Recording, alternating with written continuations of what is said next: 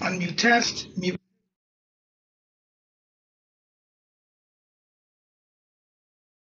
Unmute test. Mute test.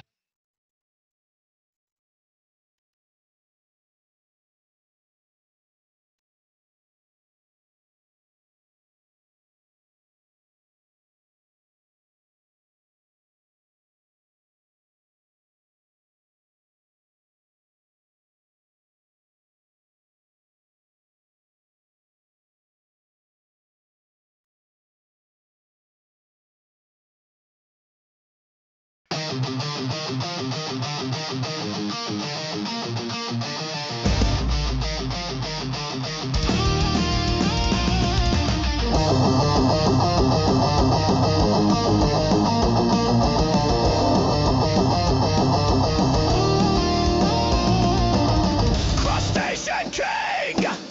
Digital screens! Canito Carquenos, the name, a tidal wave of fame! He clicks and he clacks through internet stacks. A crowd with a cause, defying all laws. Canito Carquenos! Streaming tonight, burning so bright,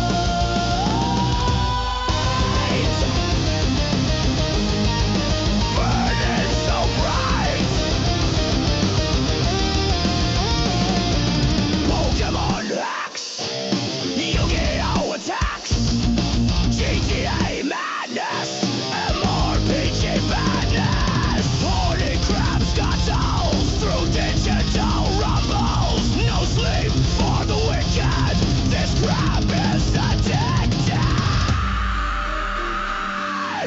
Canito Carquenos, Crabman, streaming tonight, burning so bright.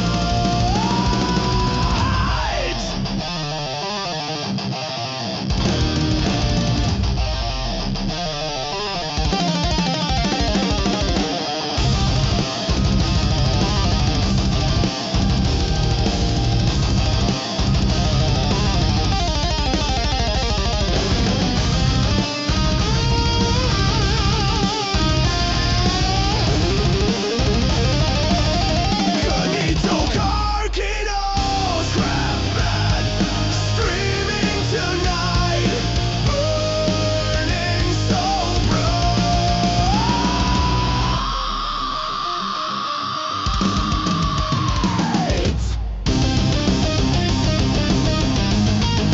Burning so bright.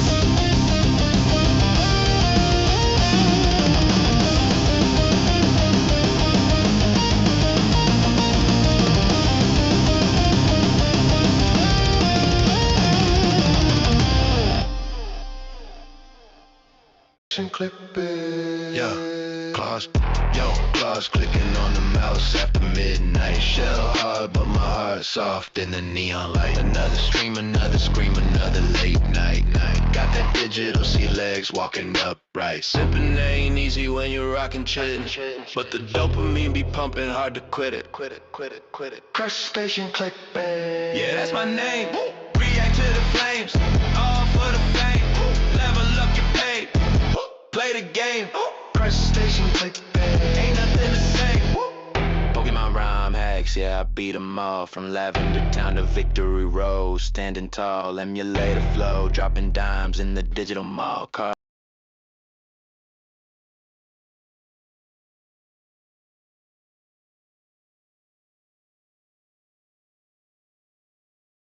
Oops. All right. Let's get the correct.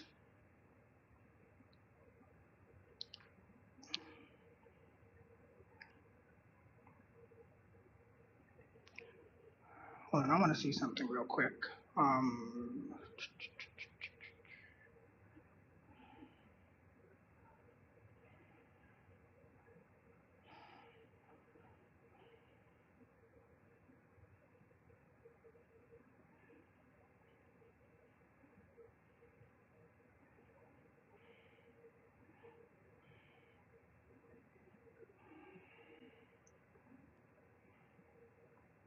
Okay. All right, we're gonna start off with a quick short. This is Caveman Cooking Cheeseburger Mac and Cheese.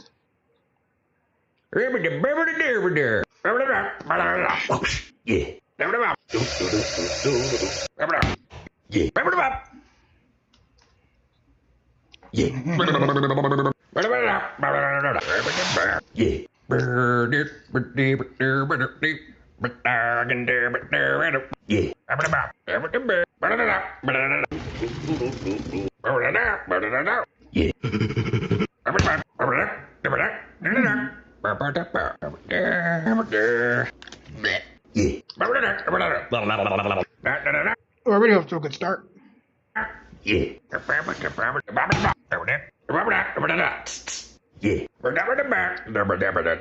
That's actually genius to have a little squirt butter. Oh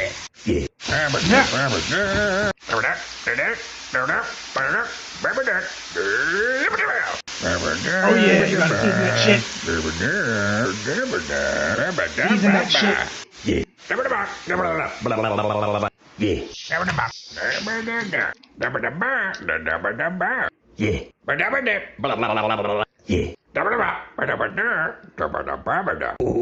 Oh yeah, that looks good.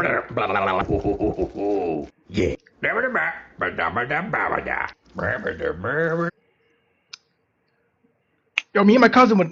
That looks like something me and my cousin would make, like on a Saturday afternoon when we were just fucking around in the apartment.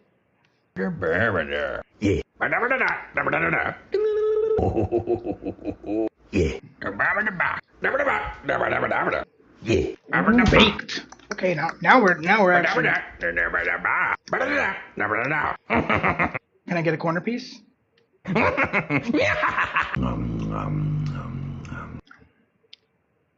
All right, that shit looks good.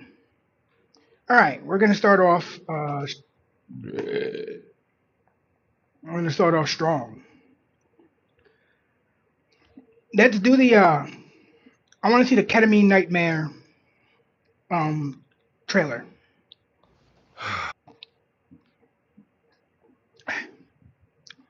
Donnie P just dropped this a couple of days ago. It's the trailer to the sequel to Ketamine Dreamin'. Something I myself have actually recently rewatched just for my own enjoyment. This is Ketamine Nightmares trailer by Don P. Bongwater. Let's dive on in. If the last adventure was a dream, this is gonna be a nightmare.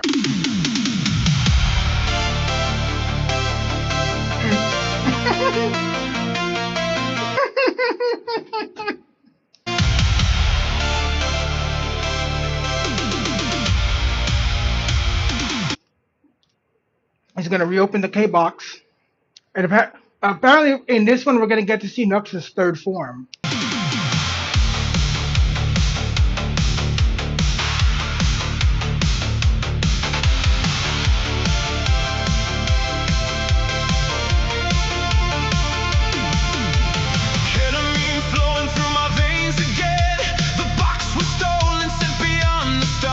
Nice. If I could just blow up into fucking pennies. He met his end. Now Elon guards it on the sands of Mars. We're rising from the earth in black parade. Fifth Reich Nazis, gay pride displayed. Black boots march in uniform so clean, plotting to turn the whole world into their gay machine. Ketamine nightmares, nightmares. Crusader rides through the void tonight. N-box calling from the Martian skies. Gonna take it back, make the darkness die. Da-di-da-di, we chase the cat through the pain. Ketamine nightmares. Yo, I hope we get more fucking more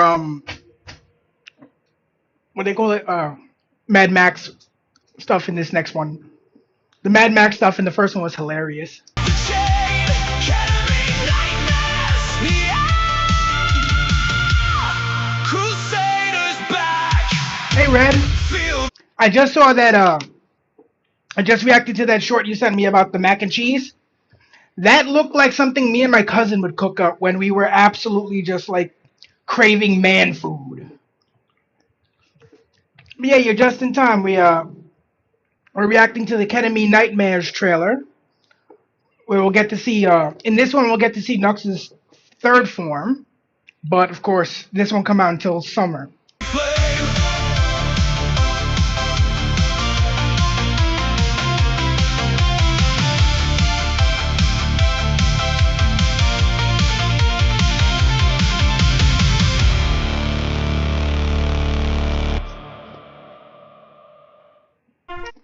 I can't wait.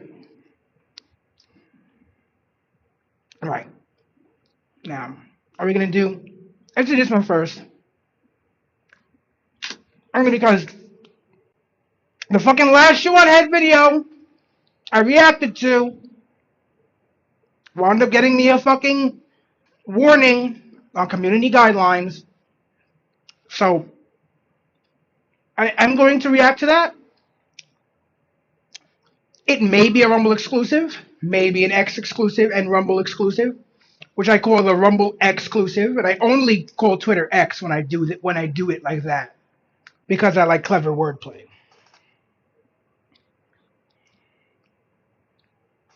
And I'm gonna have to check out more of his videos. But so before we check that out, I want to do something a little more safe. And I don't think I could ever react to anything in this guy's videos that would cause me to get a strike on any channel. So this amplifier is terrifying by DankPods. And I have to say, from the thumbnail of just like the big fucking speaker, I'm already fucking salivating, because like if I had infinite money, one of the things I would do would be to gut the trunk of my car and put in a subwoofer the size of a washing machine. Like, I want people in Jersey to feel the bass line of the song I'm listening to in Brooklyn. Oh, the Maraca Cracker. The Maraca Cracker. Okay, for those of you who do not know, the Maraca Cracker is a custom-made device made for DankPods. As you see from the, I believe this is acid etching, but it could just be a sticker or something. But it looks like either acid etching or some sort of engraving. You have what is essentially a representation of a pair of very cheap, like dollar store earbuds that you would get packaged with pretty much any MP3 player. And what this is it takes all of the power that would be used to be put through the speaker system of, get this, a supermarket.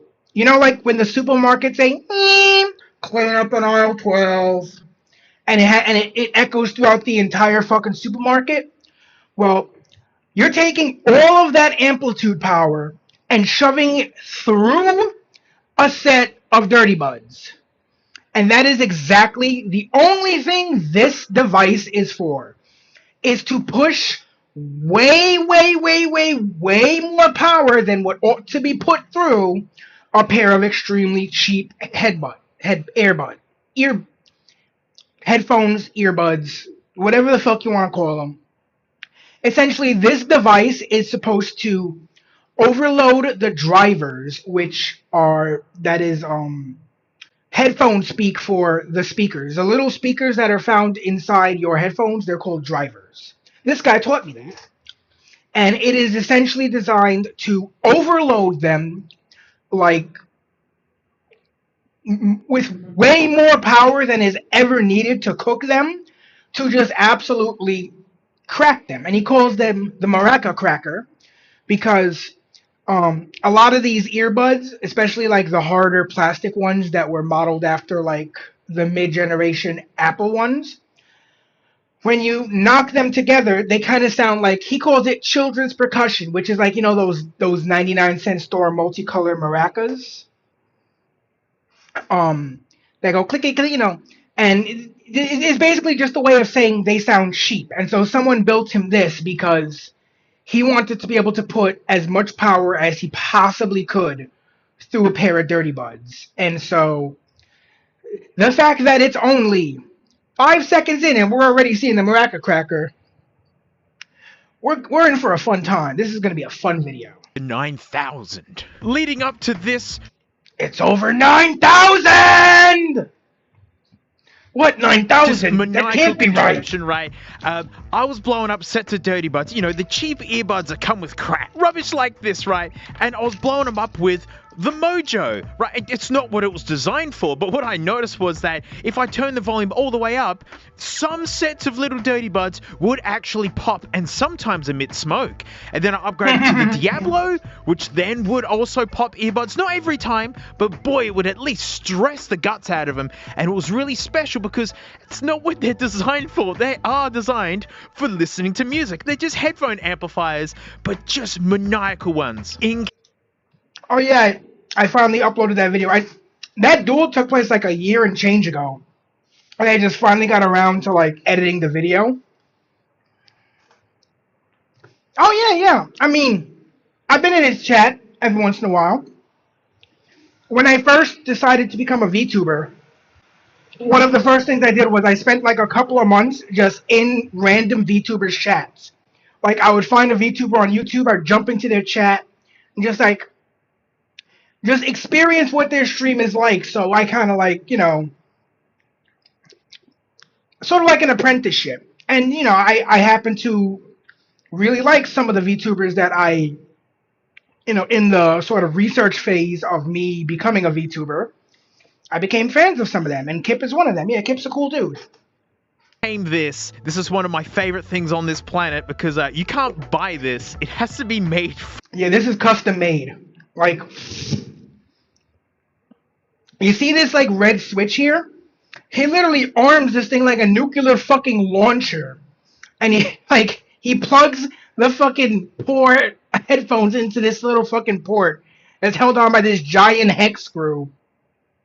And he just cranks it all the way up and blasts a copyright-free song through them until they just either just go silent or usually emit smoke and some really weird smells and then go silent. For you.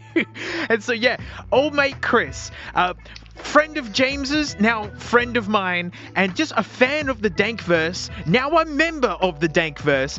He built this for me donkeys ago, forever ago, and it's just beautiful. I mean, I would call really cheap earbuds maracas because like they would be this hollow piece of plastic that would rattle and whatnot, like a maraca. And look, he's even had it embossed or something, and look at this. Look, he made it for my 1 million sub thing. Like, what a beautiful man. What an amazing gentleman. This is one of my most favorite things on this planet. It's just beautifully built. But this... By the way, this guy Dankpods is probably one of the coolest guys on the internet. Like, all of his content is just fun. He is, what's the word? I'm thinking of the word wholesome. This guy is a wholesome, fun channel.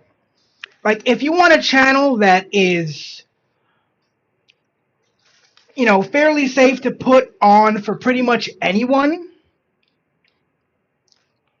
go to Dankpods. Dankpods is one of the best channels on YouTube because he's not caught up in any of the bullshit drama that pervades the internet universe. He just does his videos. He blows up cheap headphones and fills his car's, you know, compartments with liquids that aren't meant to fucking go in there.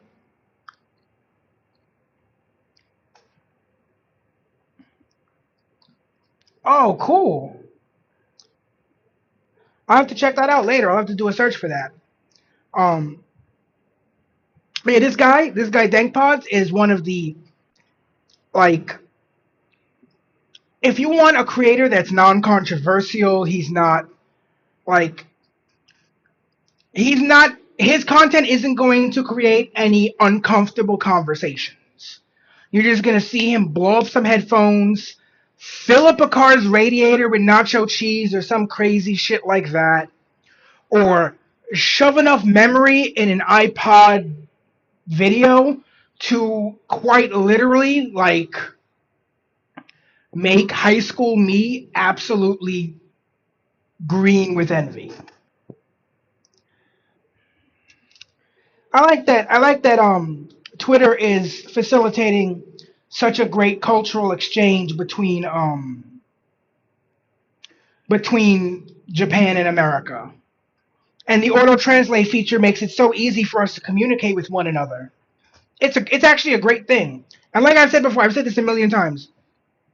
Elon buying Twitter was the best thing to happen to not just Twitter, but the internet. Isn't the amplifier, because yeah, this is the headphone destroyer of all time. This is just the remote control. This goes to an Australian monitor AMIS 120p. It's basically an amplifier For a supermarket. supermarket. No, this isn't pre-watched. I just watched. He's a guy I've watched since. I don't want to say since before I was making videos, because it probably was, but not as intensely as now. But like, I just found him because I didn't know if anyone had put a terabyte of space into an iPod. And so like that was the first video I found of his, because if you search up like 1 terabyte iPod, his video on it is probably the first thing that's gonna come up. And the guy is hilarious. Like, he is so funny. And the other stuff he does on his channel is just so goofy. You know, that's actually a good comparison. That is a super good comparison. Damn. I never really thought about it that way, but yeah, that makes so much sense. Cryptids are basically Western versions of yokai. Shit. I'm gonna have to use that. But like everything else this guy does is just so entertaining. He is a very if you just want to sit down and be entertained for a little while you're eating breakfast or something, you can throw on one of his videos. To run like 20, 30 stinking speakers all at once. And what that mad lad has done is then plummet up so all the channels turned into one channel, and then this is the volume. And you just go boom. Again, okay, think about it like trying to take all of the oil from the Alaska pipeline and forcing it through a McDonald's straw into a gas tank. And just destroy little tiny earbuds.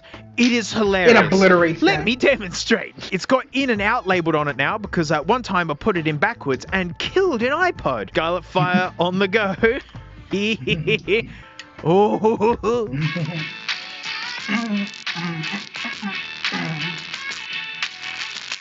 Oh, see? They just gave up the ghost. The drivers got fried. They just too much power. Do you see the smoke? Amazing! Boom! And I was just winding it up slowly. I could just go boom and have smoke. Instant smoke machine out of any pair of dirty buds. Magical device. But there's a problem. Right, and let me show you. I always want to blow up speakers. I tried to drive this thing through some like portable speakers, Bluetooth ones, and I mean, yeah, let me. No, because those maybe like a small pocket Bluetooth speaker, like the one that's the size of a small soda can, not the regular soda cans. Remember those small bullshit soda cans that they released trying to get people to drink less soda? Like, you know, if you got one of those speakers that's about that size, maybe this could blow it up. But anything bigger than that, it's probably going to be able to actually handle that much juice.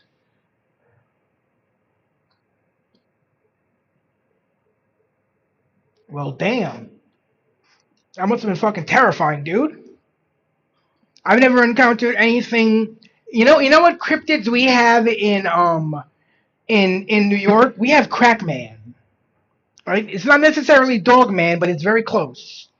It's a feral human that is addicted to crack.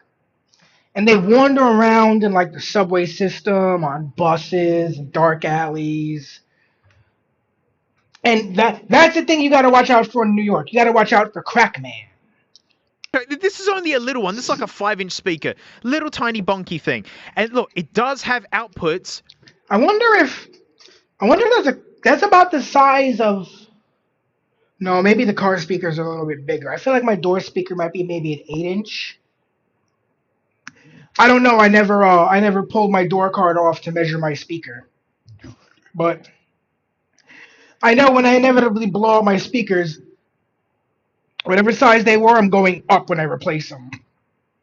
I love listening to my music in my car loud. 2 plumb speakers up to it, and old mate Chris fit this thing with everything. This is a high-featured Maraca. I mean, it's the Maraca Cracker 9000. I think that means it's the 9000th revision, right?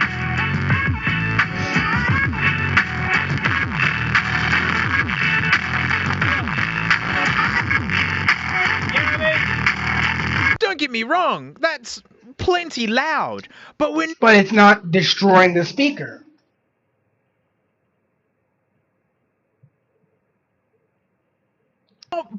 Damn good thing you had that 1911. Blowing it up, are we? We're just driving. Yeah, we're just stressing it, but we want to like stress it to the max. We want to kill this thing. It really, really hard, and that was max volume. That was everything. How do we blow up speakers?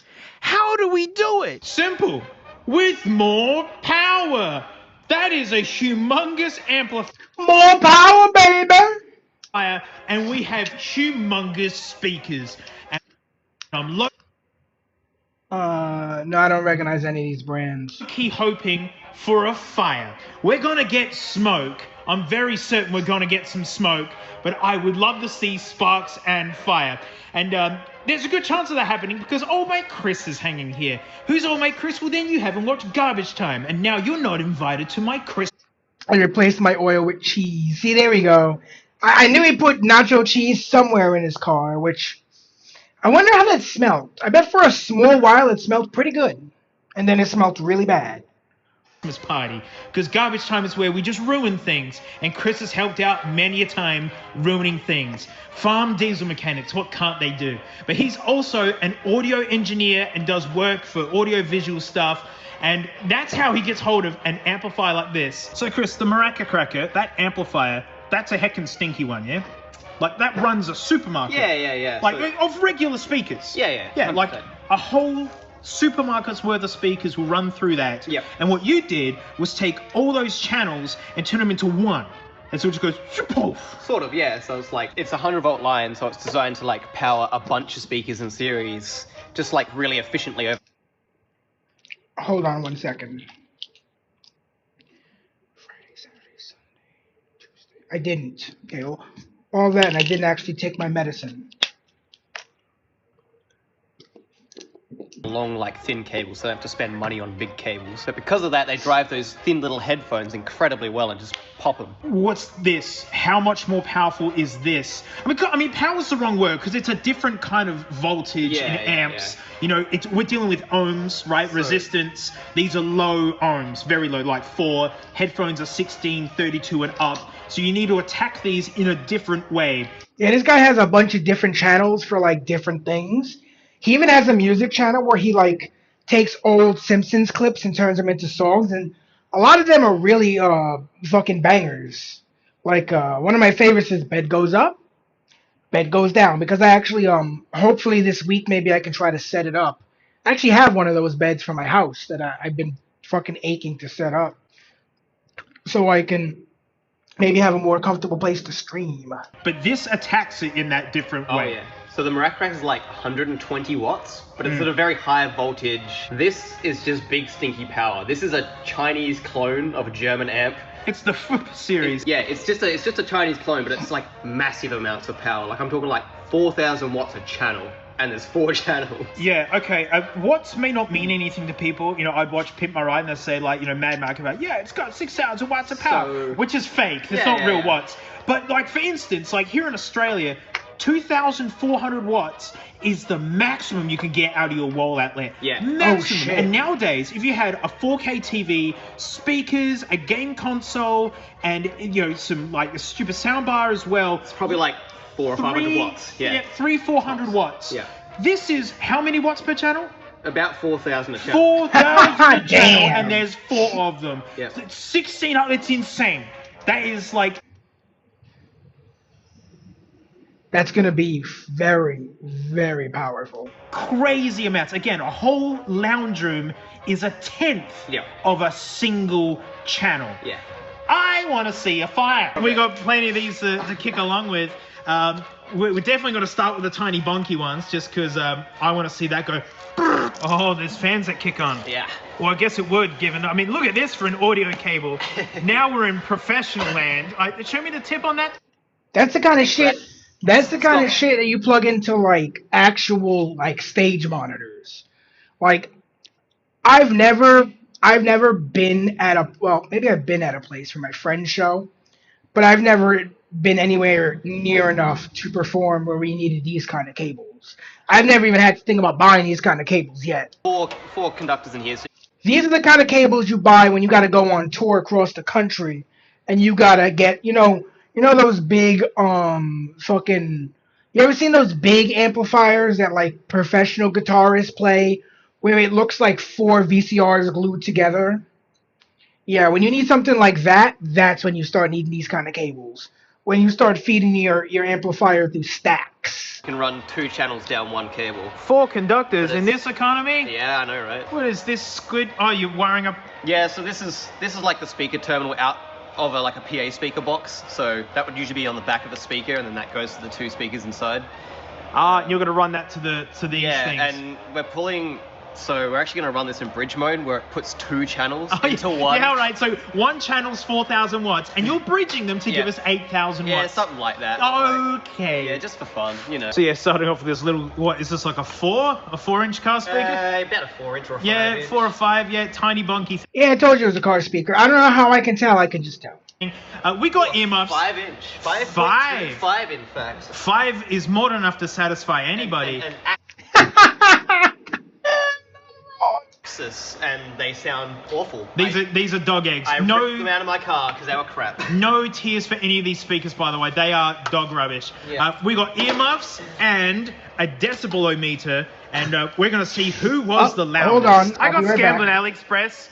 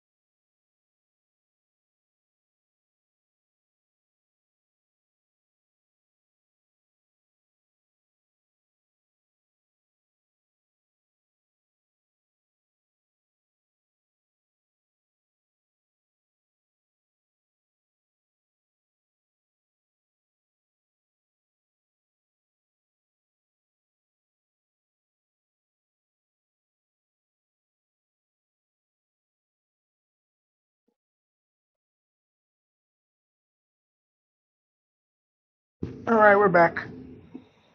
But here's a good get. What, USB-C to XLR left to right. Yeah, they're like $7.50 a piece. Now that is an aux cable. I love these. I have so many of these. They're so handy. That's a heckin'. You know, I remember when like the only cool thing your car needed was an aux in. I remember when my aunt got a car with the aux in. That was the coolest thing ever, because anytime it was just me and her going anywhere, she would always let me DJ, and I would be able to play my music through the aux thing because I was in the front seat with her. Aux cable. I want to see how high we can get this volume knob. Oh, that's our volume knob, right? So we got to figure out who's the loudest and who survives the most. Oh damn! Look at that thing fucking bouncing already. It's taking it? Adjusting. Hey, what? Are we at max? Nah, I'm not getting anywhere near enough sound yet. The decibel meter's warning us it's loud. Alright. What's up? We need to... We're not even getting halfway. I think we need a mixing desk. I don't think I'm getting enough power out of my headphone jack for this amp. You don't say. This always happens with projects. It just starts to scale exponentially. So you're pulling actual equipment from other jobs to do this stinking job. So, oh, glory for the mess. I gotta remember how to run this deal. Oh yeah, we got signal coming in for sure. Oh wow, yeah, it's peaking. Yeah, we should be getting some level out of here. Yeah. Let's just put them into the groups and see if the groups go to stereo. Welcome to audio engineering. What on earth is going on with this? Well, there was a time where I was going to go to college for this. I may still, because I like doing stuff with audio. But I don't know. Like, if I do wind up going to college to finish college, it will be more a for me thing than, to advance any sort of a career. It'll just be more so like, I started something, I'm damn well gonna finish it. Desk. Why am I not seeing? Wow, okay, yep. We got that big stinky signal. Alright. And now it's being sent to the amp. Hang a minute, that's still going to this desk. Confuses me. What's going on? Oh! Okay. Yes! Just turn this up, we'll just use this one. As long as we get full power. Oh yeah, so now we've got a scale to see where it pops. Oh, Now very good. Now I need muffs. Yeah, we're already pulling 90 dB. I'm barely tickling. I'm barely tickling. We're barely touching it. Yeah, there we go. Oh, it's already starting stinky. It's already getting stinky.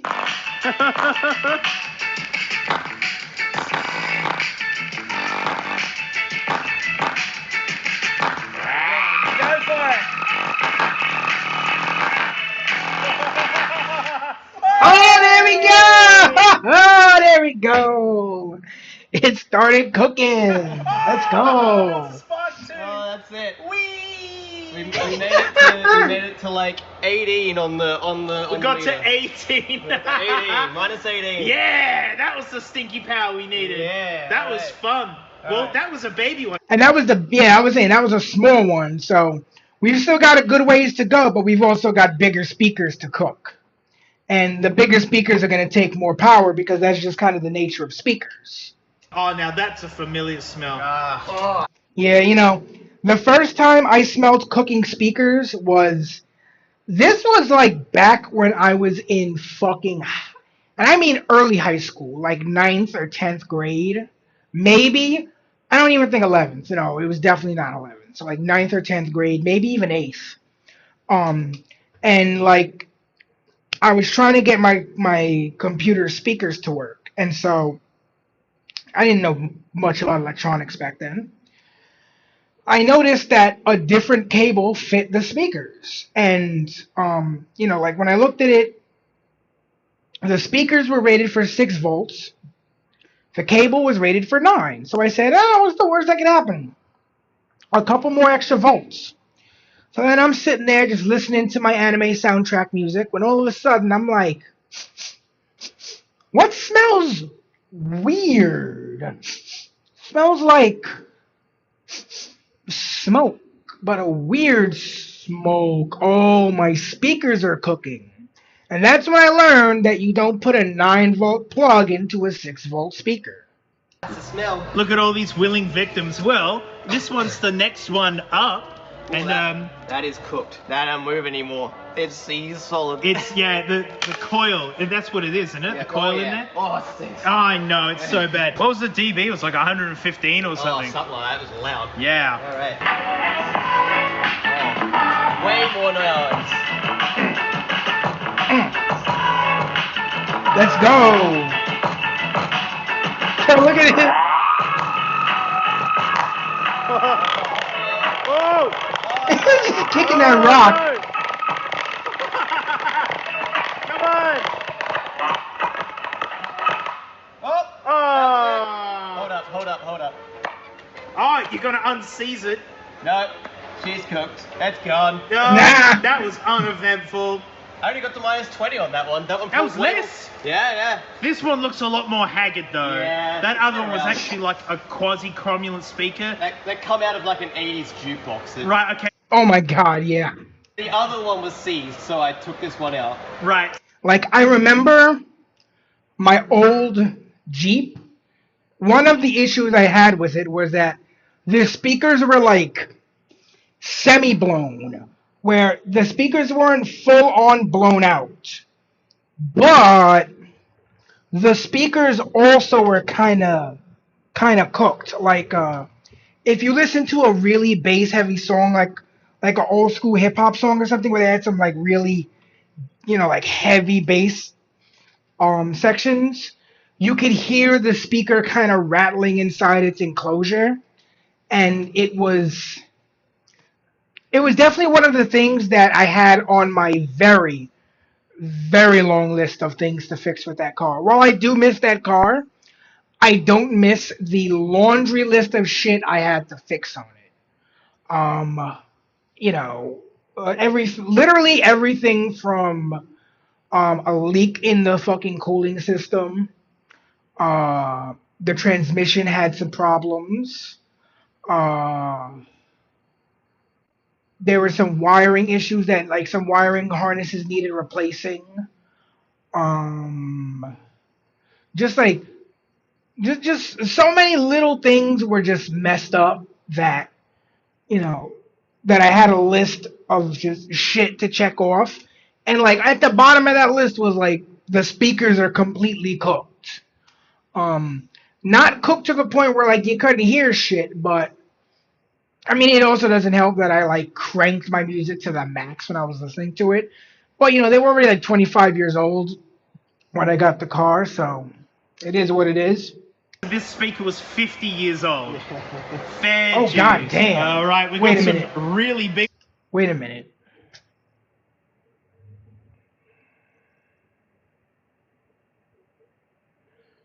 Damn. Yeah, the 80s isn't exactly 50 years ago, but it's not far away from 50 years ago. God damn.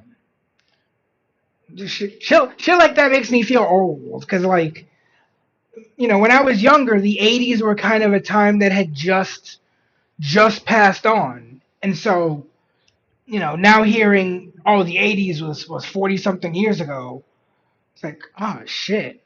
Ones now. Like these are full size, proper subwoofers. Yeah, but they're still cheap crap. They're They not are. worth anything. Like, they sound awful, so... Oh, look, I don't deny. Yeah. But they should be able to take a bit more of a beating. I reckon. I think we mount this one in the chassis. You reckon? Yeah, because then we actually start feeling the bass a little bit. Okay. Whoa. The coil, it's fine. It's just the coil disconnected from the spider. Oh, it blew out. So it was just popping around. There's nothing to support it. So it just blew out of the speaker until it finally arced out and said, that's it. That's a real We're done. shame, actually. Yeah, all right. We'll blame 40, 50 years Yeah, of that's being just on the old planet. glue day. Yeah, okay. Well, let's feel the cyclone. So yeah, we're actually going to screw it into a box, because I want to feel that bass. Oh, wow. That was way Oh! down. That's so much louder. Look, Whoa. I haven't even pushed the fader up yet. It's at minimum. It's like minimum. Oh shit. Wow! Go! It's at minimum and it's already making the thing flash warning. Hey, cyclone! Let's go. Yeah, give him up! Let's get loud. Send it! Yeah! 100, almost 114 decibels is a lot. We're getting to like what I think jackhammer. I think that's about the range of like some firearms going off. Like that can fuck up your hearing for show, and it's still not loud enough.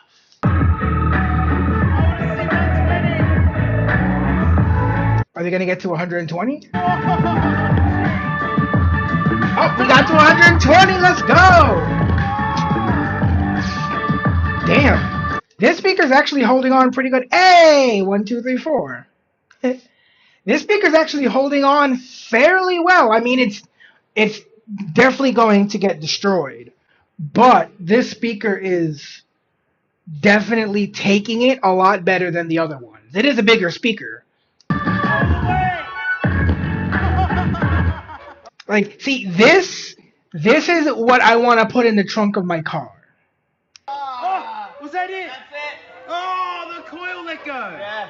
Oh. -5 dB on that one. Well, we got up to 5. -5. -5. That was near the top. That was near it. Wow. I saw 125 on the decibel I meter. wonder how much smoke's inside here. Oh, of course, it's being contained. Oh, that's fine. Oh, no. Oh, no. There it is. There it is. Ah. Oh, there it is. Wait. Oh, yeah. that's The smoke. Yuck. Oh, my God. They all smell the same. All right, we're going to do this one outside of the case and upside down so we can really see what's happening. Oh, guts! Yeah. Oh, stop. Yeah, cooked. Hey, Crocs. Cooked speakers has a. It's like a burnt hair in the way where it's a very, when electronics cook themselves, it's a very. Once you've smelt it, you know exactly what it is. You're like, oh yeah, that's some fucked up ass electronics. Someone wired some shit wrong, and that shit's about to fucking catch.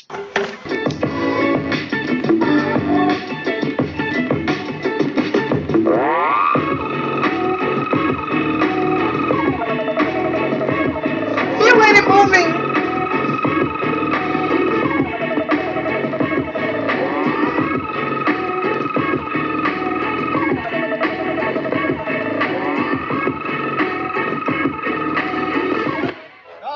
Oh, there it goes. I don't think And it's there. sparks, though. No, I think And boom goes the dynamite. we need to pull a dust cap off to see the sparks. Honestly. Yeah, all right, let's do that. Next, maybe do the same one again. You reckon? Yeah. I don't know. I Yeah. don't think these ones handle as much power as the Cyclone. The Cyclone kind of went hard. It did? Yeah. Although that was, I think, the loudest. I saw 127. Yeah. So yeah, this center bit is a dust cap. It doesn't Hold on, have hold on. to be there. Just stop. Hold on. I want to see something.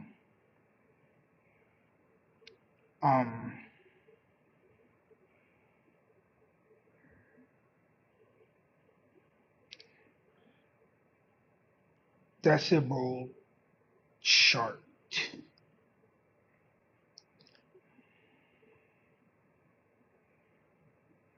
Okay, so here we have it. They were at about 120 decibels, right? So let's see. That is. Let's see. That's in between a police siren and a fucking jet engine. Which, by the way, is also inching very close to what they call the bitter limit. Which I don't know what that is, but it doesn't sound fucking good. So yeah, you getting up to 120 something. That's quite literally like in police siren range. I don't know if you've ever been around emergency sirens, but those fuckers are loud. Cause one thing you hear a lot of in New York is sirens, and they are loud. There's nothing that you have that can compete with a siren. Dust from getting into the coil. And they do hurt your fucking ears. So let's take that off and see if we can see any sparkins. There we go. Hey. Oh my God, that's such a small coil. Whoa. In the world of pro audio, that is such a small coil. That Like, is baby. Everything's like minimum 2 inches or so. Like my big subwoofer is a 4-inch coil. So that is. That's the engine of the speaker, Yeah, basically. it's so tiny. There's nothing. Look. This has like the same size coil in this little thing. So- Yeah. Oh, actually, yeah. Pull that dust cap off. Actually, let's just bit of speaker gore here. Speaker Yeah. gore. There we Oh, go. damn. Yeah, it's like the same size. Yeah. Look, that little seeker, it's got the same size voice coil in it. Yep. So. No wonder that didn't handle much power. Oh, well, rip out the Cyclone. Ah, What does the that's a Cyclone Cyclone. have?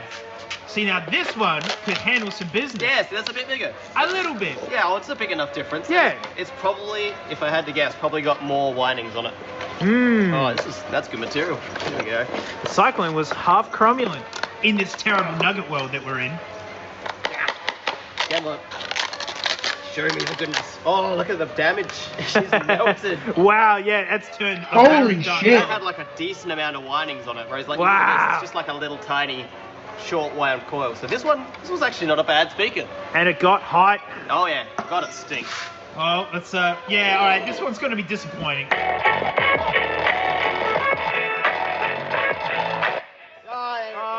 Damn. It's got pro in the name though. Oh yeah, that's. It's got pro in the name.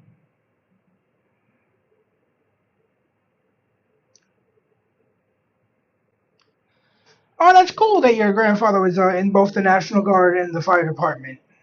Yeah, had what we call a life of service. Good on him.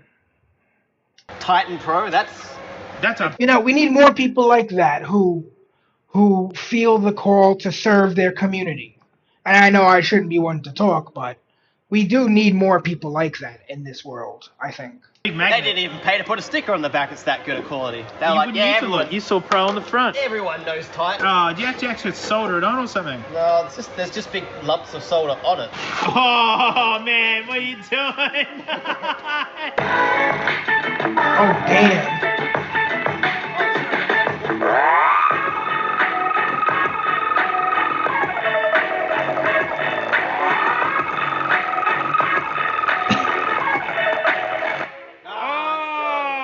Damn near We 130. saw 128 on the DB meter Oh, though. it was cranking. It's okay. I had that up to nearly -5. That nearly took as much as the whatever this was. That's the winner so far. the That winner was so the far. stinkiest. That one was really good. What was that? It's okay. The Cyclone. Yeah. It's okay. We planned for this. Now This is an actual name brand subwoofer.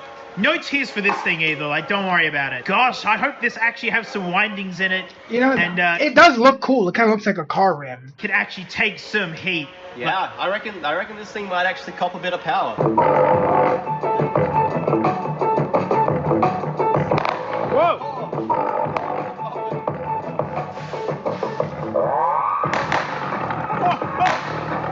Oh man! It's going like fireworks.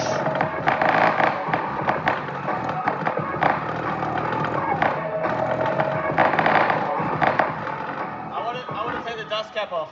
Yeah, okay. I wanted to see in case there's sparks. Should I turn the lights off? Yeah, why not? Yeah. Why not?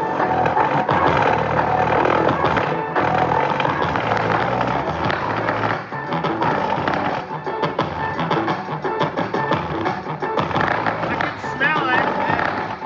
Oh, it's getting stinky.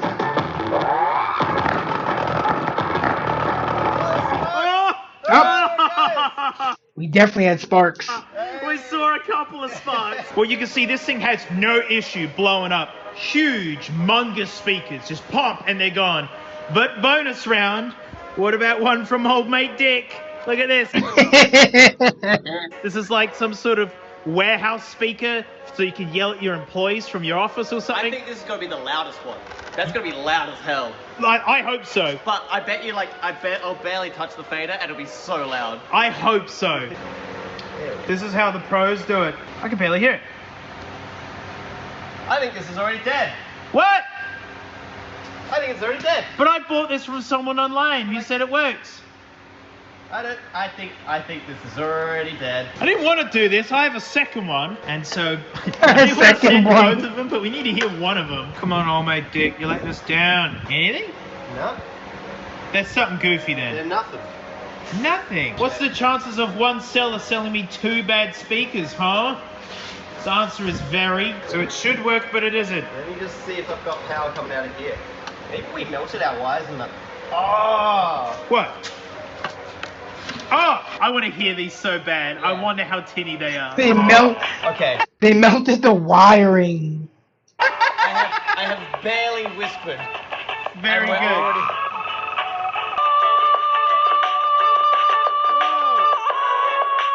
131. Holy fuck, that is loud.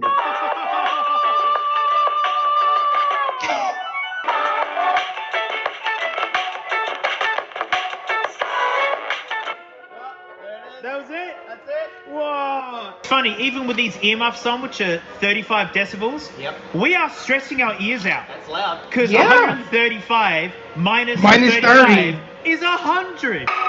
And 100 decibels is pretty fucking loud. Oh, that's it. I think the loudest person in the world was able to yell at like 120 something decibels, which is insane coming from a human, like not a machine, just a dude yelling can fucking scream and damage your ears like fucking Uvogin from fucking Hunter x Hunter. He literally yelled at a dude and killed him. And this room stinks. Can you appreciate how powerful that amplifier is, right? The Maraca Cracker, an insanely powerful amp, just drives a little speaker, that little 5-inch one, really hard. Well, at minus 20 dB, it blew one of those speakers up into smoke. Phew! We never maxed it out. We never did. We were just slowly creeping it up to get as much smoke as possible because death was a guarantee. Even with big 12-inch subwoofers, kaboom! It would kill them, no problems. Put it this way, 100 decibels is damaging to your ears after only 15 minutes. Oof. I'm fairly certain I've listened to that much. I'm fairly certain I've listened to louder for longer, which explains some things. We were pulling like 133, 34. Like, we were getting into jet. Oh, yeah, here, see, this isn't the exact chart I looked at, but yeah, you see, you got like 120 rock concert, car horn, snowblower at 110, which a car horn is fairly fucking loud, because I should know, because I am definitely someone who like lays on the horn when someone does something fucking stupid, and I can hear it from inside my car with the AC going and the fucking radio playing. 140 is a shotgun blast. Jet engine from 100 feet away, which is nothing to be away from a jet engine, is 130. 120 is a rock concert, and yeah, having been to rock concerts are loud as fuck. Part of me kind of misses that. Watch ticking, whisper library, refrigerator, moderate rainfall. Engine territories of loud. Sure, we're really up close to it, like a jet engine's gonna be super loud at a larger scale, like, but still, hearing damage is hearing damage, right? It was like 130 something decibels is insane. The iPhone was crushing it and compressing it to make it audible. You could hear as soon as we were talking afterwards, we sound like a whisper, and we were talking just as loud as we were before.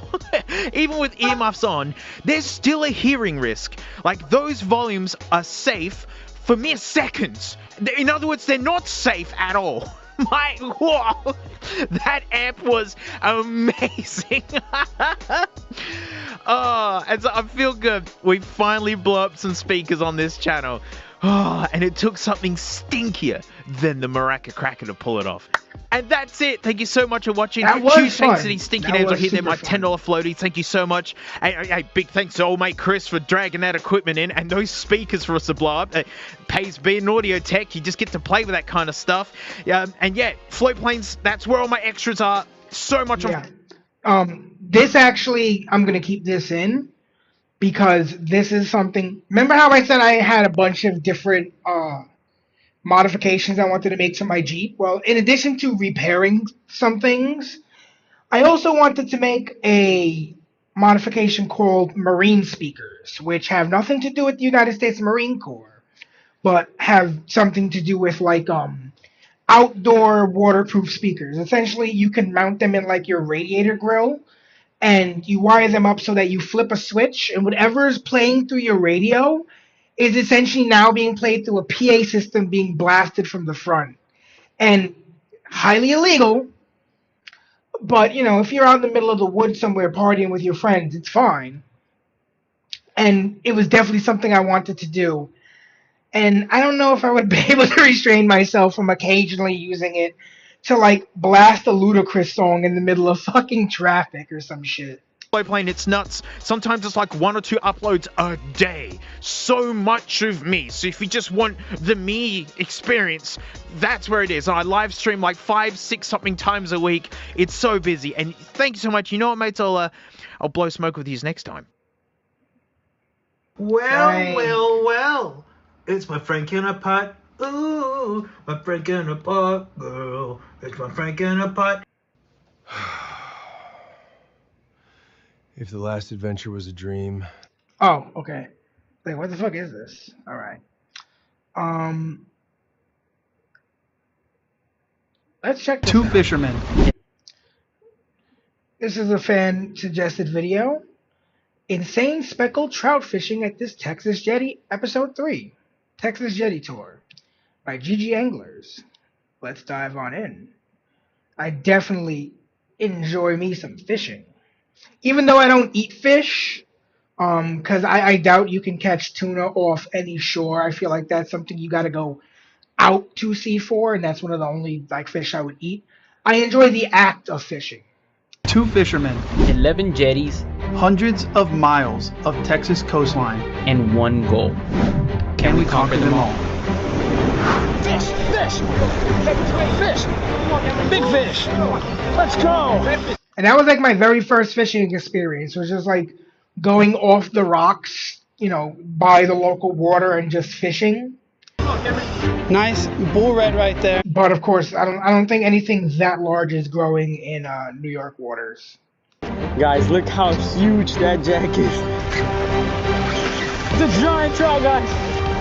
Oh, dude, fish! Big fish, big fish. Although I have seen people pull up some flounder and snapper, but I'm not super positive it would be a good idea to eat that, especially not off like the waters of New York City. I would not fucking recommend it, because in addition to snapper and flounder, you may just wind up pulling up the three-eyed fish from The Simpsons. Oh my god! Bro, what was that? Guys, look at that. A giant jack. Oh, it's red, it's red, it's red. Right here, right here.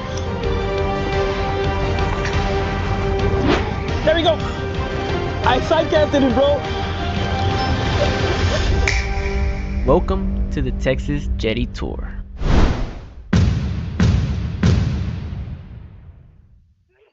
What is up, you guys, and welcome to episode number 3 of the Texas Jetty Tour. Today we will be fishing one of the most, if not the most popular jetty in the Upper Texas Gulf.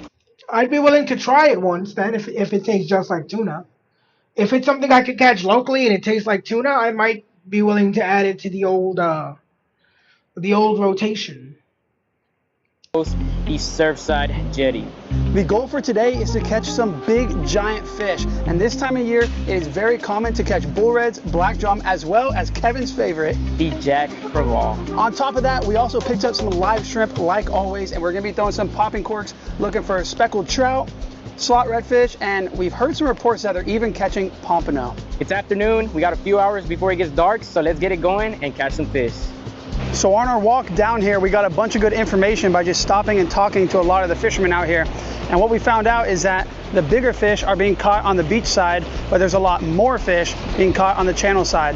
So I'm gonna go ahead and grab a live shrimp, hook it up under this popping cork, and I'm gonna send it out onto the channel side, and we're gonna see if we can hook into some of these speckled trout that everyone's catching. We just got out here towards the end of the jetty, and the water looks really good. It has a nice blue tint to it. Yeah, that water, you can tell that water's clean. I can smell that sea air from the screen. We're gonna be starting off with this gold 3-ounce spoon. I'm gonna try to pick off some big fish, usually these big jacks, and sometimes bull reds are out here, and you can just catch them with a 3-ounce spoon that mimics a shad or a mullet. So we're gonna be casting that out. Cameron's gonna start off with some live shrimp on a cork, try to get some trout and pompano. So let's see what we get into.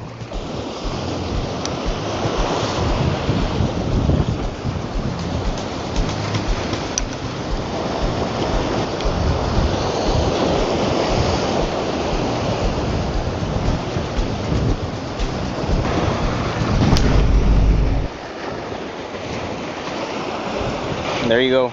You gotta open that bell when you cast out. All right, let's go ahead and grab a live shrimp. Kevin's down there throwing some big old spoons looking for a big old jack or something, but y'all know me. I'm a sucker for a live bait under a popping cork. Just gonna hook this guy up by the head. Let's send him out here.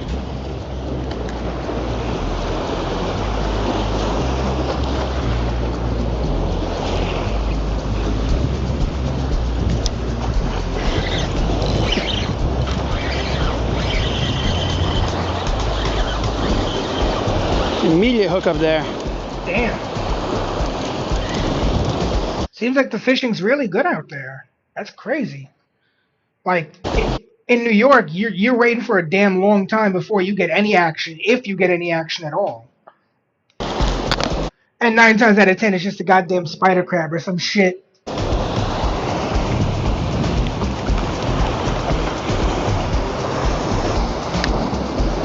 Y'all check that out. First fish of the day.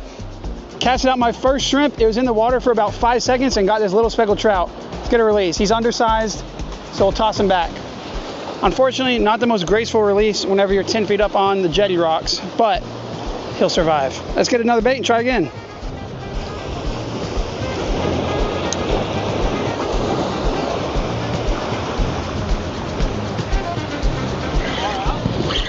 On again. Right away. Yeah. There we go. Fish number Seems like you see action real quick out there. 2. Can we land him? Another undersized one. But once again, he made it down in the crack. He should be able to get out. There's a pretty big crack in between these 2 rocks. Oh, I saw him. Fish number 2, though. No. Yo, I saw him. Watch. You can actually, if you look right here, you can actually see him get away. Watch. Check it out. Watch. He made it down in the crack. He should be able to get out. There's a pretty big crack in between these 2 rocks. You saw him?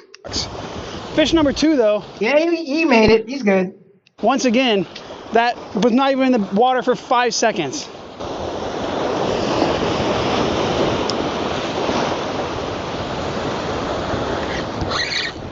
Oh! There we go. We're on something nice here. I think it's a big old trout.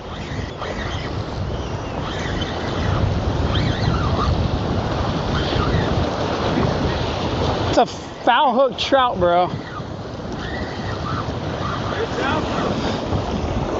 Yeah, but he's foul hooked.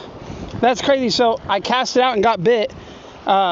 Reeled back in to check my bait. Shrimp was still there.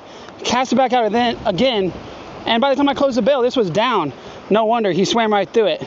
That just means there's a bunch of them out there. Hooked him right in the pooper. Nah. That's definitely a keeper, but yeah, he's big enough. Get a release on him. Obviously, foul hook can't keep him. Really? Get another shrimp and try again. They're feeding like crazy. Well, as y'all saw, just caught like 5 or 6 little trout pretty quickly there. As soon as we pulled up, the action was on. And I want to show y'all the reason that 15 or 17 inch, the bigger ones get worms, which are not harmful as long as you cook the meat. But yeah, I mean, yeah, you definitely want to cook. Fish and poultry are 2 things you most certainly want to cook thoroughly. I tend to cook all meats I consume thoroughly, but fish and poultry in particular, you have to be very, very sure you cook it all the way through. Otherwise, you're inviting some not so fun times. I'm choosing to fish this exact spot on the jetty because jetties are huge structures, and while there is fish scattered pretty much all up and down it, there are definitely certain hot spots that hold more fish. And a lot of times when you go out to the jetty, you'll see people standing on one rock and everybody fighting for the same spot. And it has nothing to do with that rock, but it has to do with what's under the water out in front of that, because what lies beneath the surface is more important to the fish. So what I like to do is use the Salt Strong Smart Fishing Spots app to locate these hot spots on the jetty. And there's a few ways to do that, but by far the easiest one would be to use the 1-foot contour map. So if we're fishing the beach side where it's shallower, we're gonna be looking for these deeper holes to hold fish. But if I'm fishing the channel side where it is 40 feet out there, I'm actually gonna look for some shallower spots up next to the jetty because those fish love that structure. So y'all take a look here. Pretty much all the way down the jetty, it's 15, 13 feet. And then right here where we're fishing, it comes up to 8.5 feet and then 4.5 feet and then back down to 15. So we're fishing right on that little plateau there. And I just have my cork about 7 feet down, sitting right on top of those rocks. And that is exactly where I've been getting all those bites. On top of that, it's actually about 6 in the afternoon right now, but we chose to come out here at this time because we noticed that it was an outgoing tide for the rest of the afternoon. And you can see that there is a minor feeding period from about 6:49 to 7:49. So that bite should just get even better as the evening goes on. Let's grab some more bait and see what else we can hook into. Yeah, I'm learning a lot. All right, we've had enough fun messing with these smaller trout. That feeding period is just about to start.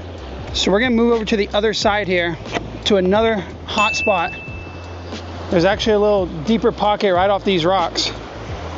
And we're gonna see if we can catch some of those bigger fish that we've been seeing everyone else hook into. Guys, I'm throwing a tiny little paddle tail, trying to see if I can snag some fish. Had a rough evening today. Haven't been able to catch anything, but sun's going down. Sometimes those fish are easier to catch on the lures. And here the jetties are like a staircase of rocks. So I gotta be super careful not getting snagged.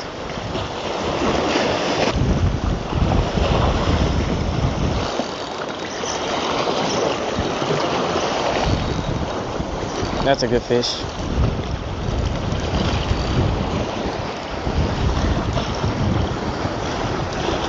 It's a trout.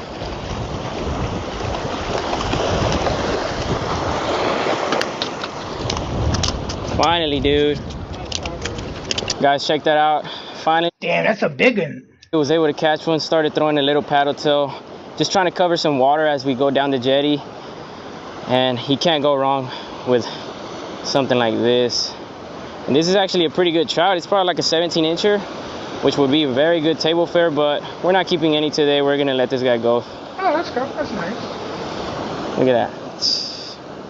We're gonna get back out. I mean, in all honesty, that's probably what I would do, because I'm not super big into the taste and smell of cooked fish, so I would probably just throw it back too. Plus, it's not about catching the fish for me. It's more about just being by the ocean, listening to the water crash against the rocks, smelling the salt air. It's relaxing as hell to me. We're throwing a 1/4 ounce jig head, so it sinks down a little bit faster. So you've been there. That's cool as hell, man. I like that I get to see, like, this is a place my viewer has been. That's a cool, interesting little tie-in. I'm just slowly reeling it back in. I don't know what I'm hitting, bro. I feel something bumping my line though, and I haven't got. That's a good fish, dude. That's another chop.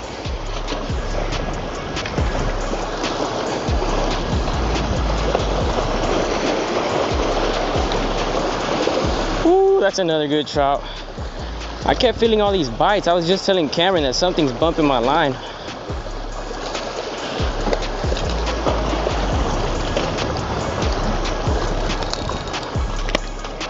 Dude, that's a good trout. My line broke again.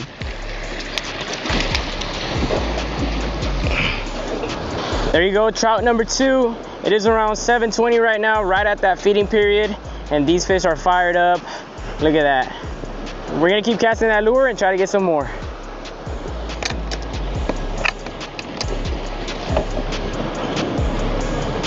Get a real lively guy right here. He jumped straight out of the bucket for us. Send him out.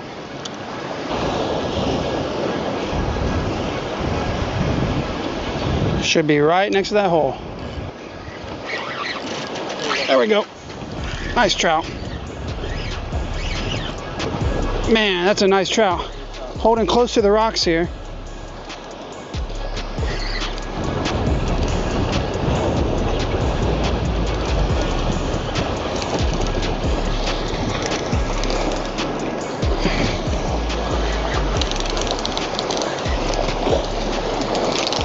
Nice trout. Ain't nothing wrong with that one right there. I basically had to potlick Kevin. I just casted right in the same area he's casting, which is literally like 10 yards off the rocks, and it was immediate. That's a beautiful, I don't know, probably 18-inch trout. We're gonna go ahead and throw that one in the box, and that's going home for dinner. They're bigger than I thought. That's a perfect 19-inch trout. Here in Texas, trout have to be between 15 and 20 inches. So this 19-incher is a perfect slot size. You can keep 3 a day. And real quick, guys, I wanted to show you the pocket cork that I'm using. This is a saltwater samurai cork, and the reason I really like it is, one, because it casts real far. It got this big old weight and these heavy beads, so it makes a lot of noise. And the other reason is because of that high visibility pink. The sun's starting to set. It can get a little hard to see stuff, but your eyes will pick this up without a doubt. So let's get another shrimp and see if we can get this thing to get yanked under once again. Big fish. Yep, that's a nice fish. That is a nice fish, dude. Come on. Woo!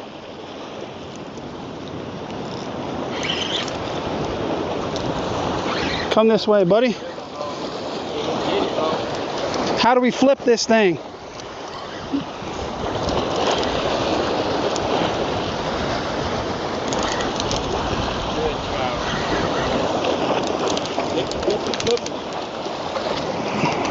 Trying to keep him off the rocks because that's probably over.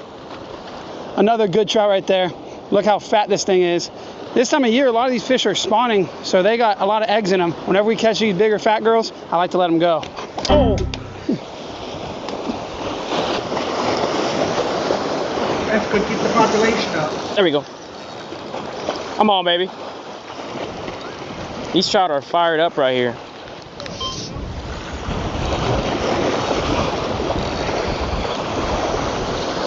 Looks like a smaller one.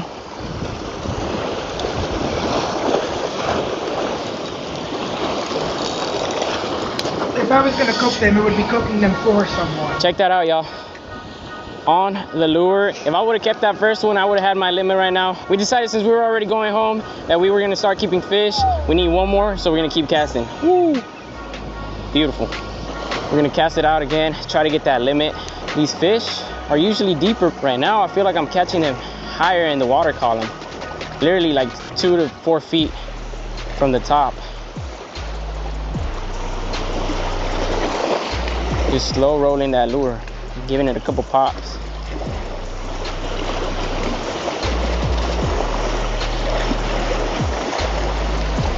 There we go. My best friend is Just like that, guys. Stuff. Let's see if this is my limit. This one looks a little short.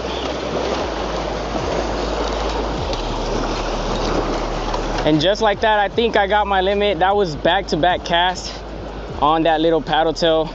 This one's very close, so we're gonna have to measure it, but I think he's right at 16. Look at that. Ooh. Let's measure him real quick.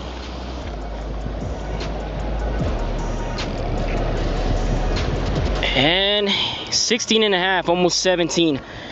That right there is a perfect keeper speckled trout and my limit. There we go. All right, well, Kevin just caught his limit on this little paddle tail. I've been throwing live shrimp. I've been catching them, but I can't let him have all the fun. There's just something about catching them out here on a soft plastic. That thump is addicting. So I'm gonna see if I can finish off my limit. I need one more for mine as well. And we're gonna try to do it on this lure.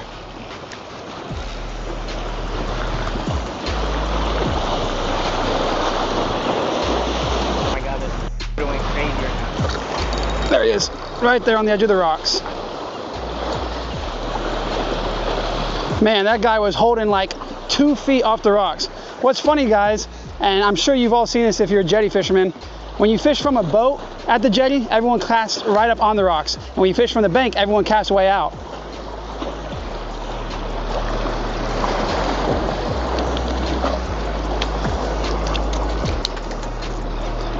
That is 100% gonna be my limit right there. And he choked that lure. Man, there's nothing like a thump out of the jetty, man. I tell you what. Beautiful fish, probably another 18-inch trout right there. We're gonna toss him in the cooler and we are heading back home, guys. We are done here at the Surfside Jetty.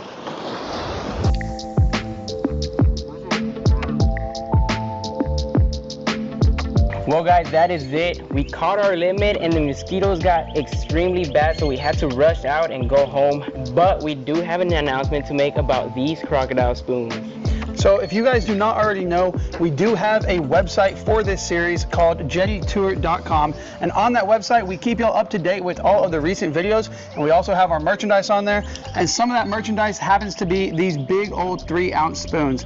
We have them in gold and silver, and they all come with Mustad 5X strong upgraded treble hooks, just like you're seeing right there. And the reason we decided to upgrade the hooks on these spoons is because whenever you're fishing at the jetty, when there's a lot of rocks, structure, you're gonna have your drag pretty tight and you're gonna wanna pull those fish out of the structure. And if you've bought spoons before, you know that the traditional hooks always bend out, but with these, you won't have to worry at all. So once again, if you're interested in those, make sure to check them out at jettytour.com. And with that being said, guys, that's gonna be the end of the video. So thank you guys so much for watching. Don't forget to hit that like button, leave a comment down below. Let us know if you you are enjoying this tour. And we want to give a big thank you to Salt Strong, as well as the other supporting sponsors, for keeping this series going. And don't forget to hit the link in the description down below to check them all out. And now that we've conquered Surfside, we will see you guys in the other side of the channel at Quintana Jetty. That looks like so much fun.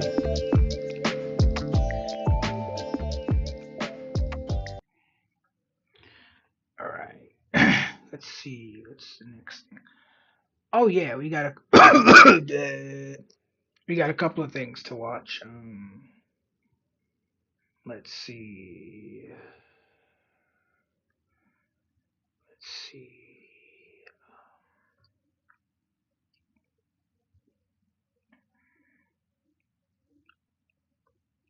Okay, we've been doing nothing. All right, we got a new Fat Files video. Let's check that shit out.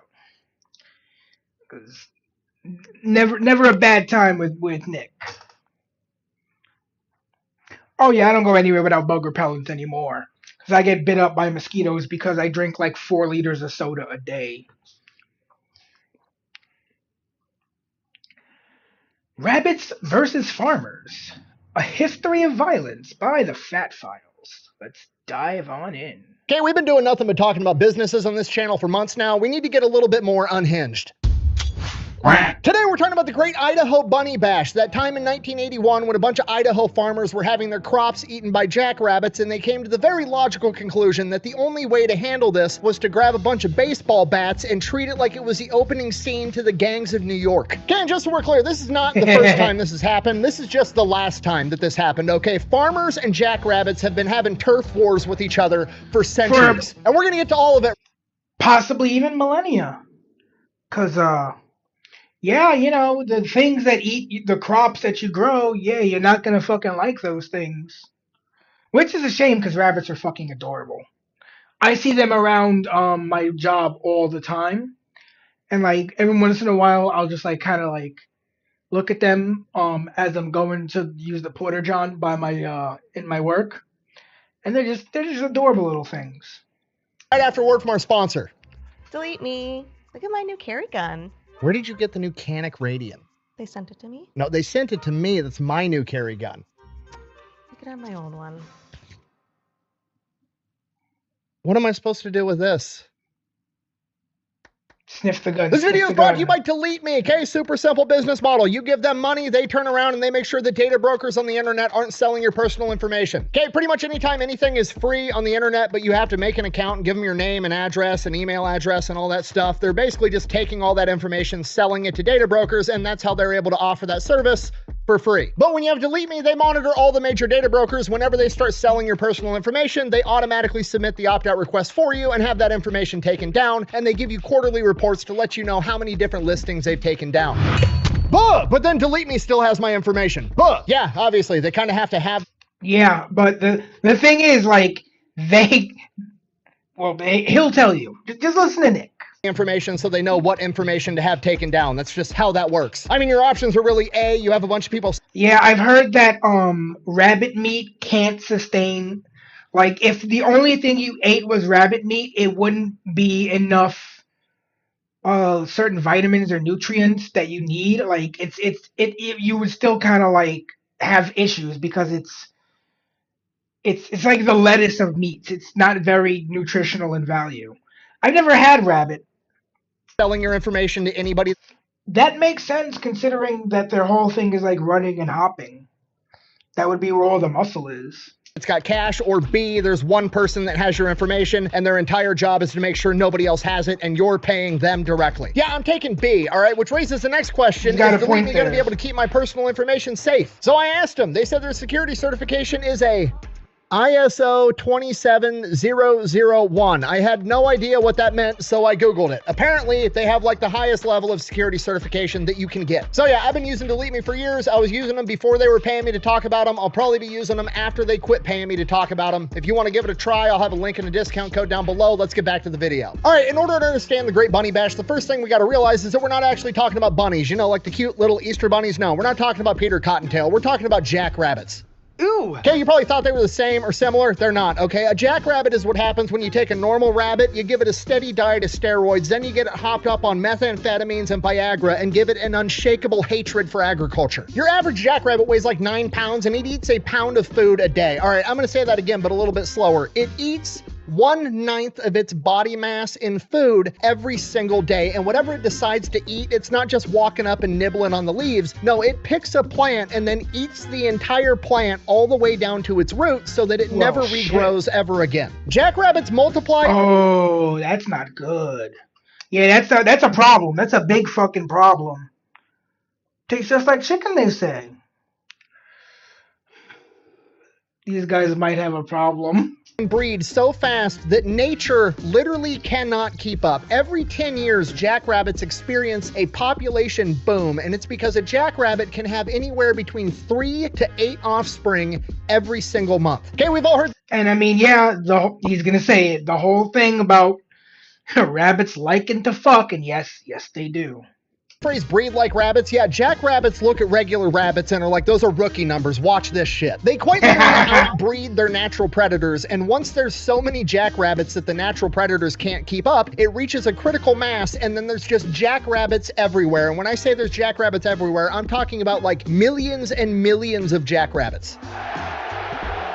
And if that wasn't bad enough, once the predators can't keep up with their population, they're basically unkillable because their preferred environment is a drought. You know, that weather condition that kills or drives away all other forms of life? Yeah, jackrabbits are sitting there like, this is fucking dope, I like this. And then because the drought drives away all the predators or kills off all the predators, the jackrabbits multiply even more, and then there's even more jackrabbits. So not only do they have this like 10-year cyclical population boom, a population boom can also happen if there's a drought. Once they outbreed the natural predators, the only thing that keeps their population in check outside of human intervention is they eat everything in their ecosystem until they starve to death or a disease happens.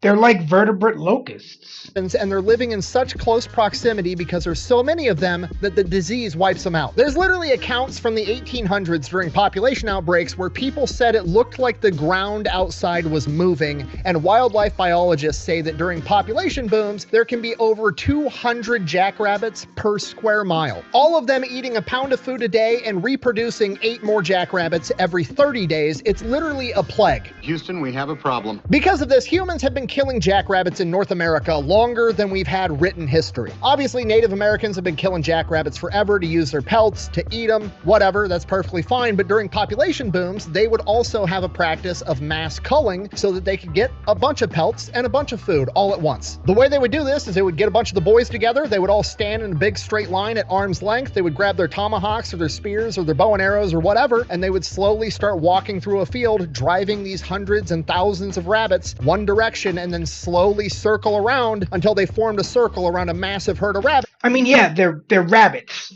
There's not much they can actually do to you. There's just a lot of them. And then just kill all of them. Ken, I know what you're thinking. Why? Good eating. They kill them that way. Why not just shoot them with a bow and arrow? Okay. Well, first of all, that would take so much fucking time. No. This is the quick and efficient method. No. Especially these motherfuckers move quick. So you're not going to get them with every bow and arrow shot. No.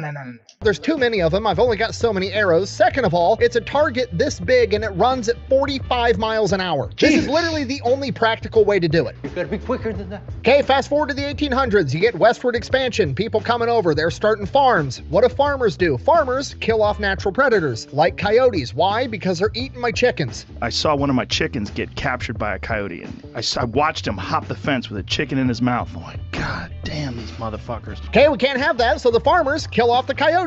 That makes sense. Only problem, guess what the coyotes aren't doing now? Killing off the jackrabbits. Now, the jackrabbit population explodes. And the only thing left to control it is disease or starvation, and starvation isn't gonna happen because there's farmers, there's way more food because the farmers are growing fucking food. So now there's more jackrabbits than there's ever been ever. It's just a plague of jackrabbits. They're absolutely everywhere. And now these millions of jackrabbits are eating all the farmers' crops. They can't have that because then they're not gonna have any crops. So now the farmers gotta kill off all the jackrabbits. It's like that little kid story, you know, the old... If you give a mouse a cookie? Lady that swallowed the fly, and then she swallowed the spider to eat the fly, and she swallowed the bird to eat the spider. Sorry, I've been reading my kids too many bedtime stories. Anyway. Never heard that one before. And it wasn't just the crops, it was also eating all the feed for the cattle and the horses, because jackrabbits also eat hay, and when jackrabbits eat hay... So what the fuck don't they eat? Jesus Christ. They eat fucking everything. God damn, we gotta get rid of these assholes. They eat it from the bottom where they can reach, and then they eat out the bottom of a giant... Oh, that's not good. Pile of hay, and then the whole thing can fall over and crush somebody, so that's dangerous. And then once the jackrabbits do get into the hay that they don't eat... Could you imagine dying by being crushed by a bunch of hay? Like, that's gotta be a shitty way to go, just because it's like... It's like,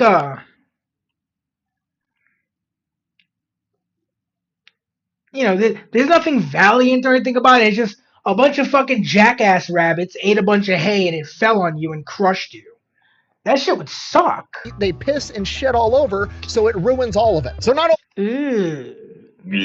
only are the jackrabbits eating all the crops, they're also potentially starving off all the livestock. If so facto, the rabbits gotta go. So the farmers looked at what the Native Americans did and they were like, okay, that's a pretty good fucking idea. Over time, they refined the process a little bit. They didn't just make a big circle around the rabbits. They'd put up a fence and then basically form a phalanx like the 300 Spartans and then walk them into the fence and then club them all to death. We fight as a single, impenetrable unit. And from here, it kind of turned into like a community event whenever there was a rabbit drive. Like all the people show up, they bring their wives, their kids, the sons, maybe the daughters help. The wives are off on the sideline getting the picnic ready so everybody can eat after they kill all these rabbits because everybody's tired from swinging a club for an hour straight. And it just becomes a communal thing. That's hilarious. And this is how the jackrabbit population in the western states of the United States of America stayed in check for over 100 years. Like, I went back and dug through old newspapers, and pretty much since newspapers have been mainstream or like in common circulation, there's been articles about what is now known as a rabbit drive, aka culling the rabbit population in the western states dating back to the early 1800s. All the articles back then are like one of two things. They were just letting the community know how well the rabbit drive went, and since cameras weren't super common back then, they would literally just draw pictures. Or they were announcing an upcoming rabbit drive to get volunteers to help them get rid of all these fucking rabbits, and you can really tell it was written in like the 1800s because there's just zero fat. There's no filler words, nothing in these ads in the paper. Quote, rabbit drive, Duster, Tuesday. A rabbit drive will be held at the Duster community beginning early Tuesday morning, according to an announcement from that place. The drive will begin at Pete Duke's place. Meat on a bun with nothing. Add ketchup if you want. I couldn't care less. Literally.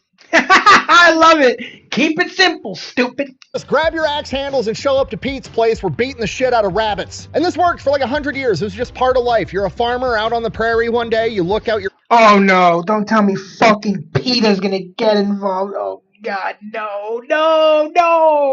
Window, and it looks like the prairie's moving because there's millions of jackrabbits. Then you go look at your crops are gone. So you call up the boys, you grab your axe handles, and you go play whack-a-rabbit. Okay, there's nothing malicious to it. They didn't necessarily enjoy it. It was just straight up, this is what I've got to do to feed my kids. I'm gonna do it. Okay, occasionally was there the one farmer that maybe enjoyed it a little bit too much, like he lost too much of his crop and he's pissed, or he's going through a divorce and needs to let off some steam or something. I don't know, probably. But at the end of the day, what do? I mean, we were killing rabbits. He enjoyed killing the rabbits a little bit too much. Not much you can do about it, you know, just make a mental note. Don't let your kids go over to his house to play with his kids. Like, move on. Yeah.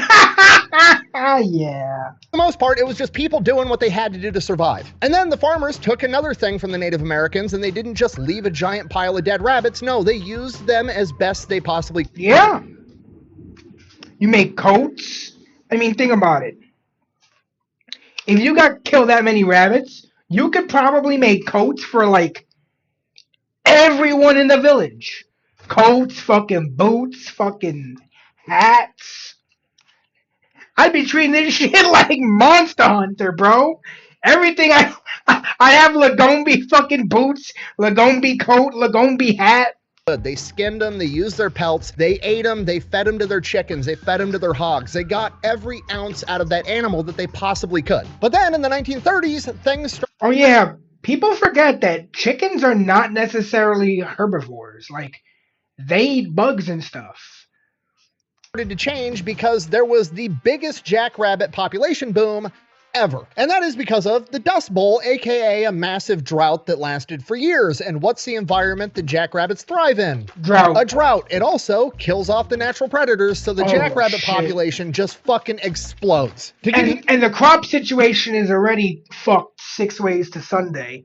So this is only going to make things even worse. Idea of how many jackrabbits there were, the Wichita Beacon in 1935 reported an estimated 8 million jackrabbits in 30 counties. That's like as many people as are in New York City. Around the same point in time, from another newspaper article I found in 1934, it was estimated that a single jackrabbit would do $10 worth of crop damage every single year, and that's it. And that was a lot of money back then. 1934 money, which is $250 today. Oh, damn. So you've got 8 million rabbits in 30 counties. 250.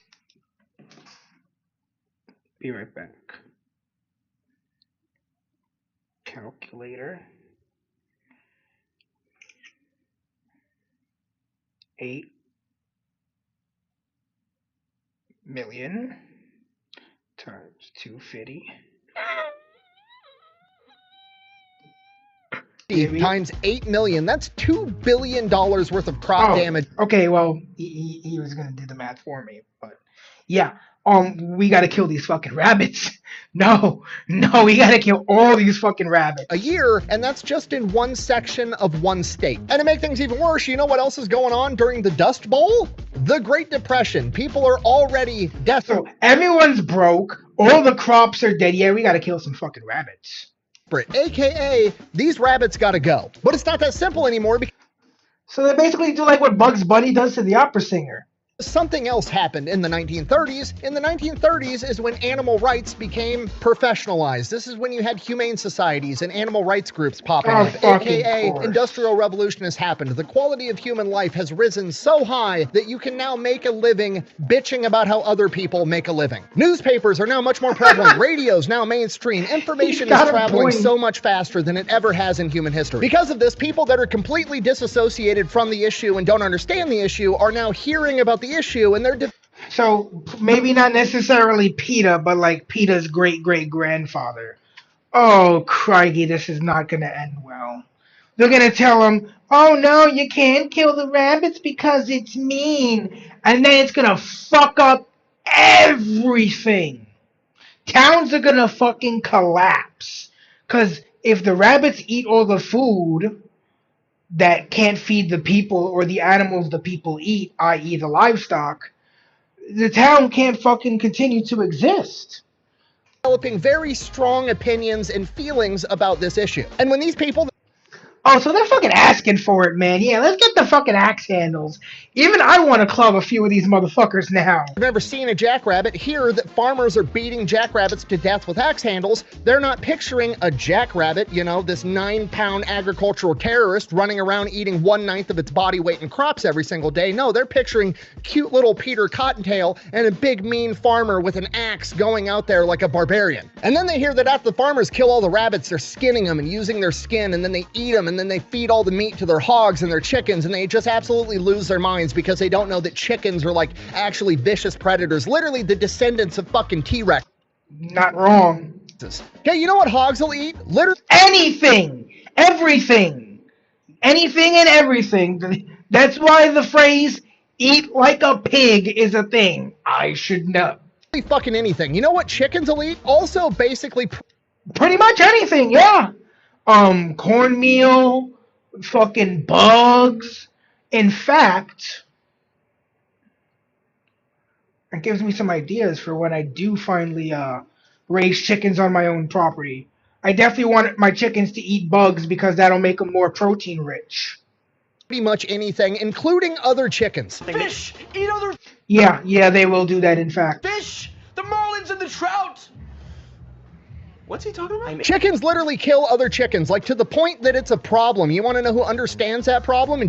Farmers. Genuinely cares about it? Farmers. That's why in 1903 they created chicken glasses and had them patented. Okay, the farmers didn't do this because they thought it was cute. They didn't want their flock to have mad drip so they could flex on all the other chicken farmers. No, they did it because if they don't put the glasses on the chickens, they'll peck each other's eyes out. And then they made the glasses red so that the chickens couldn't see blood, because if one chicken gets hurt and is bleeding, the other chickens will swarm it and kill it. And if another chicken gets hurt during that swarm and that attack, it will also get swarmed and eaten, and that can turn into a complete fucking cyclone. Like, I've kept crickets before as like feeder animals for other animals, and one thing me and my mom can tell you is that crickets fucking eat each other. Because, like, I went from having 6 crickets to having 5 crickets, and I didn't use one of the crickets yet. Then I went from having 4 crickets to having like fucking 2 crickets. And then one day I had half a cricket. So like one ate the other while it was being eaten itself in some kind of sadistic 69. And they'll attack that chicken, and then next thing you know, your entire flock of chickens have murdered themselves in a cage match. But these people don't understand this, nor do they. There's a reason bird brain is a fucking thing. Care to try to understand it, so they just get. While there are some smart birds, you know, the ravens, the crows, the magpies, there are also some really dumb birds. Their feelings hurt and get loud about it for no fucking reason. Which is infuriating because the farmers are literally doing what you're supposed to do. They're using the entire animal to the best that they can. Yeah, I mean, think about it. What would be better, them to kill a bunch of rabbits and then just leave them to rot? Like, the best thing to do is to use as much of the animal as possible. That's what the Native Americans did. I should know. My grandfather was one. Exactly what the Native Americans did, and when you hear about the Native... God damn it, I should just let this man speak. Americans doing it in like elementary school, it's like, oh my god, the Native Americans were such great people. When they had to kill a buffalo, they made sure to use every part of that buffalo. Farmers doing the same shit, but when they do it, they're crazy assholes. And these people are voters, so the government's got to step in to try to make everybody happy. And what the government comes up with is, rather than hosting rabbit drives, they're going to have a bounty and they're going to put it out on these rabbits. Depending on which county or which part of the country you were in at this point in time, it was like 3, 4, or 5 cents per rabbit that you killed. And just for the record, they are still killing. You know, I could probably find a way to prepare it where I can make it taste pretty good.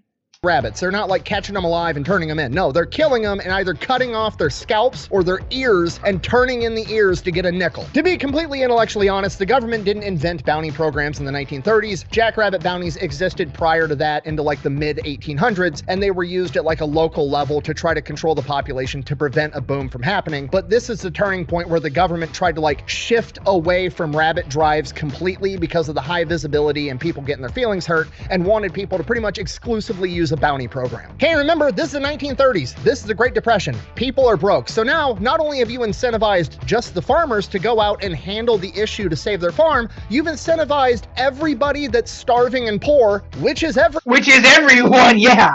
Literally everyone. I mean, shit.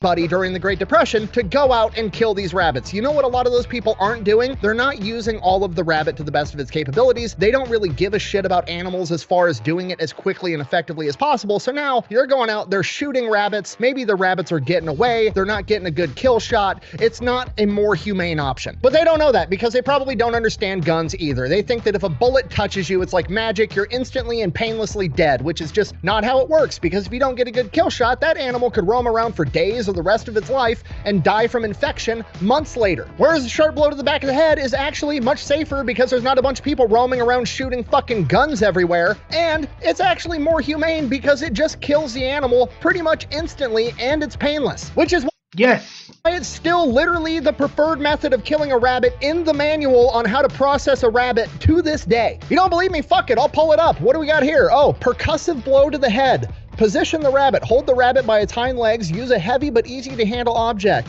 IG, a club or iron piping. Hit the rabbit on the top of the head just behind the ears. Make sure it's dead. The farmers have literally been doing this the correct most. Yeah.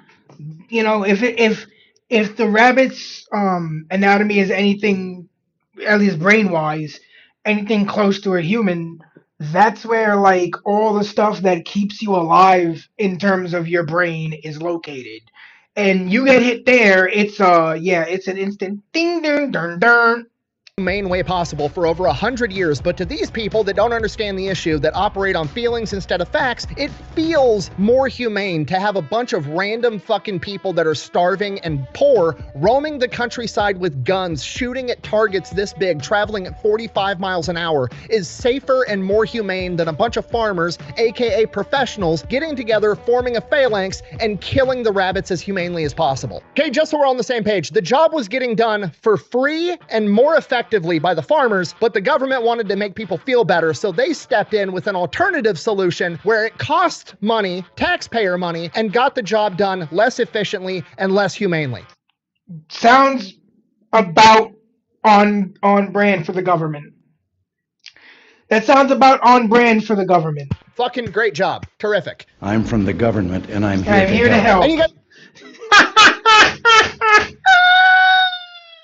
You're never gonna believe this, it doesn't actually fucking work. Why? Because the government literally runs out of money. I found an account from a singular county that was paying a 5-cent bounty. They had to quit paying the bounty and call it off after they had 1 million rabbits turned in and they ran out of money. And I found multiple accounts of this all over the country. Once the governments ran out of money, the farmers were like, okay, well, the problem's not solved yet, and I'm not gonna let this rabbit eat all the food so I can't feed my kids and let it kill off all my cattle. We're gonna go solve the problem. And that's exactly what they did. They got the boys together, they grabbed their clubs, they set up a fence, and then they killed all the rabbits. And then the journalists started showing up, and then the animal rights activists that don't live in the area and don't understand the problem started hearing about it, and it hurt their feelings, so they got involved. They started criticizing and causing problems for the farmers, or trying to get them to quit, and the farmers said, okay, fuck it, fine, you don't want us to kill the rabbits, we'll catch them, and we'll mail them to your state, and they can fuck up all your shit. And then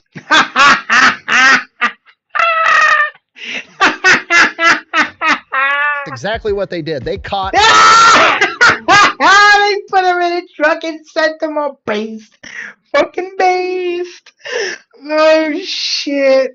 A fuck ton of rabbits, and they tried to ship them to the other part of the country where jackrabbits didn't live so they could deal with the problem, but Animal Wildlife Services winded up putting a stop to it. And for the next 50 years, this becomes the pattern, right? The jackrabbit population explodes, the farmers go out, they do what they gotta do, a bunch of people that don't understand the issue, hear about the issue, get super strong feelings, get really butthurt about it. The farmers pretty much tell them to fuck off, they kill all the rabbits, then 2 weeks later, nobody actually cares because those people didn't actually care in the first place. How cute does an animal have to be before you care if it dies to feed you? Which brings us to the Great Idaho Bunny Bash of 1981. Okay, it's 1981. As far as the issue goes, basically nothing has changed. The jackrabbit population booms every 10 years or so. The farmers got to go out, handle the issue to protect their crops. The only thing that has really changed is now we have television and news. Information now travels much further, much faster, and there's video footage of it. That and capitalism has raised the standard of human living so high that not only can one person make a living bitching about how other people make a living, they can actually go out and found a multi-million-dollar organization, and they can hire a bunch of other people, and they can band together and produce nothing for society, and then turn around and spend all of their life bitching about how the people that do produce shit for society are doing their job. So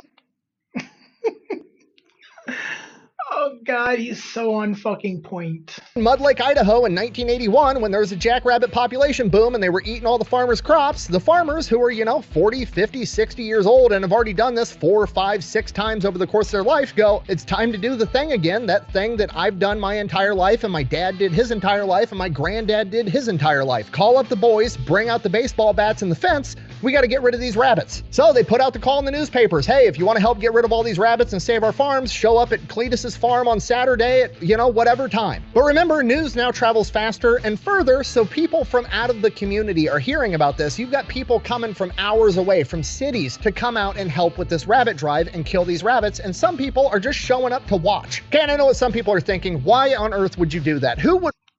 No, that's you don't know human behavior if you don't know that. This is 100% the thing a bunch of humans would turn up to just watch. I had a sad hunting story about hunting a rabbit that I didn't get a kill shot and ran into the bush.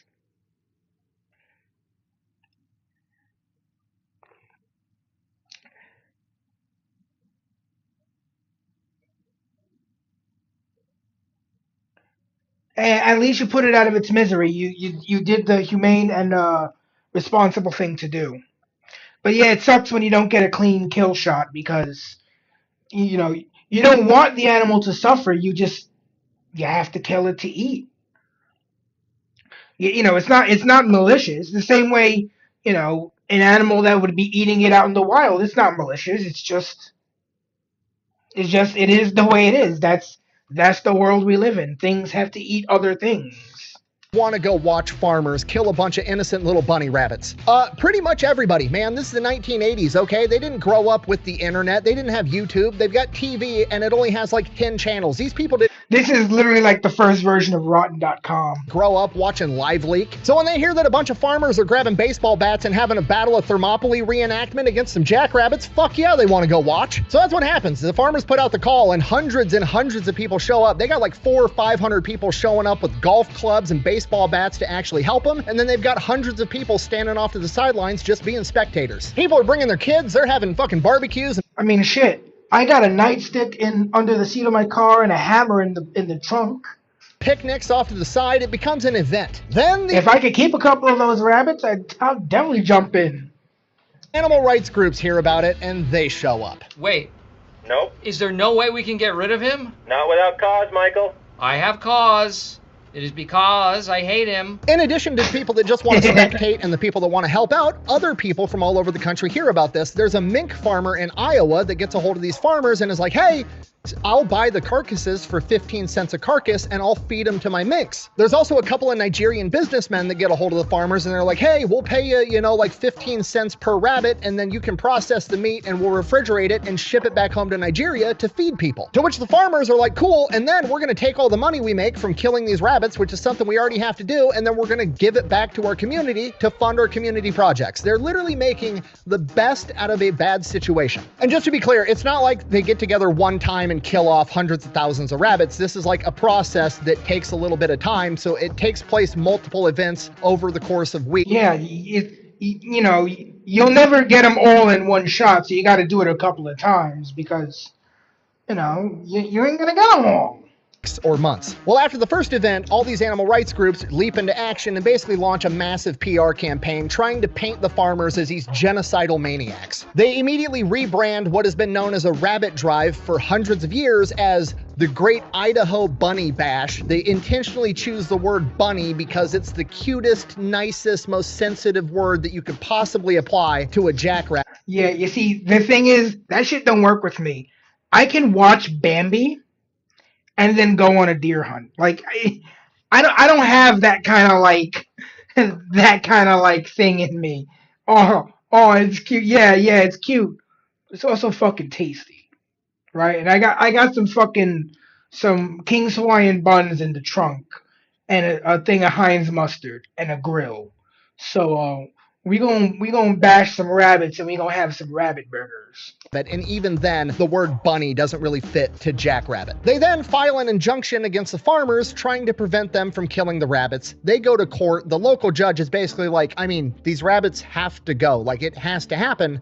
What do you want them to do about it? And eventually the animal rights group was like, well, fine, but we need to find a more humane way to kill the rabbits. And the court and the farmers both are like, okay, yeah, game. I don't want the rabbits to suffer. I don't enjoy this. I just need them dead so they don't eat my crops. If you have a more humane way of doing this, I'm all ears. What ideas do you got? And if you don't believe me, I actually have some quotes. This is from a farmer by the name of Orville Twitchell. He's one of the guys that's kind of spearheading these rabbits. I can actually think of something. If you spread out like a mesh along the floor, right, and you have that fence, right, and you close them inside this big ass fence where they're like all smushed together in the fence. And then you just run like an ass load of current through the fence for a short period of time. You basically just got like a big old bunny electric chair. Drives it. Fair warning, he actually literally looks like Elmer Fudd, so I don't think that's helping him very much. But looks aside, he really is just a farmer trying to save his crops that wants to kill these rabbits as humanely as possible. I actually found some quotes from him where he said, and I quote, "I can still hear the squeals, but I had to get over the feeling because we did what we had to do. You're swinging a club dressed in layers in below freezing temperatures, and it didn't end until they were all dead, sometimes 30 to 45 minutes to dispatch an entire pen. No question, it was physically exhausting. Was it gruesome? Yes. Was it necessary? Yes. So the Exactly. farmers genuinely are open to any ideas of how to do this more humanely and more effectively. The animal rights groups then immediately recommend poisoning them with strychnine. What? Yeah, no, so they can internally bleed for like a fucking week? No, you just hit them in the back of the head and it lights the fuck out. To which the farmers are like, fucking no, that's a horrible idea for multiple reasons. One, if I'm putting poison out in the wilderness. Also, it's not just going to go to the rabbits, it's going to go to other animals that are not supposed to be getting fucking killed. And it also makes all the rabbits, all that meat, now fucking worthless. It's garbage. I have no idea what's going to eat it, but I do know it's not just going to be jackrabbits. My dogs, my cattle, my horses, coyotes, literally any other animal can walk up and eat this poison, and I'm not trying to kill them. Secondly, if I poison them, I can't sell them for starving kids in Africa to eat or these minks up in Iowa, so the carcasses are going to waste. That's not good. And thirdly, strychnine is definitely not more humane than a sharp blow to the back of the head. When you poison an animal with strychnine, first it gets muscle aches, and then it starts having seizures that are induced by light, motion, and sound, and it basically dies of exhaustion from having too many seizures over the course of hours or Jesus days. fucking Christ, that's even worse than internal bleeding. That's definitely not more human. That's fucking torment. What the fuck? That's your idea?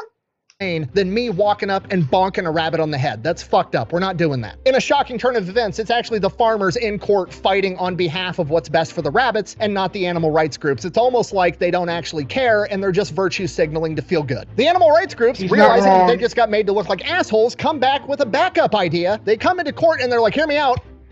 Gas chambers. I'm not kidding. Why do I hear Erica playing in the background right now? Likes the juice. Yeah. Ah! No! No! Oh no! Yes, like the Jews. Oh. To which the farmer.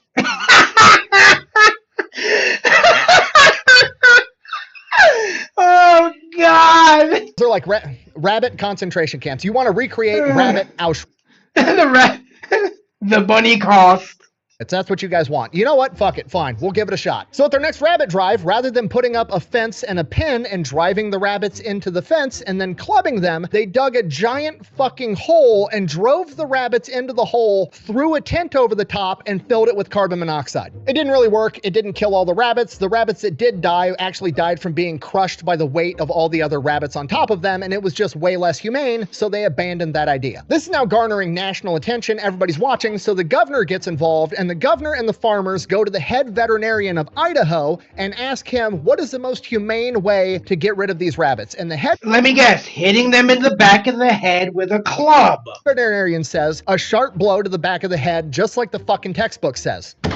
Thank you. So that's it. Case Exactly. closed. The local judge rules in favor of the farmers. They go back to hosting their rabbit drives, or as the newspapers claimed, make the fur fly again. At which point, the animal rights activists learn something, they realize their mistake, and they move on with their life. Nope. Fucking nope. No, I'm just kidding. They actually go on a massive PR campaign to slander these farmers. The farmers wind up getting thousands of hate mail letters and protesters showing up, and the animal rights groups actually had people dress up as people that were going to help with the rabbit drives and go into the pens and try to fuck with them. They then proceeded to go to the media and paint the entire affair as horrifically as humanly possible. According to intel from their spies, people were playing bunny baseball and there were little kids inside the pens killing rabbits. First of all, yeah, kids are involved. I know that's shocking to some people, but farm kids do farm shit, and this is farm shit. It's a Yeah, it is. Fact of life, motherfucker. way of life for these people. That's not a big deal. Secondly, trying to tell the entire country that they're playing bunny baseball, like they're turning it into some sick game, is fucking disgusting, okay? If they had hundreds of volunteers showing up that weren't farmers, is there a possibility that one asshole grabbed a rabbit, tossed it in the air and said, hey, Jimmy, catch, and Jimmy fucking Babe Ruth that motherfucker? Yeah, absolutely. That probably happened. But calling that bunny baseball like it's an organized sporting event, like they're literally got the bases set up and they're fucking underhanding jackrabbits to a 12-year-old, and if he strikes out 3 times, they strap it to a tee and let him fucking clock it so he can run the bases and turn it into a game, absolutely didn't happen. But that's just me operating off of common sense and growing up around farmers my entire life and knowing that these people, A, wouldn't do that, and B, wouldn't allow... Yeah, they don't have fucking time for that shit. They gotta kill these fucking rabbits and get back to, you know, farming. Farming is an all day, all fucking night, all fucking year activity. You don't have free time as a fucking farmer. That's for shit sure. To happen in their proximity, that's not enough. I need actual evidence. So I went back and I scoured through newspapers at the time, and guess what I found out? After the animal rights groups started showing up in mass as protesters, you know who else showed up? The sheriff's department. And you want to know what the sheriff's department did? They kept the peace, but before every rabbit drive, they told the crowd of volunteers, we're watching, and if we see any of you doing anything cruel to these animals, we will charge you with a misdemeanor for animal cruelty. Guess how many citations got issued? Fucking 0. The entire thing is just a massive propaganda campaign to paint these farmers like they're psychotic assholes when they're the exact opposite. And unfortunately, it's pretty effective, at least in the court of public opinion, and the farmers didn't really do themselves any favors because they don't have any PR training. They're 40, 50, 60-year-old farmers out in Idaho. They've got journalists and cameras in their face, and when they're asked a question, they say the truth and they say how they feel. Orville Twitchell, the guy from court that's like spearheading this entire thing, when he got interviewed by the journalists and they're like, how can you have kids out here doing this, blah, blah, blah, blah, blah. Them not understanding, like, farm kids do farm stuff. They help me on the farm. This is their job too. They're gonna have to do this when they get older. It's been a way of life for It's gonna be their farm one day. Generations. They don't get that. So Orville Twitchell just said the truth. He said, and I quote, I and 3/4 of the rest of the people in the West would rather see kids in that sagebrush, even if they are beating jackrabbits, than have them sitting in front of the boob tube watching sex movies or in Idaho Falls drinking beer and smoking pot. Amen. Amen. Amen. Amen. So they're kind of inadvertently playing into the stereotypes, which allows these people to spin the entire That's hilarious. thing and basically rewrite history. Like, looking through all this, I was finding academic papers about the history of rabbit drives and how fucked up they were. And just, the academic papers are insane. You know what? I'm actually going to read you part of the abstract from one of these academic papers so you can see how fucking stupid these people are. Quote, Great Plains responded to eternal threats from the environment by reasserting masculine domination of nature. Of course. Of course. Immediately, I hear some bullshit like that. Immediately, your opinion is rejected. In contrast to wealthy big game hunters who primarily used their writing to project their manhood, it was through photographs that drives were practiced, shared, and understood. The camera served to eternally fix the male participants as victors in a staged battle between man and beast. But wait! There's more. Indeed, we cannot understand the rabbit drive without understanding its visuality, seeing it as a self-constructed act of masculine theater that was always intended to be observed. In doing so, the rabbit drive shows how seeming crises in the environment have been creatively repositioned as opportunities to in fact protect, reinforce, and exalt masculine control over nature and society. Can whoever wrote this drink like 7 tall glasses of shut the fuck up?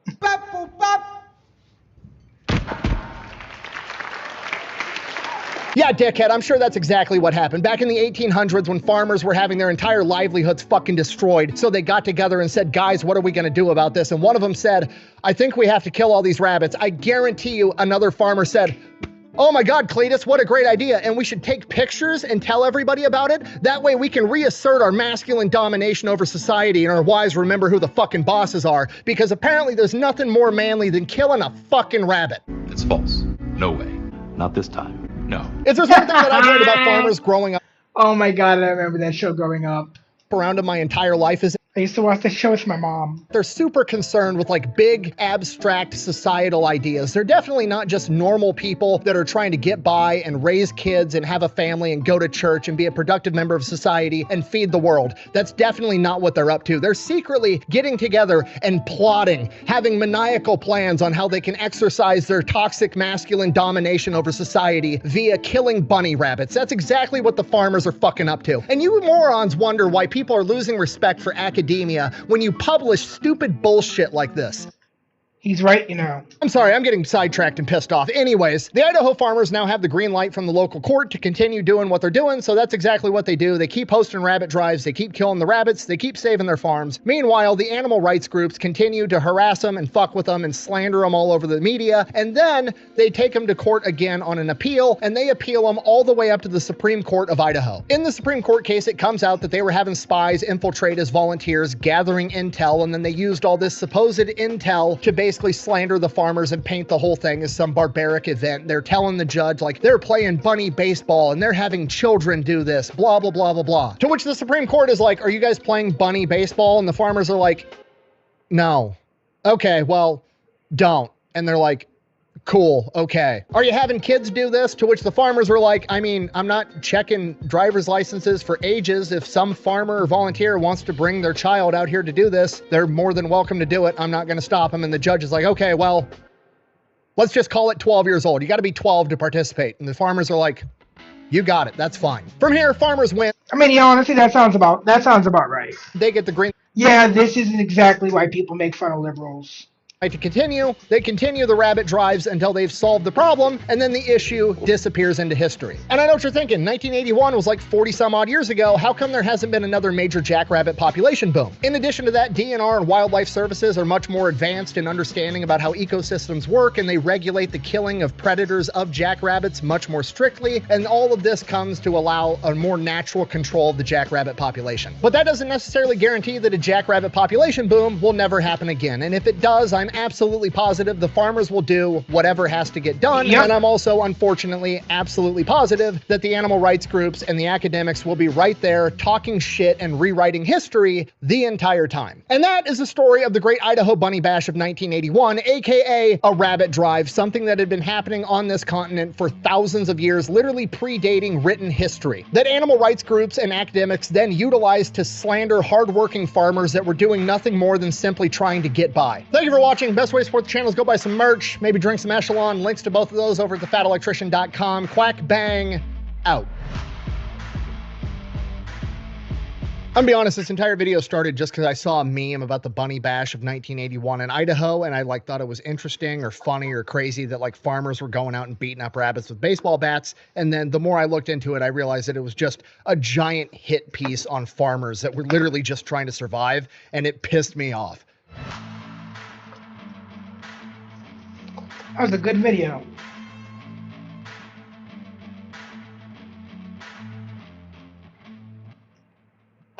Yeah, unfortunately, yeah. Good. Unfortunately, you can't tell people, some people won't understand that sometimes, animals are like the boar, the invasive wild boars, right? There's a reason there's no tag limit on them. It's because, one, they're a detrimental species to the environment, and they reproduce so readily that, even mass killing of them doesn't put a dent in the population. And that's actually one thing I kind of like about the fact that there's no tag limit on wild boar, because I love roast pork. And I would have that shit like 3 times a week if there were just wild boar around. All right. Let me do something real quick. Yo, I can't believe I was missing a flash drive that I had just bought, brand new, and like I was bugging out looking for it all over my house. I come to work and I look in the drawer to get the charger for one of my iPads, and boom, it's right there. So somehow it must have like fallen somewhere, but so whoever found it put it in the drawer, and I now have my flash drive back. I'm so fucking stoked about that.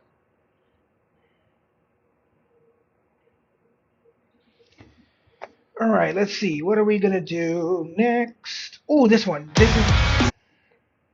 All right, this is what we're gonna do next.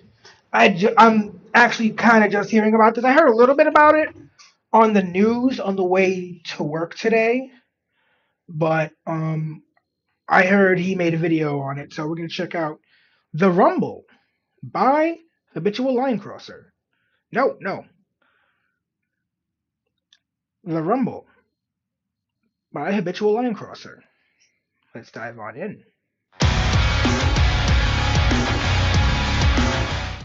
Will people please stop smuggling? Yeah, because they're a pest. Like, they have to be killed. And I would have no problem doing that because I like pork chops and And I could use some of their meat to make meatballs, right? You make meatballs with like them, some chicken, and some beef. You make a tri-meat meatball. Ranch dressing back to Europe. Speak for yourself down there, laddie. Yo, that's so awesome. They're bringing ranch dressing back to Europe. Ah, fuck. We're gonna have to do that again. My finger slipped on the remote. Okay. So I don't know. We're gonna do a second YouTube intro. I heard a little bit about this on the radio coming into work, but I also know Habitual Line Crosser did a video on it. So let's dive on into The Rumble by Habitual Line Crosser.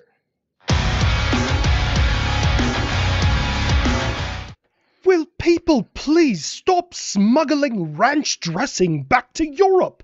No. Speak for... No. Yourself. No, we're not. No, they're not. Ranch dressing is boss, and the Europeans deserve to have ranch dressing. They should smuggle more of it back, actually. Down there, laddie. All right. You can probably fit the small bottles in your ass. After that, you gotta get a different idea. Wait, did you say people are... I mean, he's not wrong. Smuggling ranch back to Europe? They're attempting to. They just need to put it in their checked baggage. I'm not saying beans on toast is right, but I get it. That stuff is... I mean, it really goes on everything. You could put it on a salad, yeah. If you... Yeah, but you can also put it as, like, just on a sandwich. You can dip chicky nuggies into it. You can put it on a burger. You can dip fries into it. You can dip tortilla chips into it. You can just dip your fingers into it and lick it off your fingers. I may or may not have done that a couple of times in my life. Want the salad to be immediately unhealthy, but then it goes on like mozzarella sticks, and it goes on chicken nuggets. People put it on pizza. I have had bacon and ranch pizza. It is really good. Shit, there's so many places ranch dressing goes, so I totally get it. I like to lather up Russia's mom with them, call them buttermilk boobies. Hey, you should see those areolas. Nice. They're like the size of a slab of ham. I do not want to hear about the size of my mother's areolas. Too bad. Fucking plane, you shut up your mouth. And you might want to put some respect, because all this talk about how America goes here, America goes there, America's been to the moon. You know, it was Russia, the Soviet Union, that was the only country ever to make it to Venus.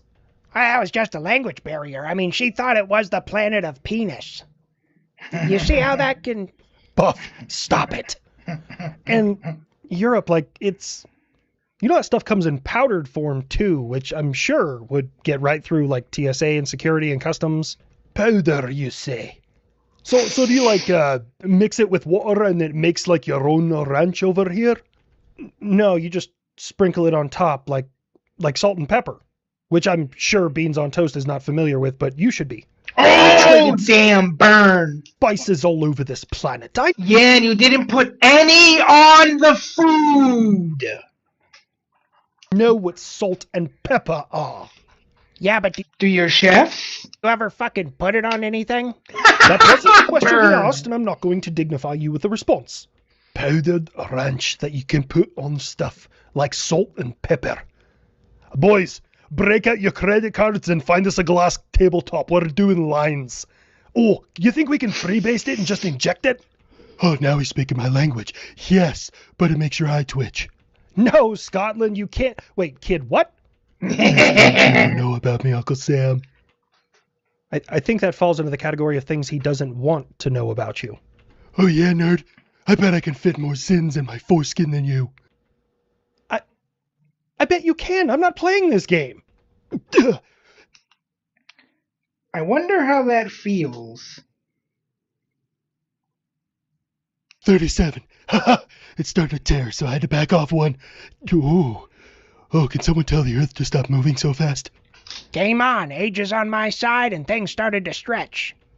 Sometimes I look at my creations, and I'm very concerned. Mexico, we will...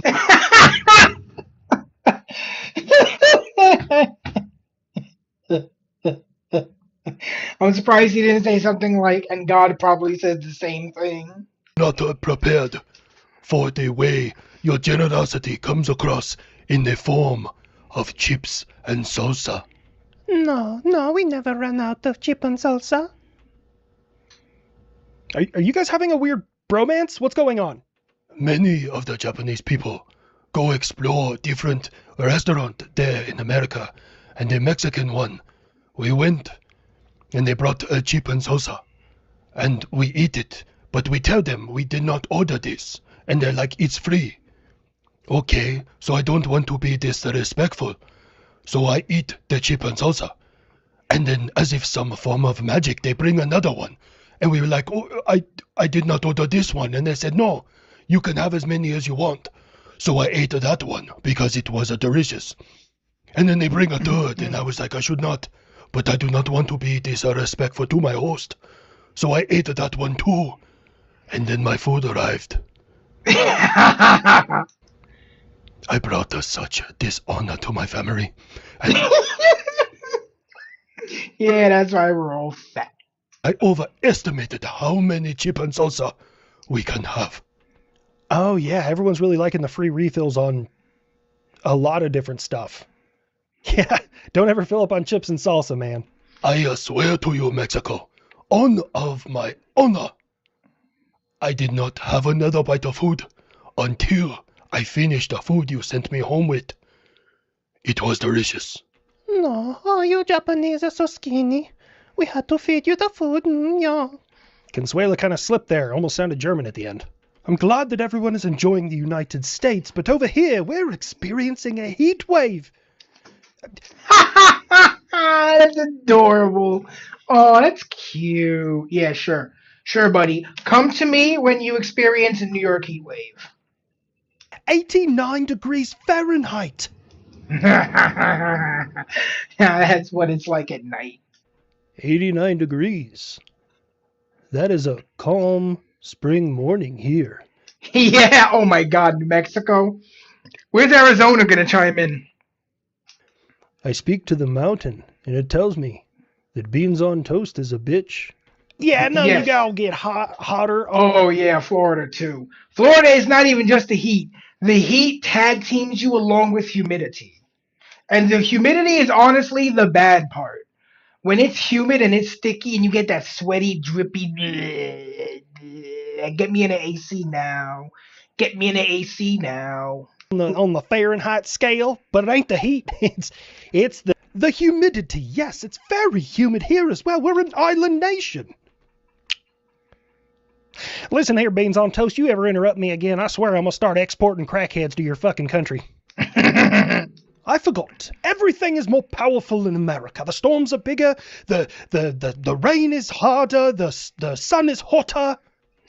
Well, yeah, that's factually accurate. The United States is both hotter and colder than every recorded temperature in Europe.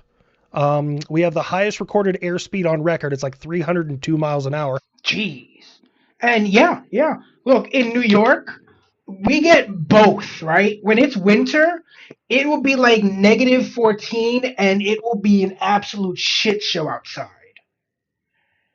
And then in the summer, it'll be fucking 98 with mad humidity and shit. It was more Oklahoma when they had an EF5, which we also have more tornadoes than everyone else in the world combined every single year.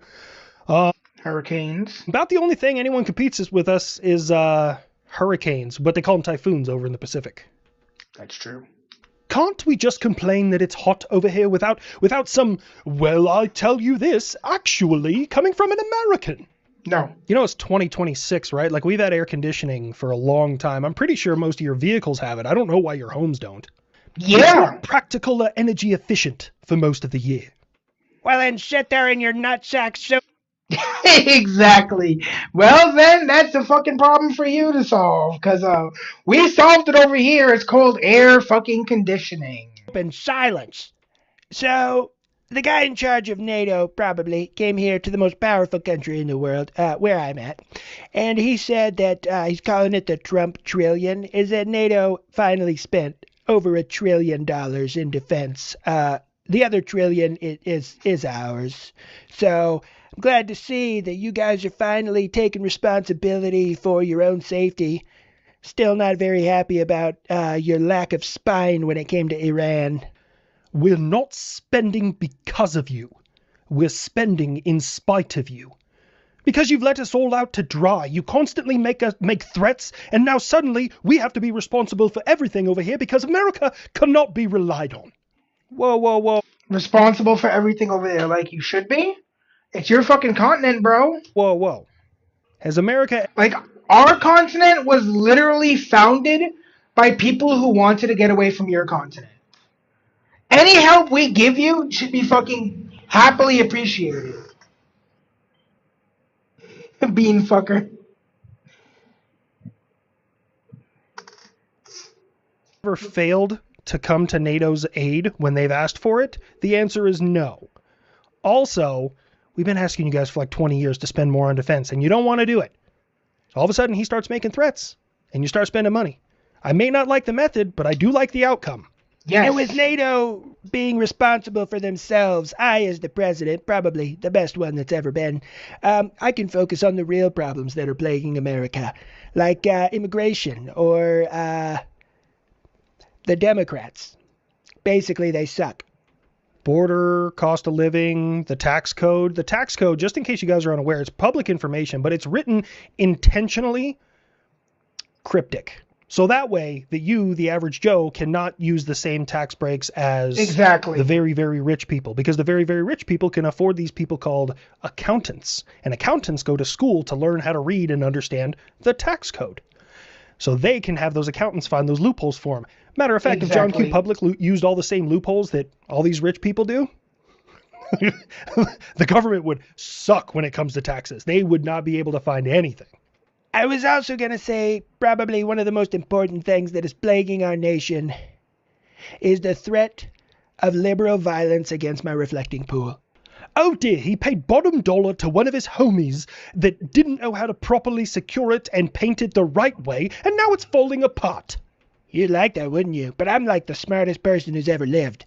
And matter of fact, it was cut with something very sharp. I made that statement as DC, but in reality, that actually came from the National Park Service. That yes, in fact, the liner was cut. It's ridiculous. Just remember to buy more missiles as you spend yourself into poverty. More missiles. That actually reminds me. Lockheed, Lockdog, where you at? What up? Somebody call for the best defense contractor out here? Fuck yeah, we did. I want lasers. Best is kind of arbitrary, but the lasers would be cool. Yes. Yeah, Lockdog.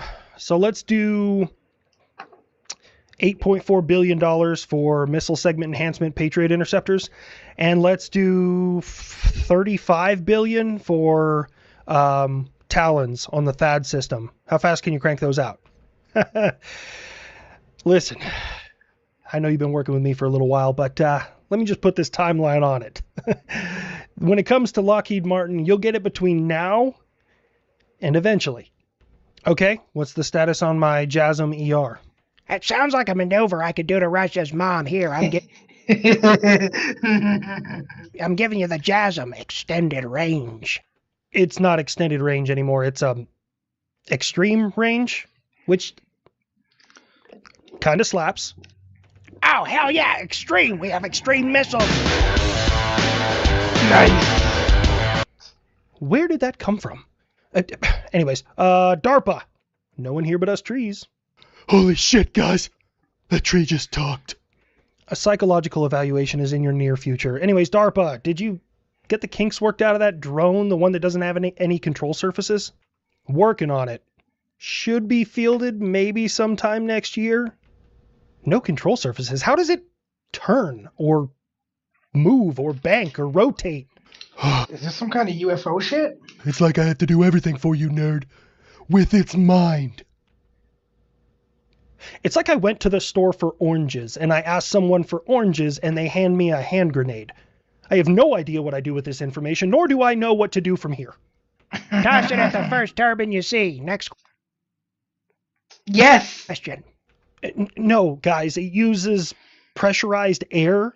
So the significance of this on the tactical level, like why would you want to make an aircraft, a drone or manned, that turns with compressed air or jets of air, so to speak, rather than control surfaces? And that's a wonderful question. From a radar perspective, this actually makes it harder to observe. Yeah, because the control surfaces are easier to get picked up on radar. Because when I talk about like radar cross sections on aircraft, it also is based highly on the aspect ratio. Like, for example, if you're directly above or below an F-22, depending on how your radar is pointed, you might actually detect it because it has a broader surface for you to get returns off of.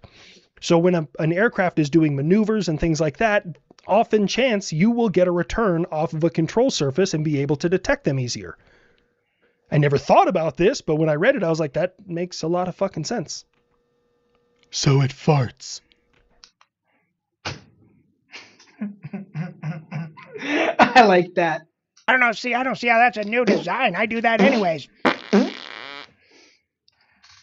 Look, I don't want to freak anybody out, but if I were to name that fart after a candy bar, it would be Mound. Look, everything that he does, they get mad at. He could literally do the most benevolent thing, and they would find some way to fucking spin it and make him look bad. It's honestly fucking exhausting at this point, because it's like you're not objective. You're not. You're.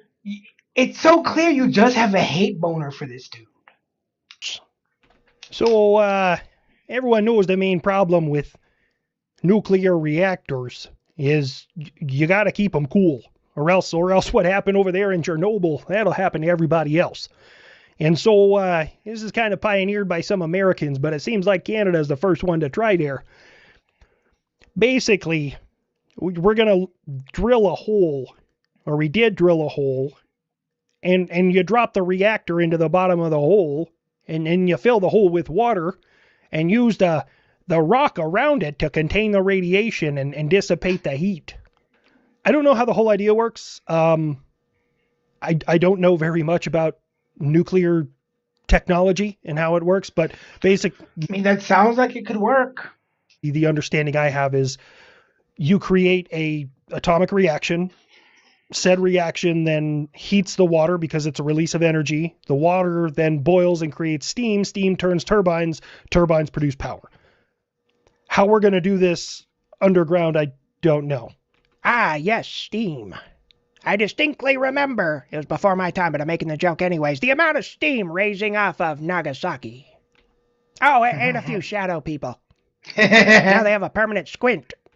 The most impressive thing that I think is that Canada has the technology to drill a kilometer down, 30 inches wide. Where do you import most of your oil from? I mean, yeah, same could be said about Texas, or the Middle East, or Venezuela. God, I do love oil. Whoa. Yes, we do. Yes, we do. We like our vehicles out here in America. Oh, whoa! What is happening? Whoa, it's shaking here too. Oh my God. I bet this has to do with that fascist and the climate change that we're experiencing. It's an earthquake, dillweed. That has nothing to do with climate change. It's just tectonic activity. You just happen to live on a goddamn fault line, which is reason 104 why I don't want to live in California. You call this an earthquake? This is a Wednesday. Japan is not wrong. Japan gets rocked by earthquakes all the fucking time. They're so used to it. It's not the big one. Godzilla, you stay your big lizard ass out in the ocean. We have shit to do. Okay. All right. I think it's over. Is everyone okay? Venezuela, California, Japan? We are fine. You honor us by asking about our status. I think everyone's okay, but like my mental state is wrecked. I need a safe. In California, it was wrecked before this. Space. He's not good down here. This. Send help immediately. All right. We're sending help.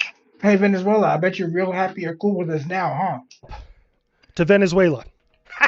Get fucked, California. Fall in the ocean already. Yes.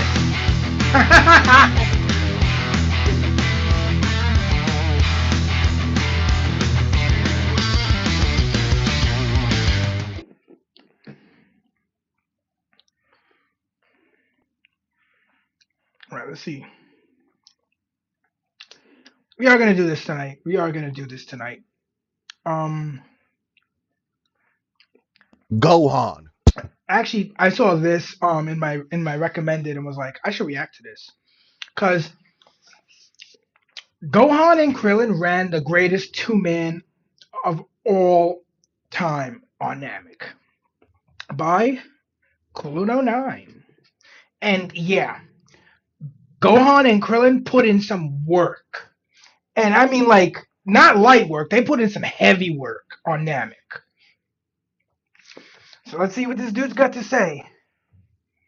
Gohan. Krillin. Planet Namek.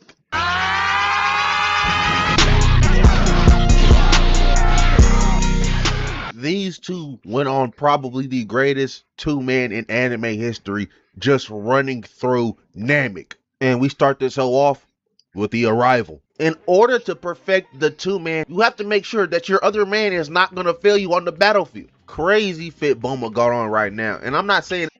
Yeah. Yo, Vegeta squirted baddie. It's a bad fit. I mean, she looked good. Can Vegeta fight? Don't answer that question. But this is just a crazy fit to wear in the presence of a 4-year-old. And it was really in that image training throwing them hands. But they get out of that, land on Namek, they run into these two Frieza soldiers. They both gotta look at Gohan and Krillin, and bro in the back up Blick immediately. Yo, son, relax, calm down. But them Frieza soldiers pull up, and then they destroy the spaceship. We've been in Namek 4 minutes, you already blew up my way to get out of here, man. Get me off this fuck-ass planet. And hold on, Krillin was feeling himself. Just listen to this.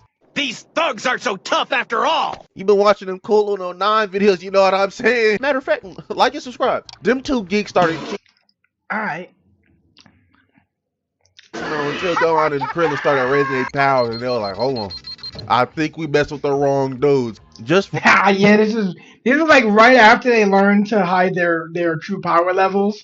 So they'd be like, oh, man, this dude's like a 15. Wait. Oh, fuck. Them both to get laid out. Gohan and Krillin duck off with Bulma, set her ass up in this cave. But they felt Frieza's spiritual pressure and was schmeckledorfed. But they didn't have time to be on that timing. They got work to do. There was another source going off on that dragon radar, so they headed that way. Once Krillin and Gohan get over there, they see Frieza and his goons interrogating the local Namekians. And once Frieza realizes they not finna hand over the Dragon Balls easily, he says, Zarbon, handle my lightweight. That boy Zarbon absolutely fried two Namekians in like 5 seconds. I mean, damn near kicked Buddy's head clean off. Namekian number 2 thought he hit Zarbon with the blitz, but he got out the way and fried a completely random Frieza soldier just to look up in the air. Yeah, it was really sad that most of the Namekians just got folded. Like, Nail put in a little bit of work, but he still wound up getting folded. But he at least did better than like the rest of his brethren. And I was cooked. He got hit with that pre-blaster or whatever. Oh yeah, Gohan's always been a fighter who uses his head as well as his muscle. Gohan is such a good character. I really do like Gohan. Hell, that move is called in universe too. Absolutely cooked my guy. See, Gohan doesn't like fighting, but he's grown up enough to where he will fight when it's important and when he realizes that he has to fight. Other Namekians was like, yeah, okay, yeah, you might have slimed out my best friend, but you'll never get these Dragon Balls over my dead body. So Frieza was like, all right, I'm gonna just start sliming out your children. Gohan and Krillin heard that, and Gohan almost blew up the spot. But the Namekian warriors came in clutch. They pull up, Frieza tells Dodoria to check their power levels, and all the Frieza forces think they is chump change. They think they power levels on some weak shit, but they really suppressing them hoes. So when the Frieza soldiers think that they can beat their ass, they get turned inside out by these dudes. Frieza was finna sick Dodoria on them, but that elder peeped that them scouters is how they tracking how strong they are and where the Dragon Balls is.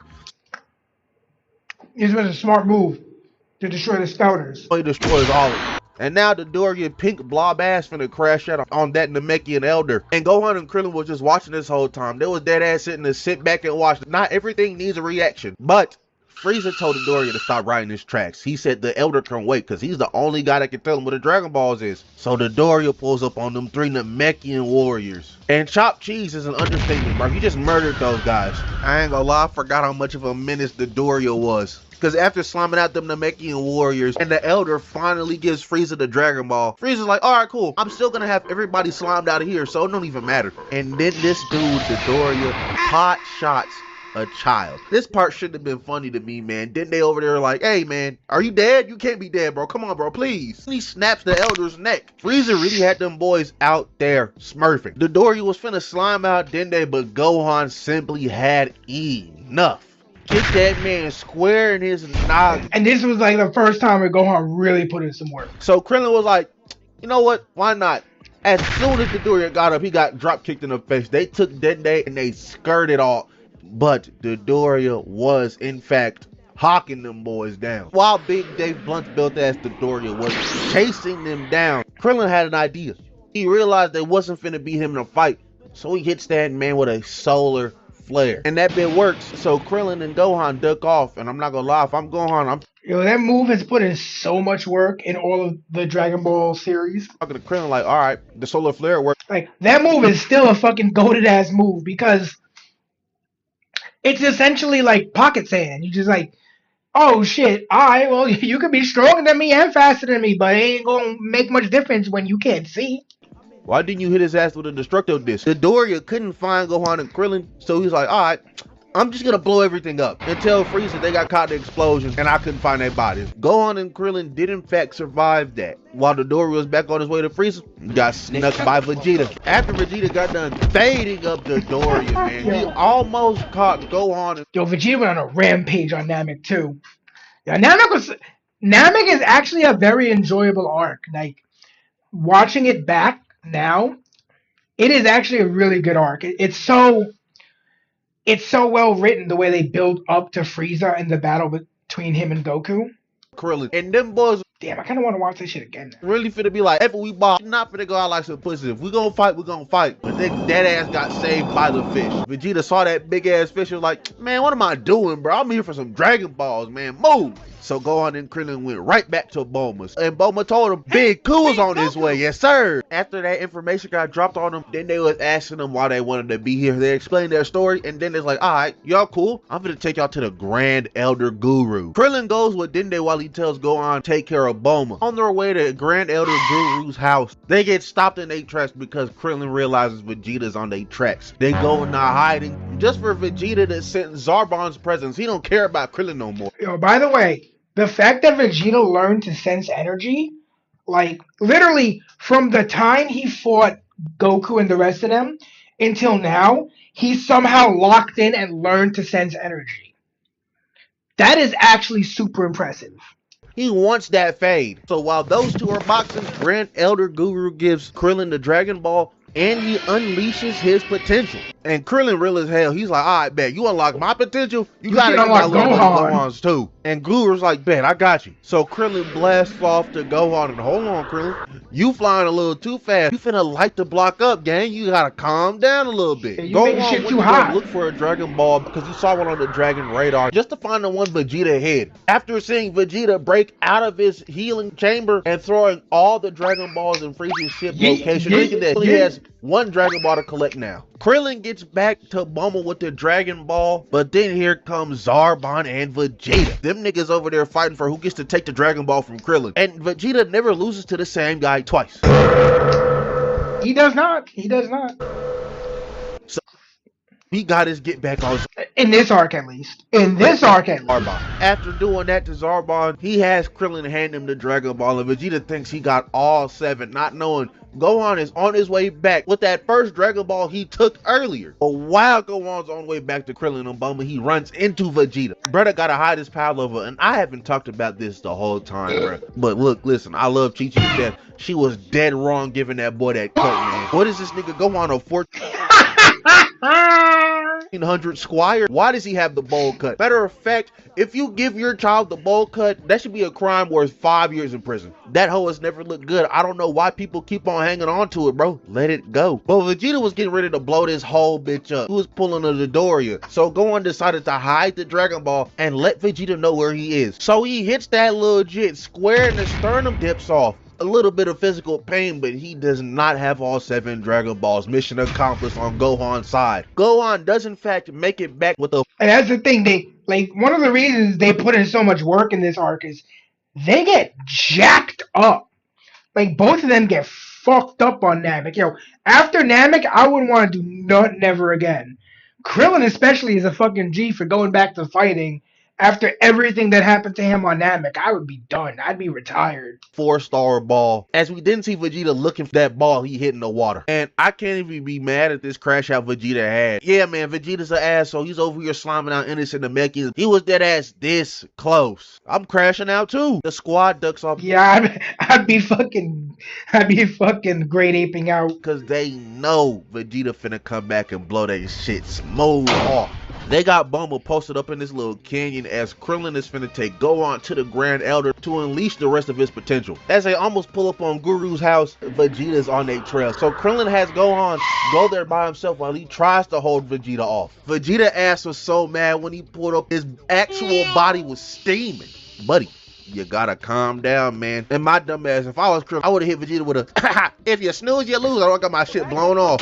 But Vegeta's smarter than that. He realizes that Gohan went to that mountain behind him. So he goes there. And once he gets to Guru's house, he's like, man, it must be Goku in there. Bring your ass out so I can run the hands. And out comes little 4-year-old Gohan. I know this grown ass man was embarrassed. But Vegeta started cheesing like, man, you think just cause your power went up, you can fight me, little ass nigga? So Nell's like, alright, so fight me then. Genuinely, right here, right now, Nell would have ran Vegeta's pockets. But all of that stops because here comes the Ginyu Force. Vegeta's genuinely shook at the sight of the Ginyu Force pulling up on Namek. He's trying to gauge the scale to Gohan and Krillin. He's like, hey, imagine 5 niggas stronger than me pulling up. So they form a little squad. Vegeta's still slick trying to become immortal. He's like, the only way we can defeat those guys is if I become immortal. You know what I'm saying? No, Buckaroo, we're not falling for it. Here it come.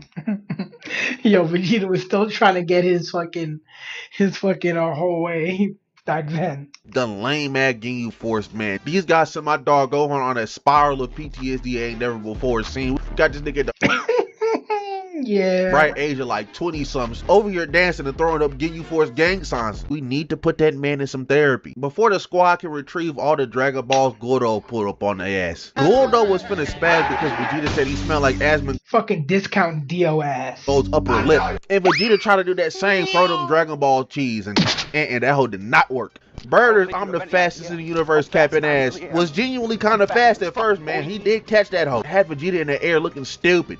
They was finna snatch that other Dragon Ball, but Krillin was finna break that hoe. But Gordo can stop time. This something they ain't know, so he snatched the hoe right from his hands. But now that the Ginyu Force has all the Dragon Balls, they playing rock. Yo, Krillin was gonna break that shit.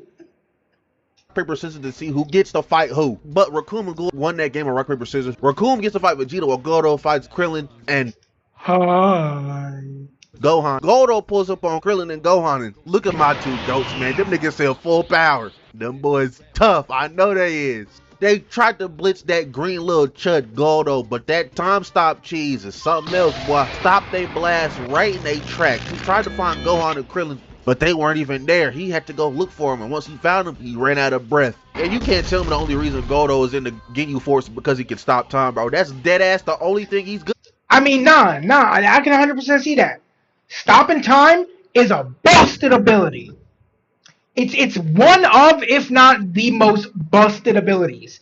It's like hacker level. If I can, okay, let's say you can stop time for 5 seconds. You know how many times you would be able to come out on top because you just had like 2 or 3 seconds to think about the situation before you had to act? The ability to stop time is hella busted. I don't know if it's the most busted ability, but it's definitely like top 5 most busted abilities. The ability to stop time, that alone can make you fucking powerful. Because If you could stop time and act for a specific period of time, and then have time restart, that just is a mountain of advantage. They over here frying Gordo's little brain moving so fast, and the rest of the Ginyu Force members looking at bro like, come on, bro, like stop acting like a chud and fight back. So Gordo pulls out a secret technique. Not only can he stop time, he can paralyze folks. So now that Gohan and Krillin is stuck in midair, he starts giving them a rock shower. Then he uprooted this tree, sharpened it, and was finna slime out Gohan and Krillin. But yo, he was gonna stake them like a vampire. Of course, he's a villain. He had to pop a monologue off. That's why Vegeta slick decapitated him. We ain't never seen Yo, Vegeta. Vegeta just decapitated him with like a karate chop or some shit. him do this before or after this, by the way. And then he blew up Gordo's head. So now the next Ginyu Force member up to bat is Raccoon. Vegeta, though, wasn't having none of that. Charged up to the very max and hit Raccoon with this right. Pulled up behind his ass, axe handle to the noggin. And Vegeta must have been watching them Finn Balor tapes because he hit Raccoon with a coup de grace to the chest. Grabbed his ass, threw it into a mountain, and proceeded to blow that hoe up. But spun his ass like Bowser. Raccoon was fine. He got up out that smoking. The only thing that's damaged is his feet. And all I gotta say is, Vegeta, prepare for this belt to ass tour. Raccoon hit Vegeta with that knee so goddamn fast, he might as well have spawn camped him with it. Vegeta said, I ain't going out like no hodo. Recovered and ran the ones with Raccoon. And Vegeta, Twinjamin, that dude Raccoon said Raccoon elbow, and you still let him hit you with that. That one was all on you. Vegeta dodged the ground and pound, but Raccoon got chased down on 1 billion. Tried to blick that boy down with some ki blast, but he just appeared behind Vegeta and kicked him square in that big ass head he got. But he got dunked right in that river, but he had a plan for Raccoon's ass. He remembered he was listening to Soldier Boy, his spaceship on his way to Namek. He done hit that boy Raccoon with the you. Superman that hole right to the sternum, and it looked like it did some real damage. But Raccoon might as well be a crackhead in its truest form. He ate that, grabbed Vegeta, and spiked little bro on yo, he messed Vegeta up here. the ground. This some shit you seismic toss. You see Kyle Fletcher do if he had access to superpowers. Then Raccoon gonna pull Vegeta out the dirt, 1 leg up, and golly, he got that he was harvesting vegetables. Fully exposed. Was talking this mess though till he got a hot one to the dome. Go on and Krillin in the background talking about some damn, is it over? If I'm Vegeta, I'm like, nigga, help! This big ginger bitch. Yo, look at Vegeta, son. Vegeta is all jacked up. Vegeta always be getting jacked up. Just beating my ass. And it was in fact not. Hey, yo, Raccoon just got up like it was nothing, over. bro. That boy Raccoon got right back up. Raccoon was getting ready to obliterate Vegeta. He was finna hit him with that Raccoon eraser gun. Pop that hoe off, but Krillin popped his little big head ass across the head as Gohan scooped Vegeta out the way. Raccoon gets up though, and he's like, alright, well, I guess I'm just finna slime everybody out here. And he hits that boy Krillin with a Raccoon kick. Golly! Yo, hold on, let's go back. Let's go back and watch how fucking Krillin just slid across the ground like that. Raccoon gets up though, and he's like, alright, well, I guess I'm just gonna slime everybody out here. And he hits that boy Krillin with a Raccoon kick. Golly! Gohan went to go check up on bro, and Krillin was like, yeah, I ain't gonna lie, I think he broke every single bone in my body with that 1 kick. Now Gohan's pissed. He's trying to spin back for his Uncle Krill. He tried to blast that boy Raccoon, but he literally threw that hoe right back at him. Gohan had to jump out the way because he was finna get hit with his own blast. But Raccoon popped up behind his ass and chopped him square in the neck. This was a sign for the end times for Gohan, bro. He should have felt that first neck chop and stayed down because it only gets worse for him. Raccoon starts random key blast spamming my little buddy Gohan, but using Vegeta's move. Did all that just to self-alley Gohan up to him so he can hit him in the back of the head, hit him in the sternum, and then axe handled his ass down. These dudes be fighting harder against the 5-year-olds than they do the actual grown men, and I think that's hilarious. But Gohan a real G, all that shit just happened to him, and he's still trying to truck on. He said, I gotta fight, I gotta be strong, just like my pops. Tries to attack Raccoon.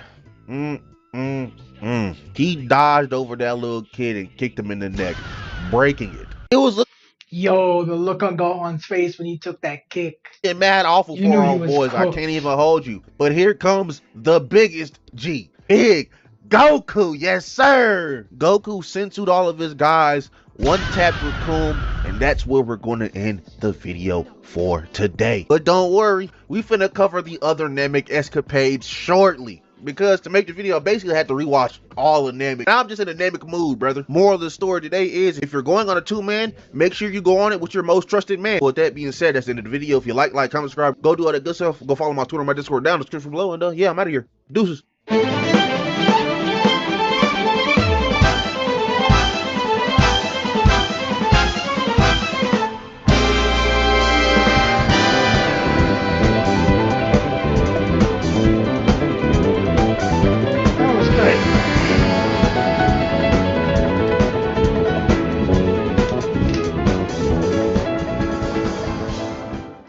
This is my husband's car. Oh, no. Wait, did I see this already? I think I saw this already. Alright, you know what? We're gonna do it. Wake up, Meg! I just have to be very, very careful with what I say here. He was white. He deserved it. The Delusional Defenders of Carmelo Anthony by Sean Head. Let's dive on in. Wake up, maggot! It's time for your annual race war! Oh, you didn't want to be in a race war? Well, too bad. You're in one. Your skin color is your uniform, soldier. Black people on this side, white people on this side, Italians. Oh dear. We'll figure it out later. Attention! Which one of you lily lickers mixed the white Monster Energy with the Kool-Aid pineapples? How many times do I have to tell you? No mixing. Now get suited up, soldier. You're heading into your first battle. The comment section of a Nick Fuentes Instagram reel. God. Speed. Hello. Short answer, yes. And welcome to another episode of I am your host, Sean Head. You may know me as Timu Boxy, or perhaps the woman who footmogged Hassan Piker. Damn. Thank you. Thank you. I know a few of you have come here from that last video, so hello, new friends. And old friends, please say hello to the new friends. Do not scare them away. One of the biggest things that happened when I was gone was the conclusion to the Carmelo Anthony trial. Now, for those of you who are unaware, for those of you who have no idea what has been going on, don't worry about it, kid.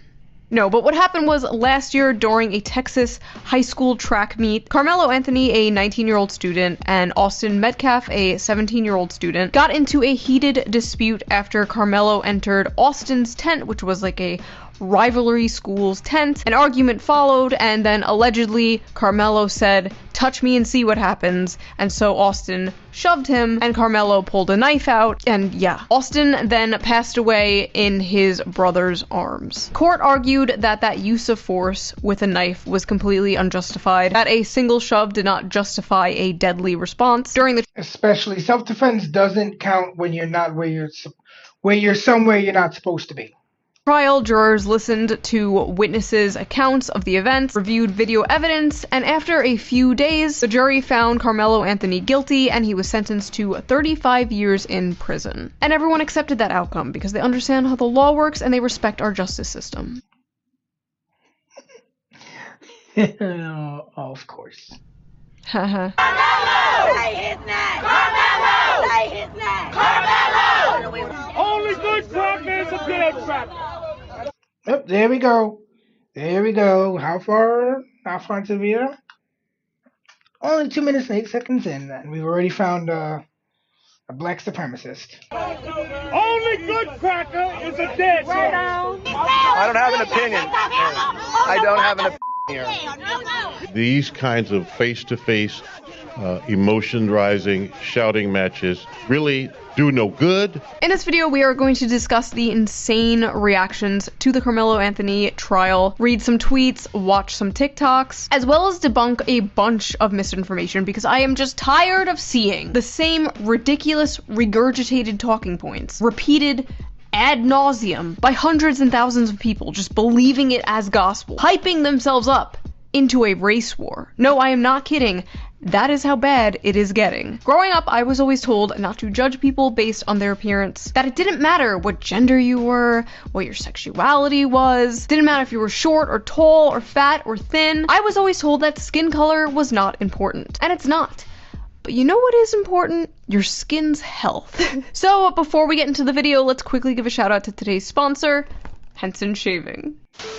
Have you ever wondered what shaving cream is actually doing to your skin? It's fluffy, it's airy, it looks like it's protecting your skin. But the main ingredient in most of these cans is actually propellant. That's what makes it foam up. But the foam is mostly just volume, not function. And the thing that matters when you shave is glide, not volume. There's actually a clinical study that measured the skin irritation after shaving, and it showed that regular shaving foam actually causes more irritation than just shaving with water alone. That's why most of the time I usually use soap and water, but I haven't shaved for a while because I like my beard. Just slightly more, measurably more. Aftershave bombs are also doing something similar. You put them on, you get the little cooling tingle, and you're like, that means it's working. Wrong! That tingle is just menthol activating cold receptors in your skin. It doesn't actually reduce inflammation or heal anything. It does nothing. A lot of guys end up treating the feeling of irritation rather than the irritation itself. Shaving is one of the most aggressive things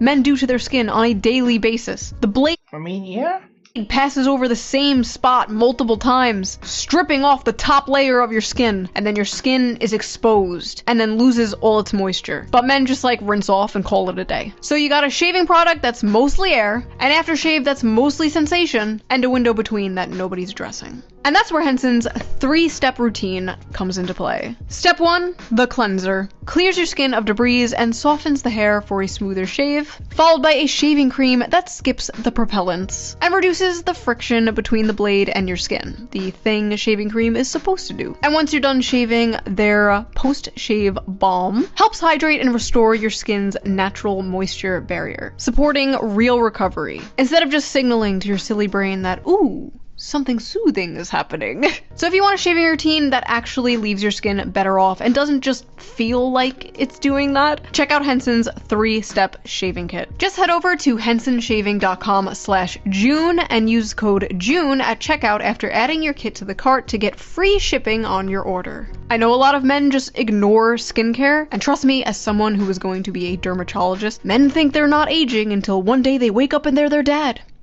Take care of your skin. This is a great start, and your skin will thank you for it. Big thanks to Henson for sponsoring this video, and thank you, the viewer, for not skipping the ad. Right? I didn't. I did not. Now, let's get back to the video. So let's not waste any more time and get straight into this, shall we?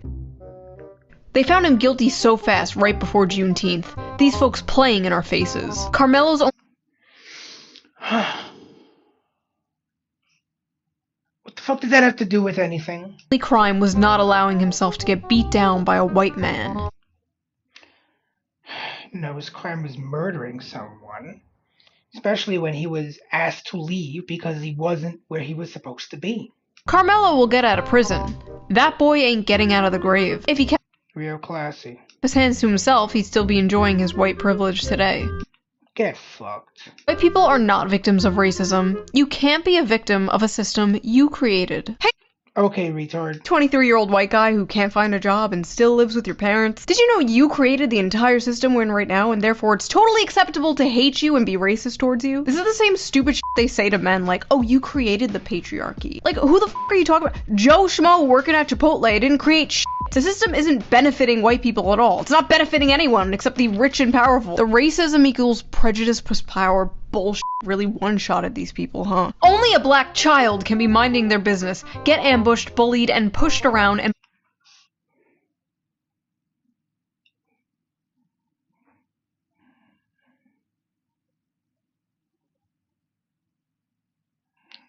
Hold on 1 second.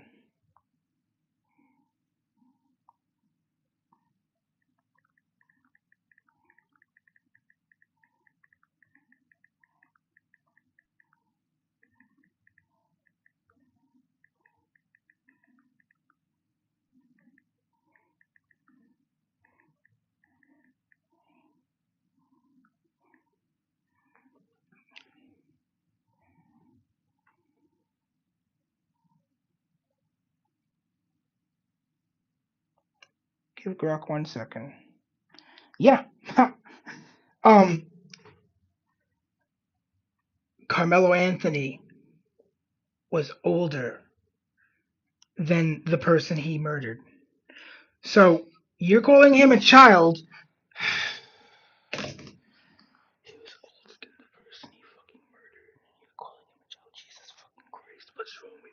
Become the aggressor for protecting himself. But he was quite literally not minding his own business. He was in a rival's team tent and was asked to leave like a dozen times. Witnesses say he started escalating it into a fight and then stabbed someone in the fucking heart. That's not minding your business. Why did they hire that horrible lawyer? Had to be the worst defense in history. Absolutely no reason Carmelo there's no defense against, unjustifiable murder. Shouldn't have testified. We gotta do better with who we hire to represent us. Plenty of black lawyers in Texas. His family raised like $1 million on GoFundMe and then blew it all on a new house and a Cadillac. So then had to get a public defender. That baby was sentenced to 35 years? I love Should have been the death penalty. the community note.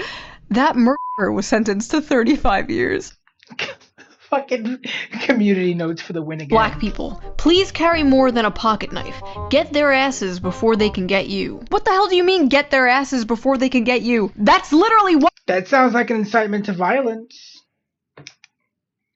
Carmelo did. He got Austin's ass. He killed him. Why the fuck are they acting like Carmelo was the one who died? 35 years on your first offense is over sentencing. Yeah, there has to be a retrial. This is blatant injustice. I really wish she wouldn't blank out the names of these fucking losers. First offense.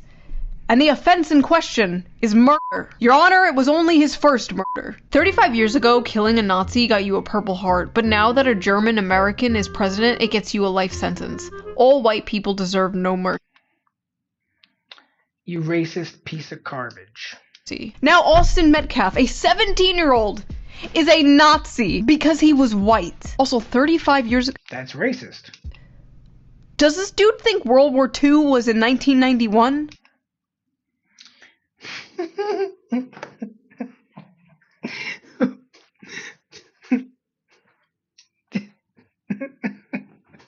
What a fucking retard. At least he doesn't think it's in the 1800s. Black Americans, arm yourselves. This country is officially a terrorist state of white supremacists. You have no reason to abide by or follow any more laws in this country. Law enforcement and these politicians are all terrorists. Let it all Yeah, no, the only terrorist is you. fall. Time for judgment. Just as I suspected. Schizophrenia. I recommend logging the f*** off. Do these people just live in a completely different reality? Yes. A guy gets put in prison for murder, and they're like, wow, what's the point of even following the law anymore? Having a black son gotta be the tops of fears. I'm going insane. It was the white son that was murdered. Why are they acting like the black son was murdered? Why are you scared of having a black son in this context? Oh, I'm so scared my son will stab someone and go to jail. In all honesty, this whole Carmelo Anthony thing is so fucking infuriating.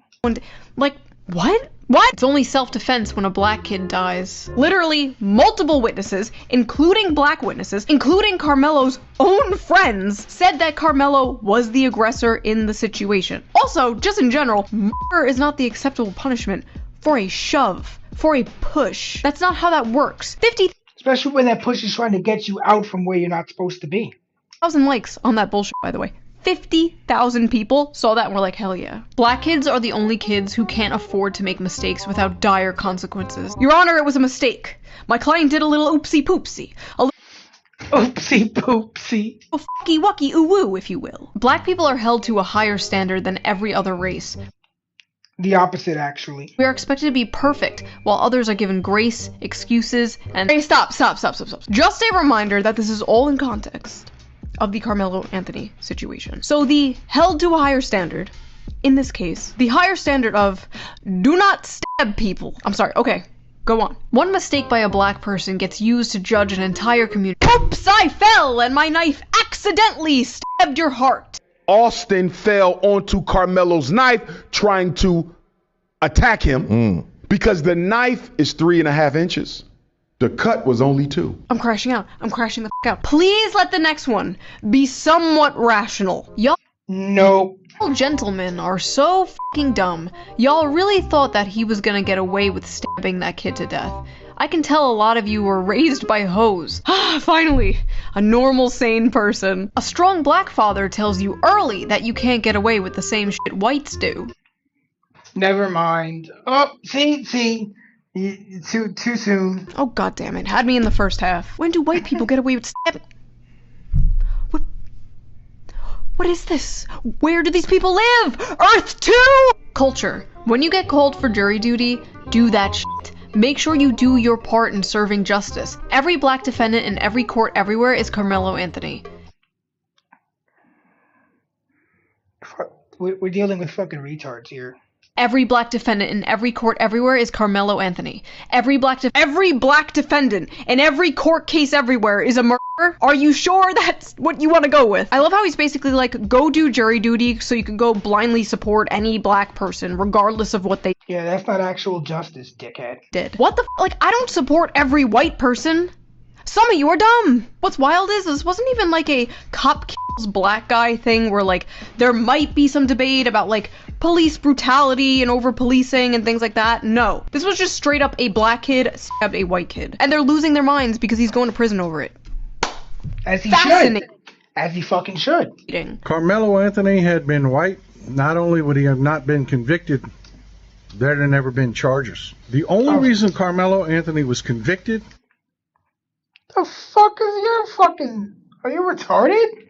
Yes, you are. Why the fuck am I asking questions to which I already know the answer? It was because we are a broken, fucking bigoted country, and Carmelo Anthony was black. Wow, thanks for the input, gay Colonel Sanders.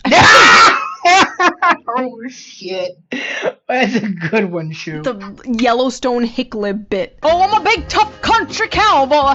Y'all better not say I'm sorrows around here. Yeehaw! Wow, just freaking wow. Disgusting. This is not fucking Cardi B. What a fucking absolute piece of garbage. Justice. This is trying to make an example. Dear white people, don't let this verdict fool you. You'll still get fucked up playing the Austin games. Don't let this verdict of a guy who stabbed someone fool you. You're still gonna get stabbed. What? Strong suspicion that a lot of pro-Carmelo stuff I see here is some psyop. I wish. Bro. This is what I tried to tell myself for like 6 years about the online left. It's all a... Yeah. This is... When I was a part of the left, this is what I would often tell myself. And after a while, I had to just stop using copium. CIA psyop from the billionaires to make leftism look as unappealing as possible to the working class. Bro. Of course an all-white jury found a black boy guilty for defending himself. It wasn't an all-white jury, and the reason black people weren't on the jury was because they themselves said that they couldn't be unbiased. Fuck you, racist white pieces of shit. Fuck you, racist white pieces of shit. That sounds extremely racist. Because it is. Black people can't be racist, stupid hoe. It was not an all-white jury. There were Asian people, there were Hispanic people, and the black people they did ask to do jury duty in this case turned it down because they admitted they would be too biased. Like they literally told you. It's almost as if I know the facts. Said they would just vote not guilty because Carmelo is black. On one hand, I appreciate the honesty. Yes. On the other hand, ew. What the f***? If they say, can you be fair? Don't say, no, I'm not finna put a black man in jail. Don't say that. Don't say, I hate white people and I don't care what he did. Don't do that. That's what people were doing in this case. Okay, and then everybody's like in an uproar because there's no black people on the jury when damn near half of the black people who could have been on the jury canceled themselves out. You know? Yeah. Don't do that. Y'all be regular. Overruled. Just be regular. Oh, God. That's right. Get in there and lie to the court so you can free a person because he murdered a white guy. Incredible stuff. Also, I like how they said, just be regular. Just be regular. Just get on the jury so you can free the murderer. Then return to acting irregular. This case is really affecting me. Making me want to go to law school and fight for my people. I'm sorry. Sure, buddy. I'm confused. Your people being... Sure, buddy, sure. Like you can actually accomplish that.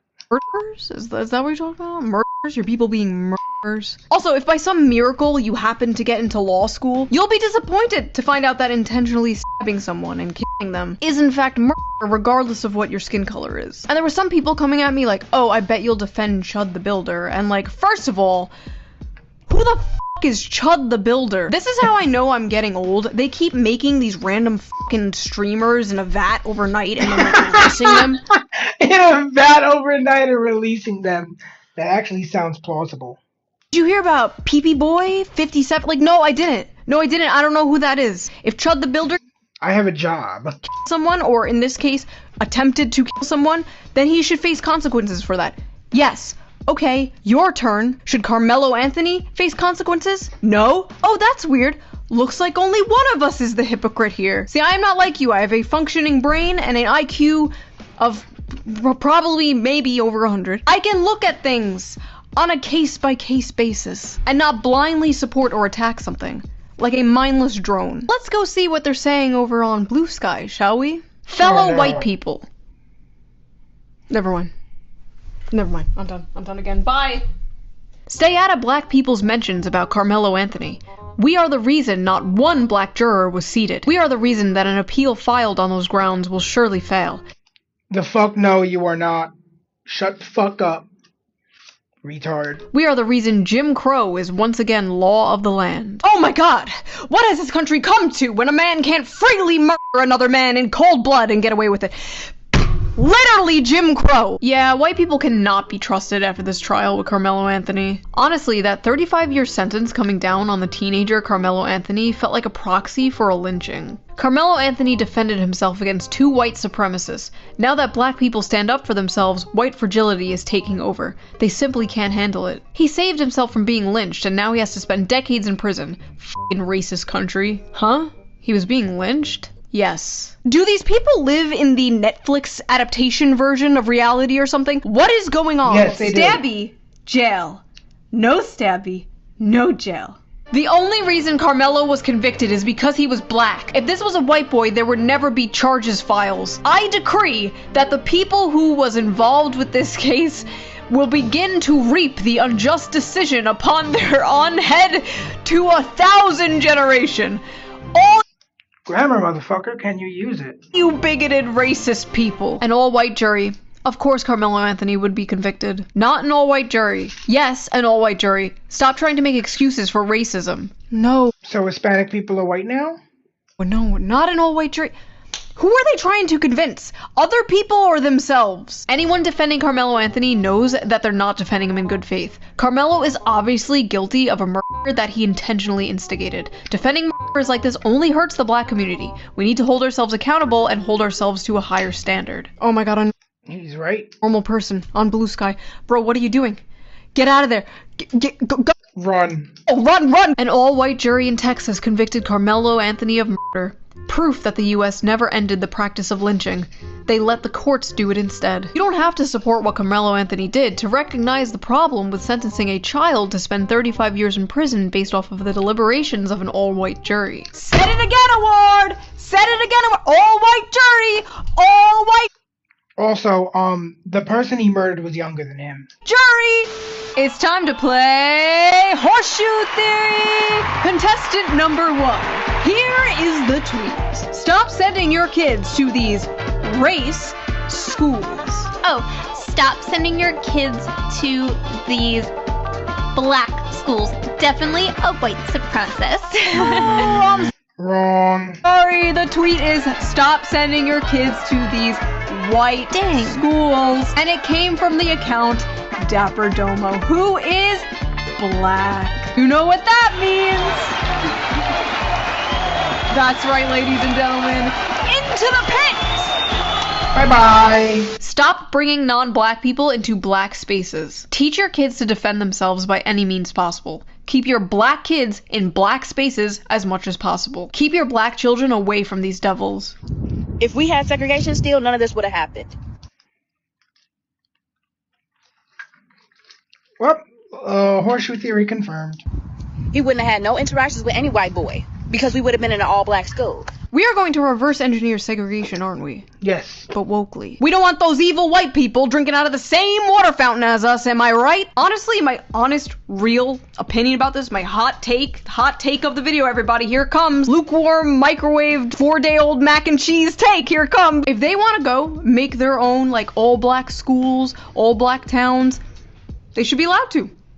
Go for it. Black people want to go create Wakanda? They should be able to. But white people should be allowed to create Agartha. If people sounds fair want to willingly segregate themselves, they should be allowed to go ahead and do that. Deadass, who cares? Everyone else can live in a desegregated society. They can go have their ethnostates. But you know, there's only one side that will not be able to do that. I always wondered though, let's say they do make a white ethnostate. What counts as white? Because 100 years ago, I would not have counted as white. I'm Ellis Island mystery meat. You know this. Is there like a... Oh shit, that's hilarious. But no, I will not be able to do that. I always wondered though, let's say they do make a white ethnostate. What counts as white? Because 100 years ago, I would not have counted as white. I'm Ireland. Island mystery meat, you know this. Is there like a one-drop rule? Do they like whip out the eye chart at the gate and they're oh shit. Like, ah yes, A10s. You may enter. Is Brittany Venti allowed in the white ethnostate? Honestly, she's like an honorary Aryan at this point. She white mogs me. Anyway, we are getting distracted. Where were we? Ah yes, hell. We were in hell. I'm black. I haven't stabbed anyone in the chest after being asked to leave a tent. I'm not in prison, I'm free. It's not hard to not commit a crime. Listen, I appreciate the sentiment here, but how did we get to a point where this is like a breath of fresh air? Let's check the replies. Hopefully people are agreeing. Shut your hoe ass up. Emmett Till didn't commit a crime either. What happened to him? You're not black. You're not black. You're a boy. Actually, look up what actually happened with Emmett Till. You ain't black. You may be black, but you ain't black. Yes, because being black is supporting all black people everywhere regardless of what they have done. All the normal black people are just called like pick-me's. They're called pick-me's for having a brain and not going along with this race grievance bullshit. Every time like they speak out about this, they're just called the C word, you know what I mean? It does seem the like term that. for this animal. Is that a Is it? Like, I know what that's like to a degree. Granted, it's over me making fun of like women on TikTok, but like I know what it's like watching people in your community act like fucking morons. I feel you, my brothers. Oh my god, editor, edit that out. Edit that out. No. By the way, if you want an uncensored, uncucked version of this video and all the videos a day early, sign up to be a member on my Patreon. Link down below. All Patreon members get the uncensored, uncucked version. You can hear me say fucking shit and Anyway, let's get back to the video. Oh my god. This is a racist ass country. We're in a racist ass state. This is a racist ass court. There ain't nothing else to talk about. Bullshit. First of all, I forgot what I was gonna say. I'm gonna be completely honest with you. I was staring at her titties the whole time. Those are giant titties. Just left the courthouse, and any white not wrong person can get it for real. I don't give a fuck. Fuck it. Dig Austin Metcalf up and stab his ass again. Apparently, a bunch of people on TikTok are doing the Austin Bop, where they dance to a song. Absolute degeneracy. Made about Austin Metcalf's murder while reenacting the stabbing. Austin Bob, knife had blood on the tip when he dropped. How the fuck he's gonna stop me? Going out back, Marlo out the box. They were also making AI photos of themselves pissing on Austin's grave. You know, I was always told not to judge people by the color of their skin, but by the content of their character. And boy, am I judging these people by the content of their character. And the content of their character is shit. What the f? These people are freaks. Martin Luther King Jr. would be rolling in his grave looking at all this. Carmelo Anthony, a black teenager, has been sentenced to 35 years in prison after being convicted by a jury with no black jurors. Oh god, here we go again. No black jurors. Who is this moron? Who is this idiot? Oh! Martin Luther King Jr.'s daughter.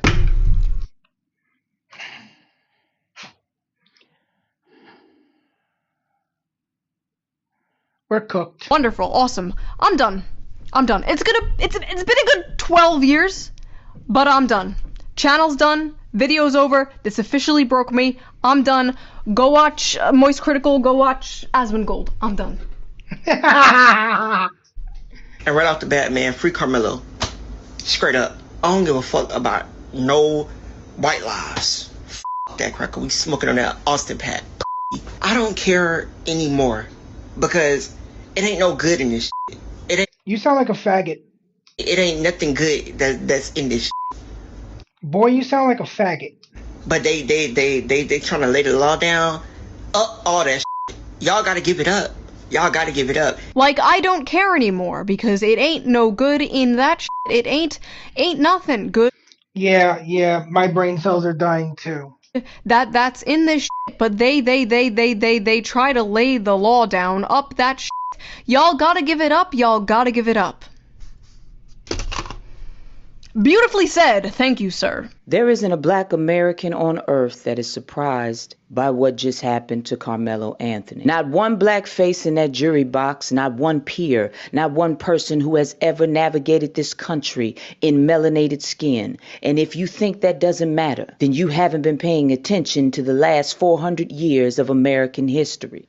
Shut the fuck up. Because you don't want to. This is not new. This is the system working exactly as it was designed. First of all, the Black Panther LARP is cringe. It's gotta go. This isn't the 1960s. You aren't protesting segregation. You're making a fucking TikTok video, okay? Second of all, this is the system working exactly how it was designed. Yeah. I'd hope when you kill someone, you go to jail. Like, am I missing something? It was actually a refreshing change that the system was working for once. I'm tired of waking up to headlines like, man who raped corpse on subway gets 5 years in jail. Like, I'm not kidding. That was like a real headline I saw the other day. I'ma say it since nobody else can say it. Austin. Glad your ass dead. Austin, fuck his family, and I hope they get this message to have a up day in here, Austin. I hope you over there burning up, bitch. I'm so proud of y'all for kicking that white boy. See, they not used to this happening to them, y'all. My only problem is it should happen more. Can we please pick a day where we just them white people up? Matter of fact, I wish I knew what a little white boy grave was so I can go spit on that bitch. How the f are any of these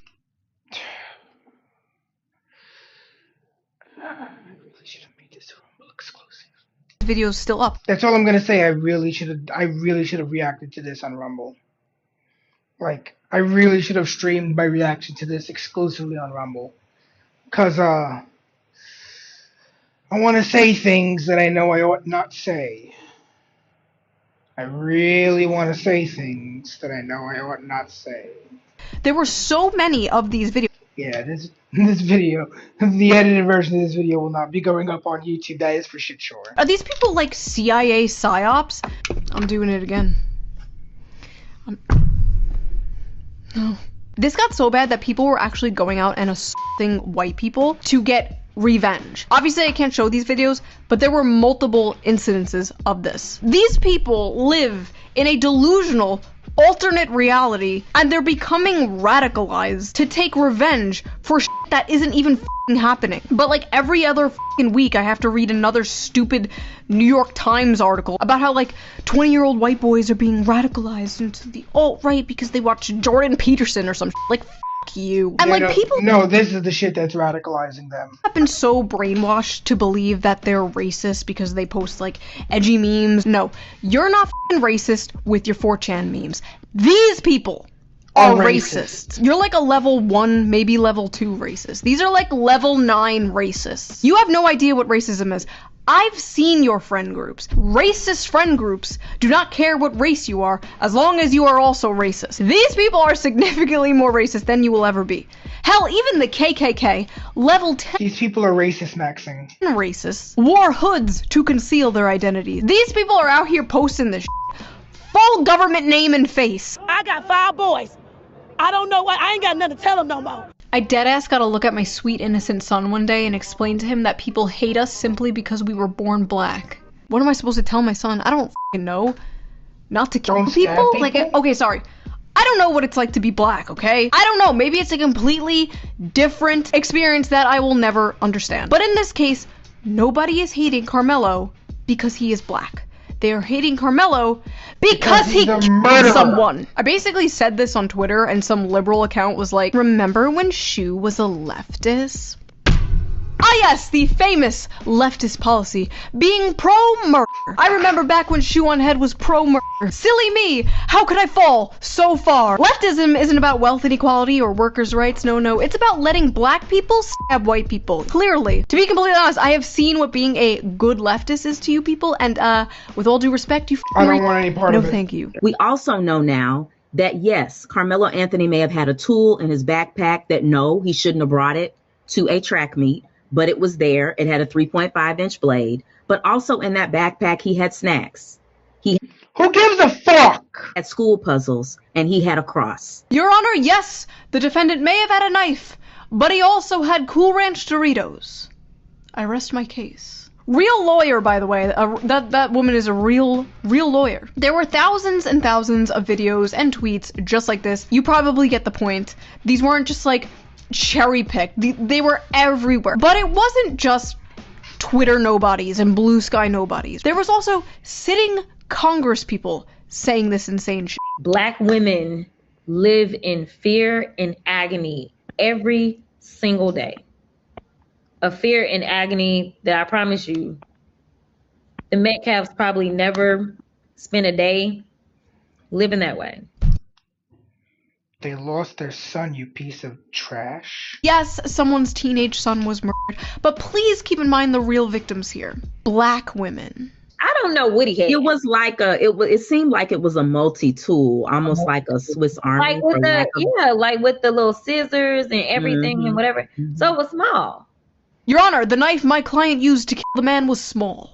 What? By the way, I've not seen a single Democrat politician come out and disavow this idiot. So until then, I'm just going to assume they all agree. What's funny is they can't come out and disavow it because they'll all be attacked and called racist, and they know it. This was a viral Substack written by a university professor. Are you ready for this? Dear Jeff Metcalf, your son is dead because you failed to teach him that black boys have boundaries. Yes. You know who was failed to learn about boundaries? Carmelo Anthony, because he didn't respect the boundaries of not being in his own school's fucking tent. Yesterday evening, Jeff Metcalf, the father of Austin Metcalf, used his victim impact statement to address Carmelo Anthony directly after he was sentenced to 35 years after the court treated his act of survival as murder. The elder Metcalf reportedly described Austin as a boy, twin, son, leader, true warrior. He remembered him as a baby grabbing his finger.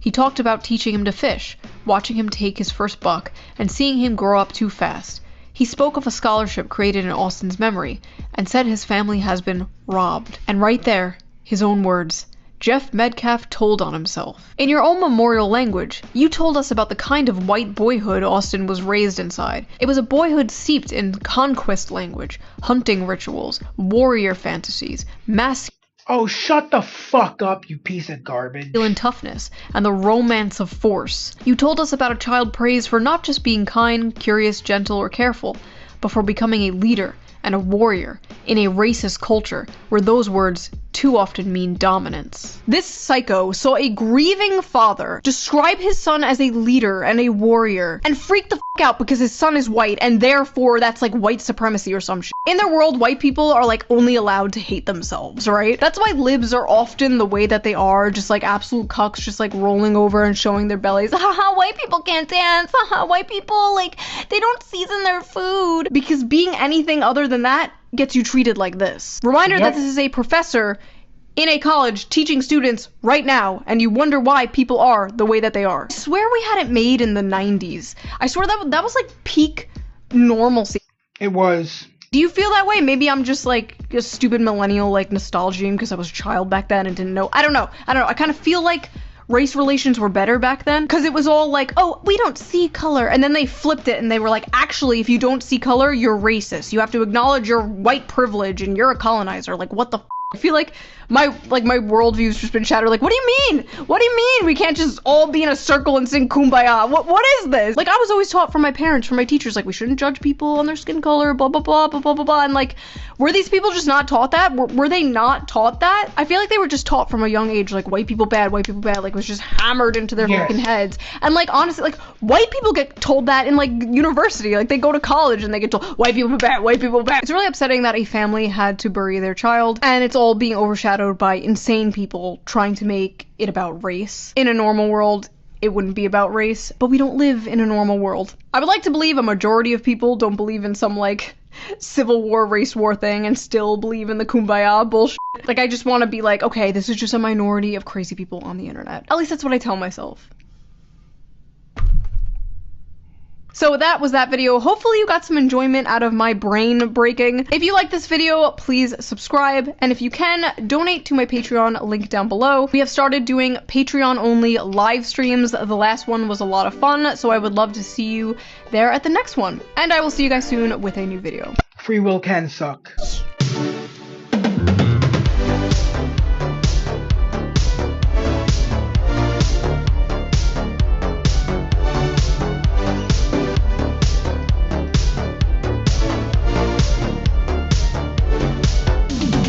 Yes, I may have murdered someone, but you're racist, and that's worse. 2 fishermen, 11 jetties. Excuse me. All right.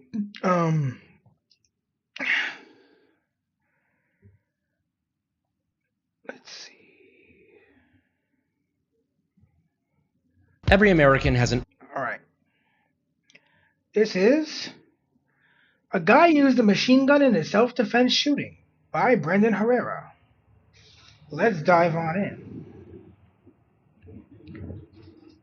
Every American has an unalienable right to self-defense, and thanks to the Second Amendment, every American has the right to defend themselves with a firearm, as the right to keep and to bear arms shall not be infringed. Now, where things have gotten a little weird in the past is when sometimes the firearm that gets used isn't exactly what you'd think of when you think self-defense weapon. What happens if you were acting in self-defense, defending your own life, but the weapon available to you is a machine gun? It's a machine gun! Now, while that might sound like a fun hypothetical question, it is a real thing that did happen. And in my opinion, it's one of the most interesting self-defense incidents and subsequent very much so court battles that nobody even seems to know about. So, to quote a friend, today we're going to talk about that one time that a guy legally used a machine gun in self-defense, and what the hell happened in the court case to follow. This is the Gary Fadden incident.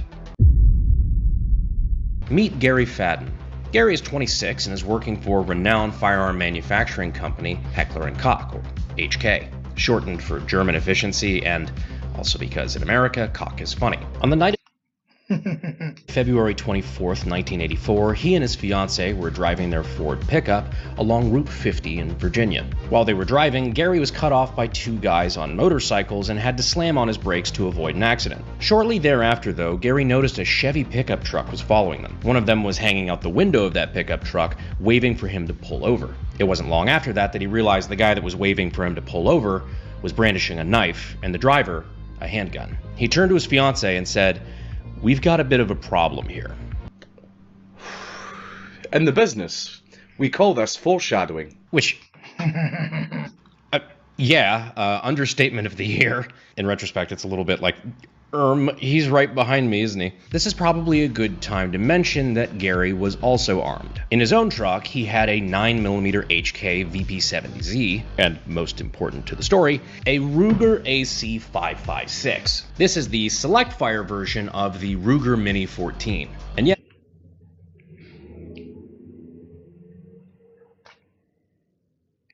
they make that? They make that? you probably recognize it as the A-Team gun.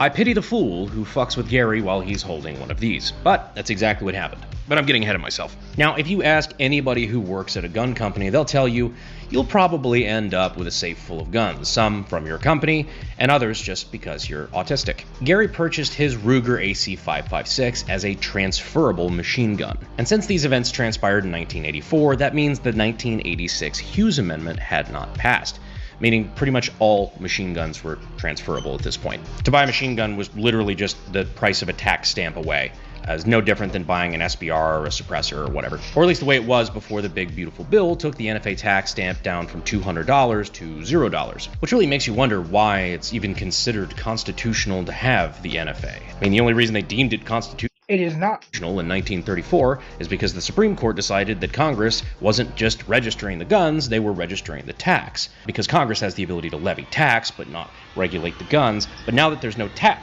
fuck it. Different time. Anyhow, adjusted for inflation, that $200 tax stamp back in '84 would have been like $650 today. Taking a moment of silence for the US dollar.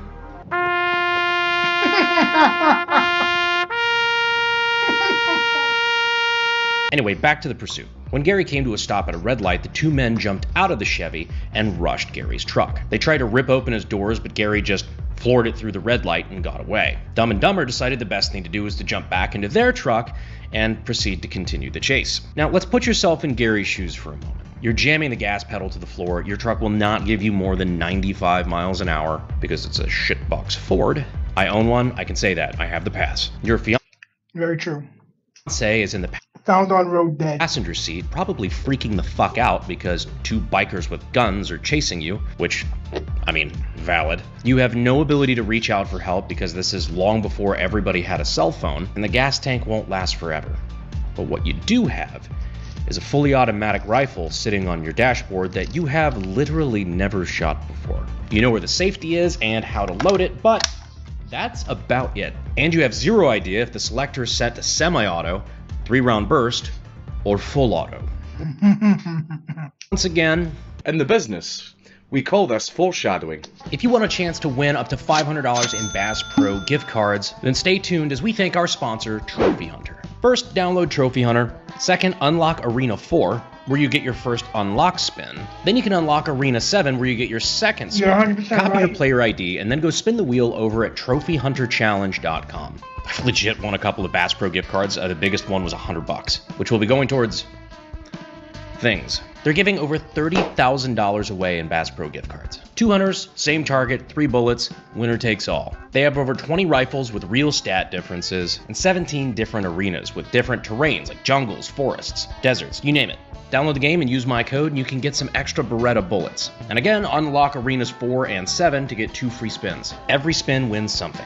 This giveaway ends June 30th, so download today and let me know what you won. And of course, before we get back to Gary Fadden, as always, I'd like to take a moment to thank the Sonoran Desert Institute for being a friend of the channel. If you want to get your start in gunsmithing and weapons technology and you're not sure where to turn, maybe consider checking out sdi.edu using the links down in the description and in the pinned comment. Now, obviously, using a weapon and lethal force for self-defense is a last resort. But at this point, Gary had been trying to flee for 17 miles, running stoplights, desperately trying to get away from his armed attackers. He also couldn't find a single police officer he could flag down, and again, this is before the age of the cell phone. They finally rounded a corner to Chantilly Road, and the HK factory where Gary worked. He decided quickly that he could use a security card to get through the security gate at the facility, and then from there try to find a phone where he could call the police for help. This plan fell apart instantly. While the security gate took its sweet-ass time to open, the pursuers in the Chevy caught up. One of the men in the truck jumped out and began to approach Gary on foot. At this point, it was abundantly clear that Gary was not going to find a phone in time. This was probably going to be a fight. So he did the only thing there was left for him to do. Gary grabbed the Ruger AC-556 and told his fiancée to get down on the floorboards of the truck. He threw open the door and stepped out of the vehicle. Visibly holding the rifle, he shouted, "Stop or I'll shoot." I think it's also important to note at this point, I mean, that's fair enough warning in my book. Gary's a 6'8" man holding the fucking Mr. T gun. One would think this might cause someone to pause and reconsider their choices. And the business. Now, just a reminder from the sources that we read, Gary had never fired this gun before. Which of the fire selector settings is it on? Semi?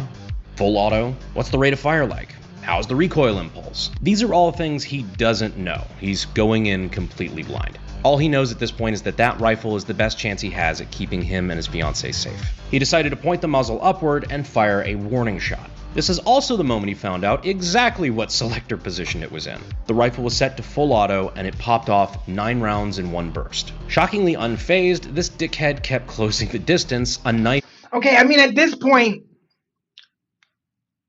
you've got 2 knives and he has a machine gun. This is kind of on you, buddy. In each hand. He then shouted, "Fuck you and your high-powered rifle. I'm gonna kill you, motherfucker." Darwin Award.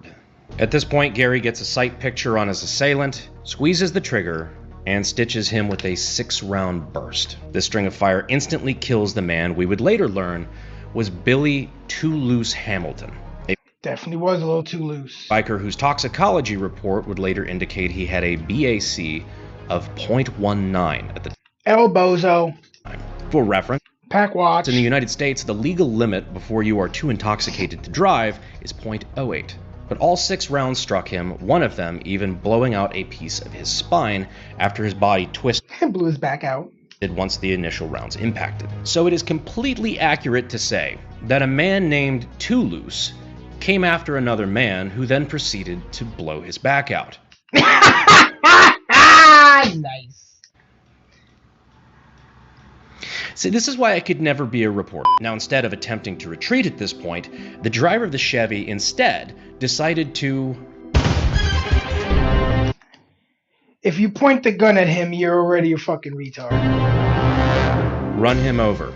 Gary then dived behind cover to escape being, hit by a fucking truck. The pickup then stopped, and the driver then screamed, "Fuck you. You killed one of our brothers. You shot him, motherfucker." Undoubtedly deep in fight-or-flight mode by this point, Gary once again leveled his Ruger AC-556, got a sight picture on his assailant. But before he squeezed the trigger, he noticed the man turned away in an effort to go hide his handgun back in his truck. This is when Gary noticed the lights and sirens. The police had finally arrived, and now it was up to them to figure out what the hell happened here. They learned that the driver was another biker that went by the name of Papa Zoot.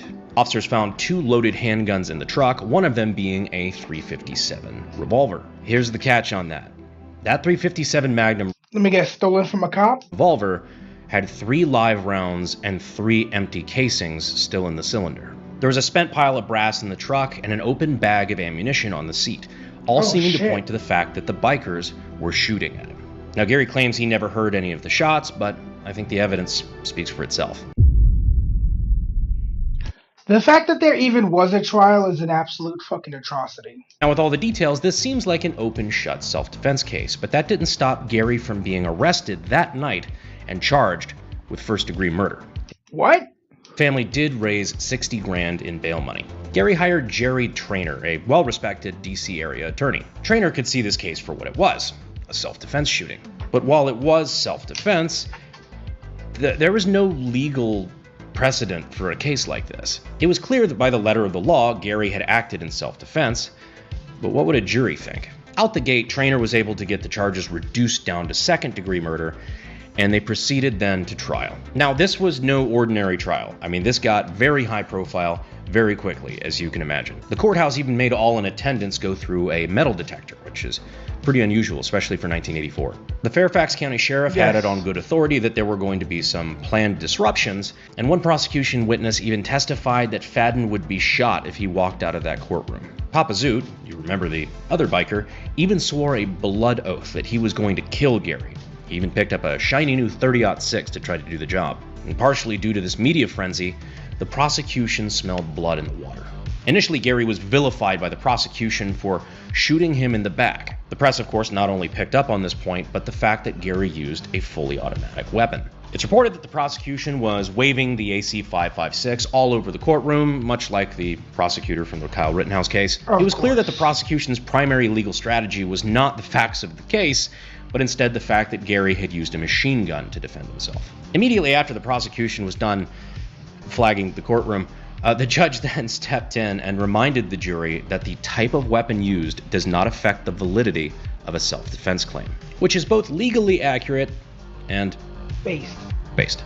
Traynor claimed that Gary was a trustworthy and law-abiding member of the community who was terrorized by the 2 bikers. He characterized Papa Zoot and Too Loose as long-haired, bearded bikers that were prone to violence. And if I could just jump in for a moment, I believe this claim is heavily supported by the fact that they decided to chase a man and his fiancée 17 miles while firing guns at them, all while fucking hammered. Not a great plan. Anyhow, he argued that Gary had acted in self-defense to, quote, an act of terrorism comparable to anything you've seen in the movies or on TV. Gary's attorney Traynor then produced 2 expert witnesses that can actually talk about self-defense shootings because Frankly, they had been there and done that. John Farnham and Massad Ayoob were two of the leading firearm training experts of their day. This would be like if Travis Haley was called to testify in the Kyle Rittenhouse trial. But Farnham and Ayoob never got a chance to testify because they didn't have to. The prosecution was doing such a flawless job of fucking up their own case that Traynor decided that they didn't even need to appear. The prosecution also apparently correctly identified how bad they were fucking it up. They even got desperate enough that they offered to drop Gary's charge down to manslaughter. No, Gary fuck told you. them to get fucked. Nice. Direct quote, but hey, creative licenses. When it came time for the jury to find a verdict, the judge told them that Gary should be found innocent if they believed that the bikers, and I quote, intended and endeavored to take his life and do him great bodily harm. The judge elaborated that in such a case, Gary would have, quote, a right to stand his own ground, repel force with force, and if need be, slot motherfuckers. Okay, that last part's kill his adversary to save his own life. The verdict? That is a fully automatic version of the Ruger Mini 14, which is like an M14 that shoots 5.56. So it's like an M4 or an M16 rather from an alternate time. Excuse me. It's like an M4 or an M16 from an alternate timeline. The jury found that Gary was acting in self-defense. Of course. So despite all the media and political circus around this case, Gary was free. The prosecution began absolutely crashing out, even screaming at the judge, the gun wall on the back? I mean, he's a FFL and he can legally build machine guns, so yeah. I would have exactly that kind of shit on my wall. A murderer loose. Very professional behavior. I'm shocked. The prosecution began absolutely crashing out, even screaming at the judge, you let a murderer loose. Very professional behavior. I'm shocked they didn't win.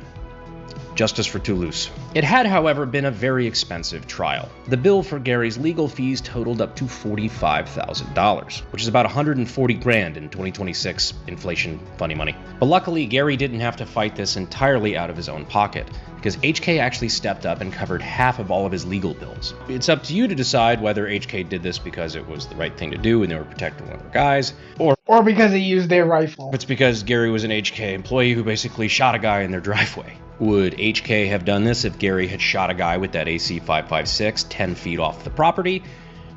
Who knows? This is either based HK or cover your ass HK. But either way, they did help Gary out. We do know afterwards, however, there was some drama at HK. In fact, the HK USA CEO was told by a VP, quote, it's either him or me, in reference to Gary. Was this over the shooting or not? Who knows, could have just been internal politics. Either way, Gary did end up leaving for a job at Beretta. Also, I just want to make this clear, obviously this doesn't reflect on anybody still at HK as this incident was 40 years ago. It's a safe assumption that anybody that was at a decision-making level at HK has either since died, retired, or is being preserved, Mr. House style, in a bunker beneath the HK factory. However, it's also probably safe to say that HK was probably not thrilled with all the media coverage and everything involved in the case. Turns out there might actually be such a thing as bad publicity. Ask me how I know. In refreshingly good news, Gary actually got his AC-556 back. This sounds nice. Reasonable for somebody who was found innocent, but sadly that's not always the case. And getting that particular rifle back was nothing to sneeze at, considering that a transferable Ruger AC-556 nowadays can sell for upwards of 20 grand. Jeez. Now I want one. That being said, he later gave that gun to a friend who had supported him during the trial, stood by Gary even through all the media bullshit. When he gave his friend the gun that he had used to defend himself and his fiancée, he had embedded a plaque, a brass plaque in the stock that simply read, "Because you understand." Despite the financial help from HK, it took Gary 8 years to pay off the legal debt. It would be completely understandable for somebody in Gary's position to just be jaded about the entire experience, but not Gary. In regards to the incident, Gary was quoted as saying, "I've cherished every morning I've gotten up because I earned every moment of my life. I fought for it." From what we've been able to find, we believe Gary is still alive and well. We did attempt to contact him for this video just to set a few things straight, but with no success, which is why any personal information we were able to find out about Gary, we omitted from the video for privacy reasons, and I ask you to respect his privacy as well. We have to remember this entire video is about what may... Remember, he didn't sign up to be chased by fucking psycho bikers. So, you know, he just wants to live the rest of his life in peace. We should allow him that. well be the worst day of his life. So if you were in the same situation, I'm sure you'd want the option of having your privacy too. Gary, on the off chance you are watching, please feel free to reach out. Especially if I did fuck something up along the way of telling the story. I've been known to do that from time to time. Nobody's perfect. Except Ryan Gosling. But one last important note. I want to take a page out of Gary's book. I own this fully transferable Ruger AC-556, a machine gun that's legal to own for any civilian in the United States. Any non-felon who can have an NFA item anyway. Much like Gary gave his to his friend, I think this should belong to one of you, who have also stood by me, also through the media bullshit. I'm in the middle of fighting to get into Congress, and one of the reasons why I'm doing that is so I can continue to protect the Second Amendment against people like the folks that tried to throw Gary in jail for defending his own life. Every $5 you spend toward the campaign is more ammunition in that fight. Fuck, I wish I lived in a state where I could own an NFA item. TV, radio, mailers. But by the end of next month, this gun will belong to one of our donors. Why? Because you understand. As far as facts of the case that were used in this video, we relied heavily on news articles at the time. Article from Massad Ayub himself, who you may remember as being one of the expert witnesses that was about to be used in the trial, forum posts, and so on. So if I got certain details on this case a little wrong, I apologize for that, but we attempted to take all the facts that were out there and compile the most comprehensive telling of this story. Because, and I hope you agree, I feel like this is a story that really needs to be told. Because as Americans, from day one, we've not only fought for life, liberty, and the pursuit of happiness, but also for the right to defend those rights. But seriously, let me know if you'd like to see more videos like this. We will be doing a dedicated range video for the Ruger AC-556 because I've got some spicy opinions about this platform, and really the entire family tree of the M14. But as for this gun, let's just say there's definitely a reason that I bought it. Be sure to check to make sure you're subscribed so you don't miss any of the fun stuff we've got coming up. So if you have ideas for videos like this, let me know down in the comments, or if you never want to see one again, let me know that too. That's also valuable. I appreciate you watching to the end, and I will see you sexy YouTube mother lovers in the next one. Thanks. Fuel is my obsession to make the perfect weapon, like Rasputin's rise to the top.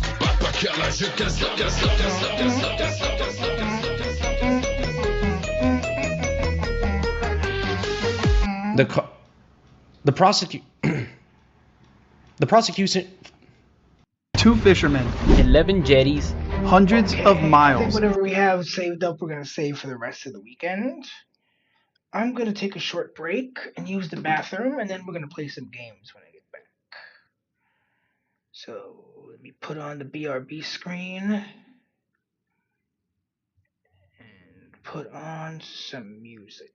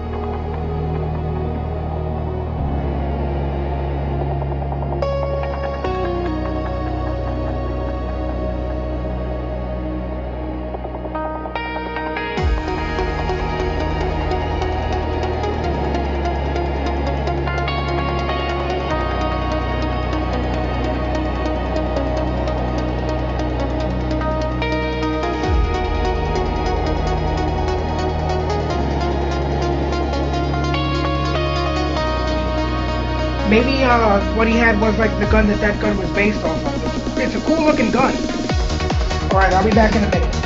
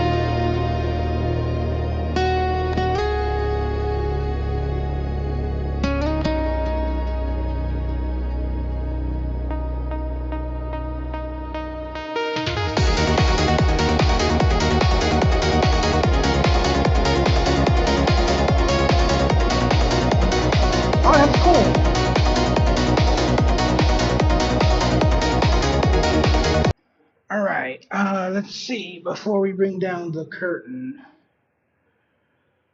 what do I want to play tonight?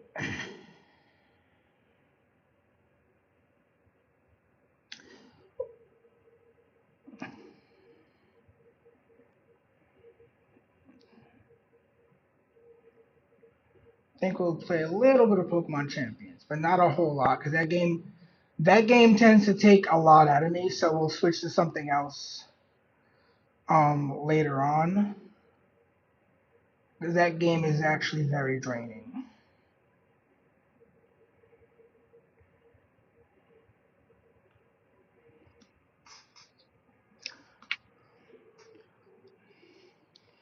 Game is actually a tad bit draining.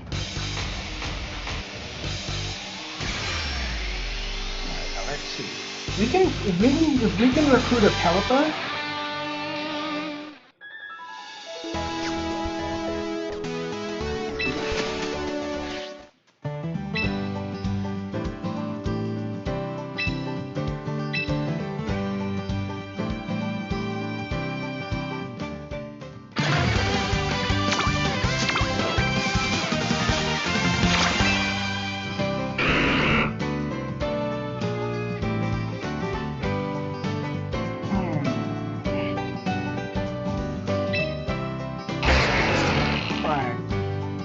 Maybe we'll make our pick later then. I was kind of hoping we might pull Pelipper.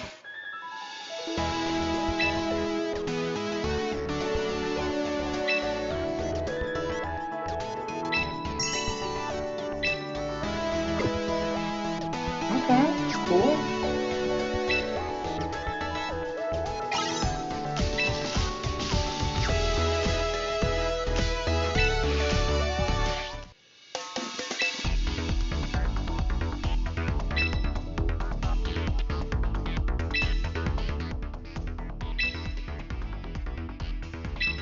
Alright, so let's see.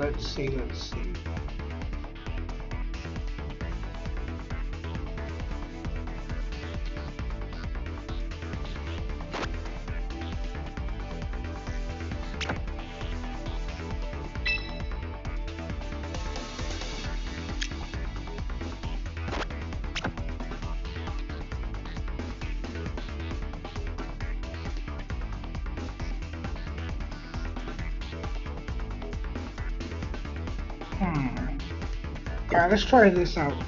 And we can always change things up a little bit later.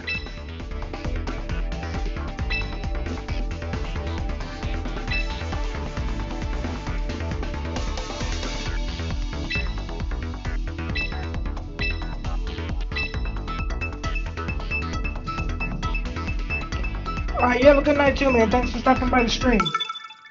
I appreciate you coming out. I'll see you tomorrow night. Okay, we got Garchomp. Let's see.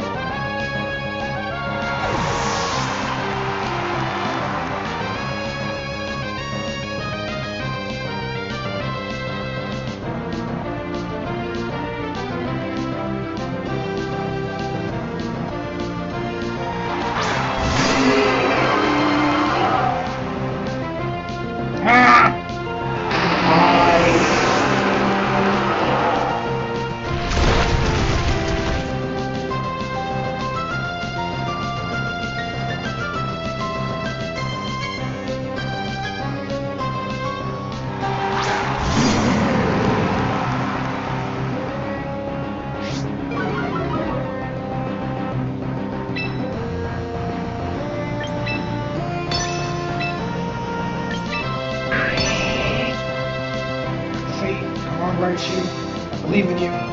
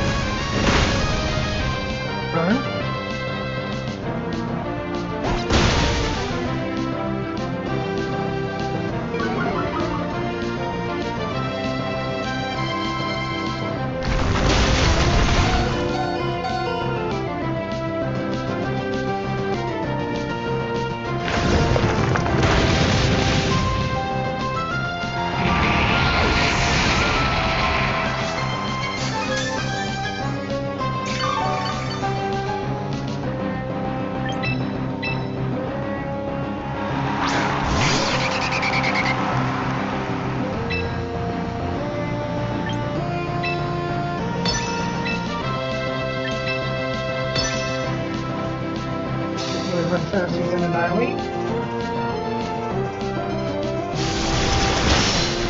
Yep.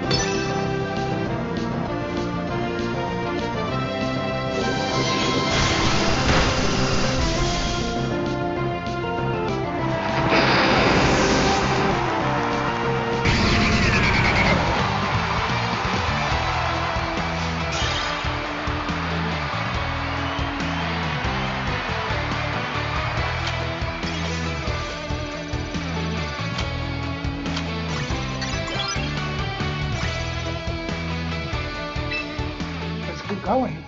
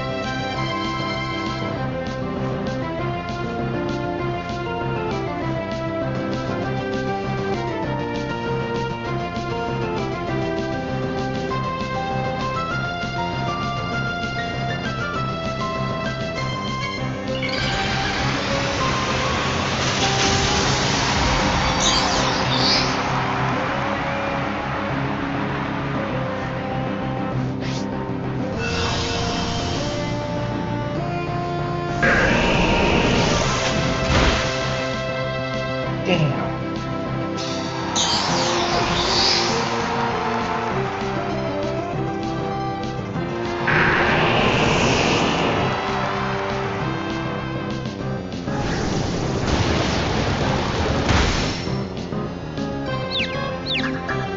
Fuck.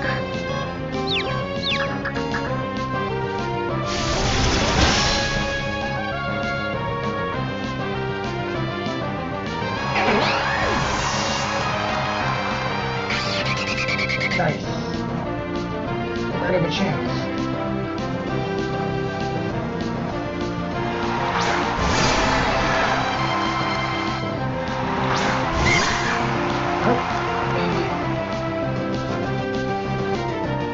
Oh, fuck, we don't have a chance.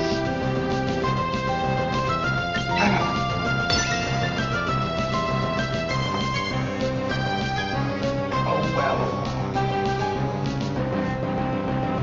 Looks like I'm giga cooked.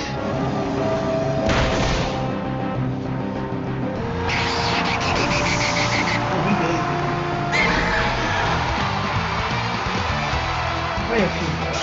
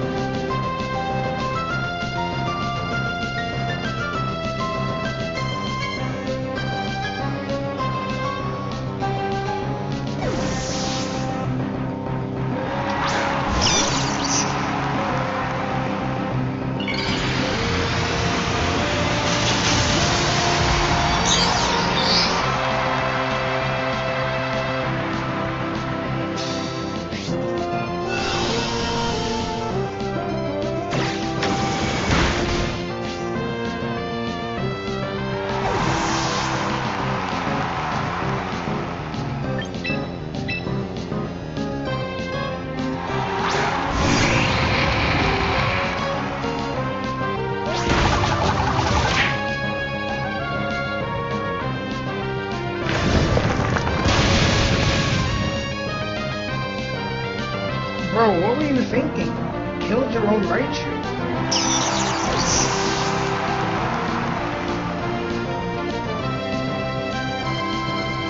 You stupid.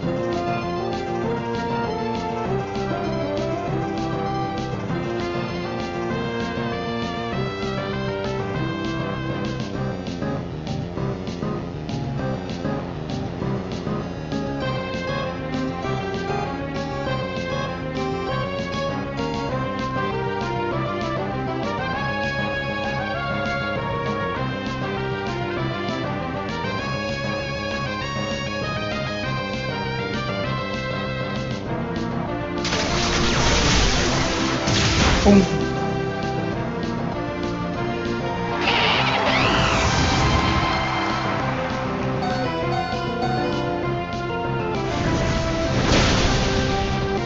Nice. Hold on down.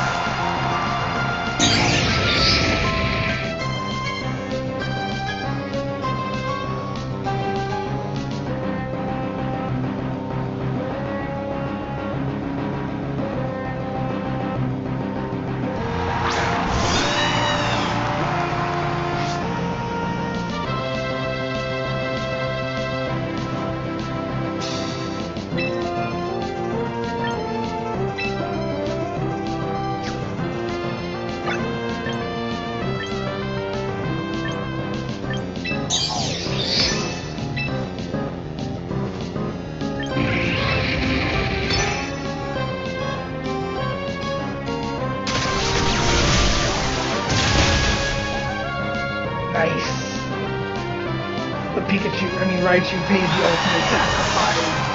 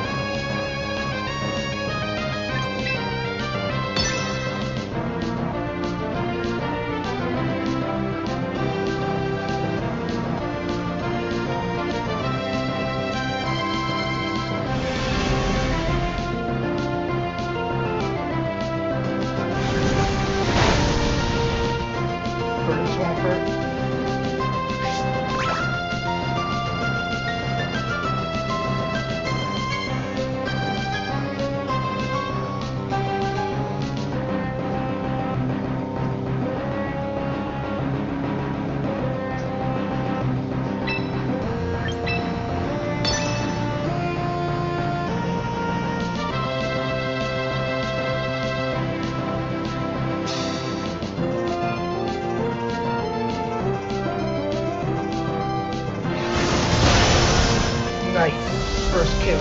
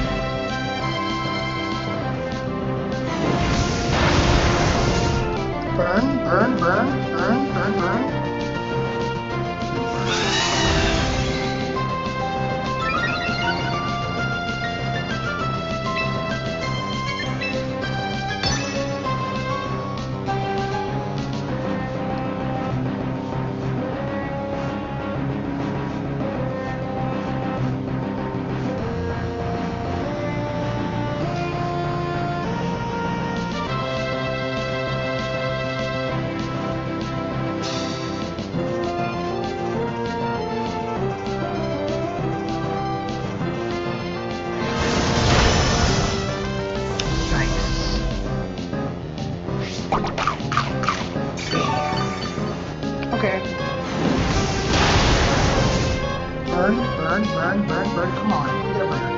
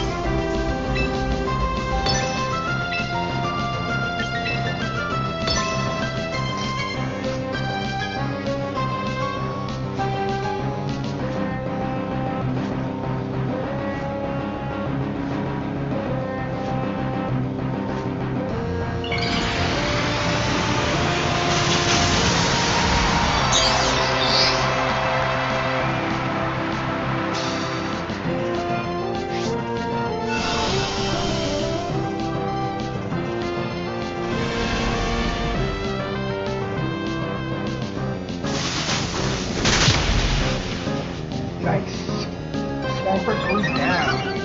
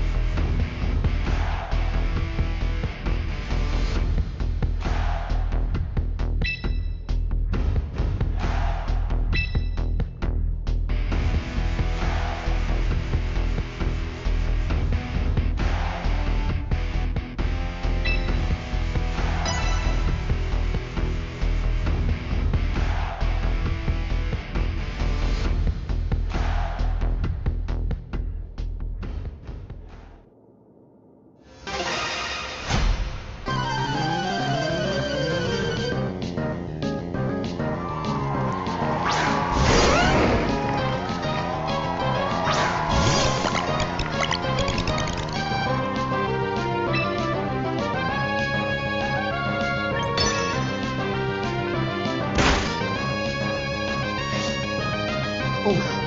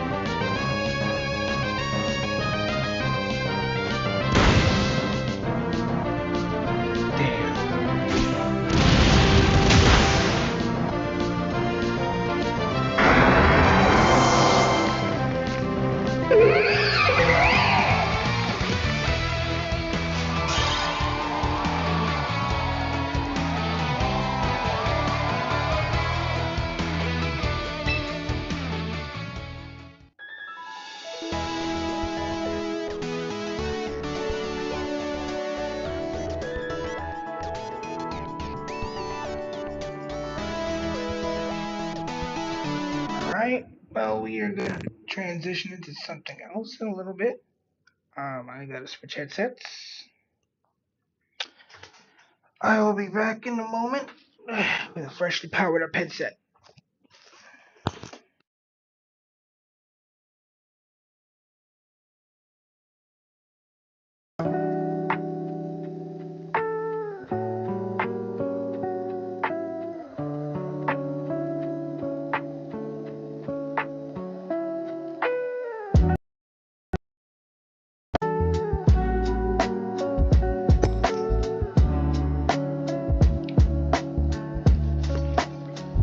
chest.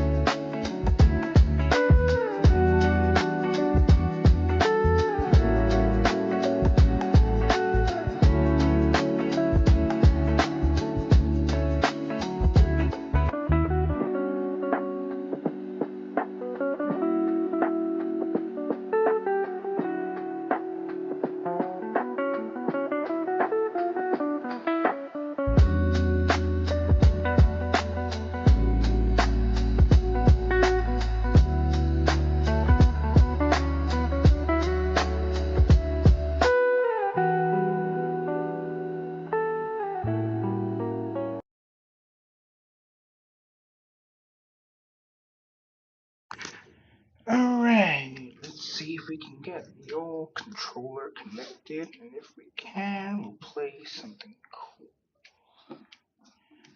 Let's see if we can get this controller connected.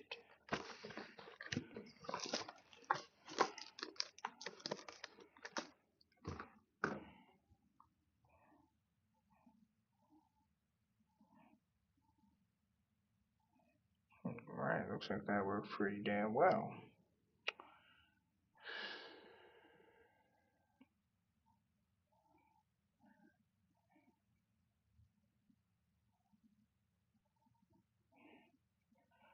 Alright, we're gonna play a little bit of this.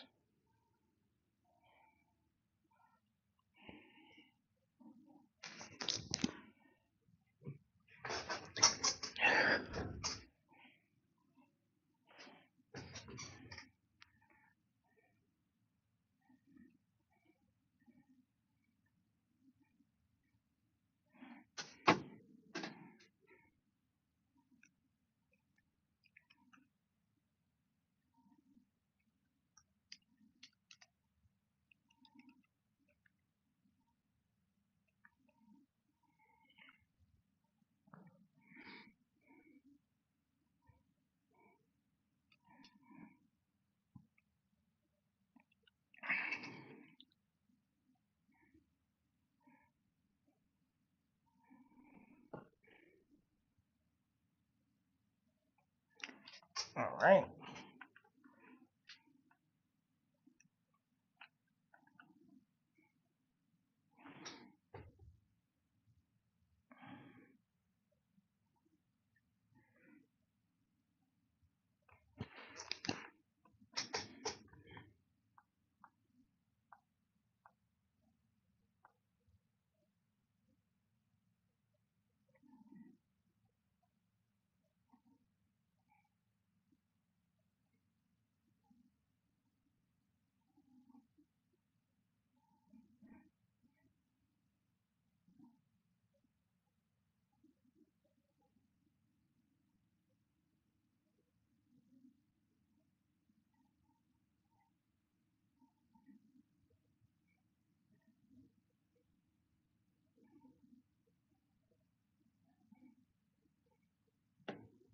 Let's try this again.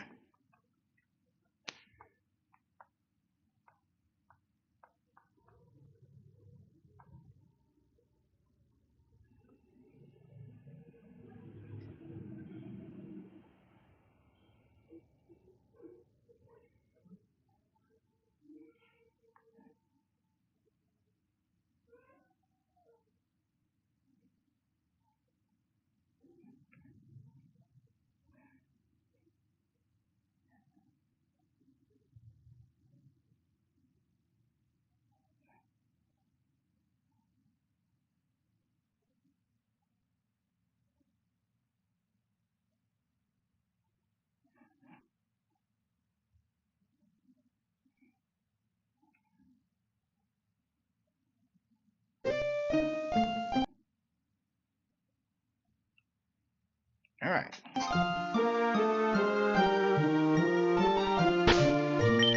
Okay, if I remember correctly, the next gym is here, Lambert's Town. How the fuck do I get to Lambert's Town again?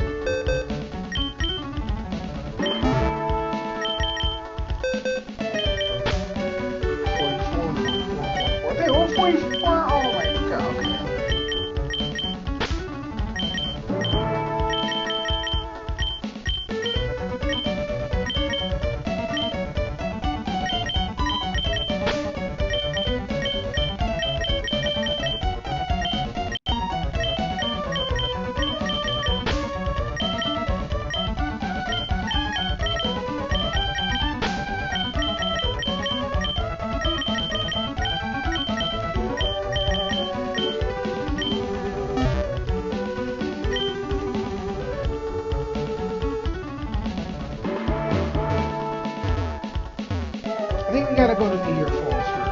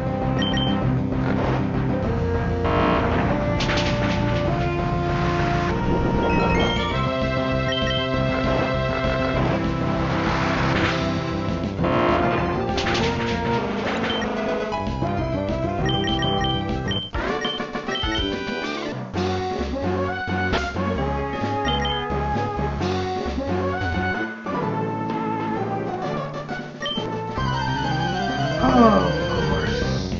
It's gonna be a gauntlet of trainers.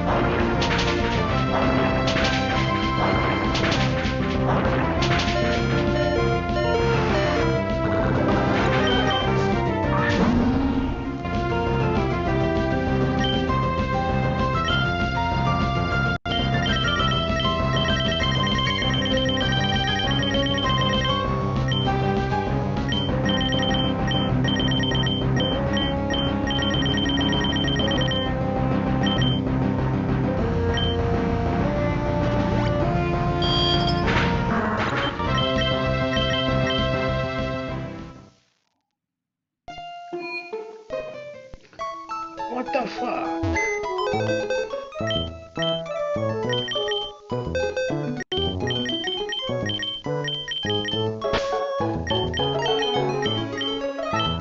Trash. God damn, you're trash, bro.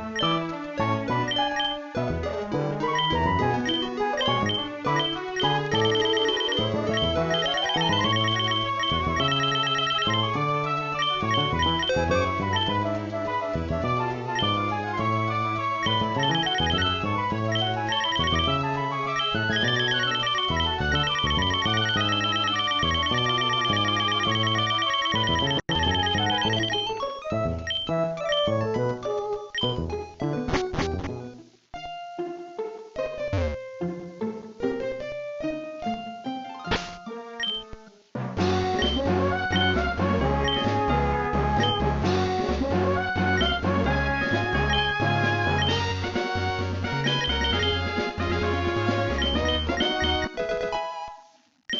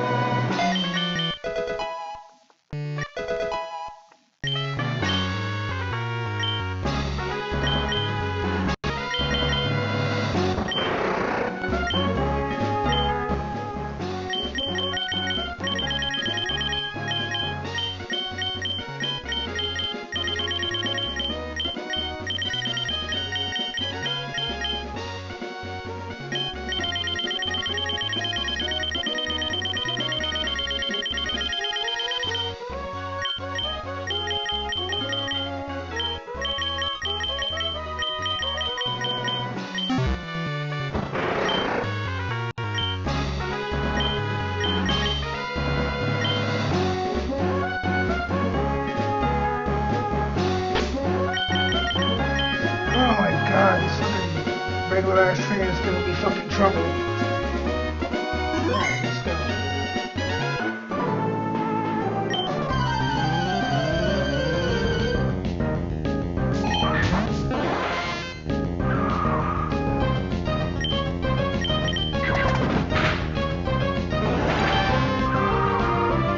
Bro, you gotta be bullshitting me.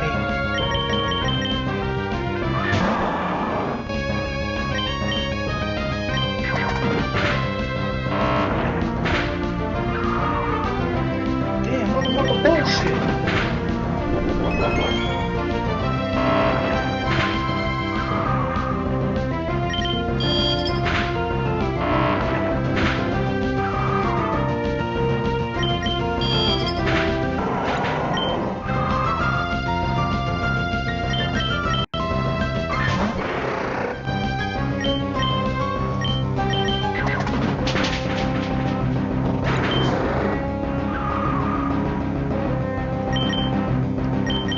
Bro, why the fuck is this so fucking fast?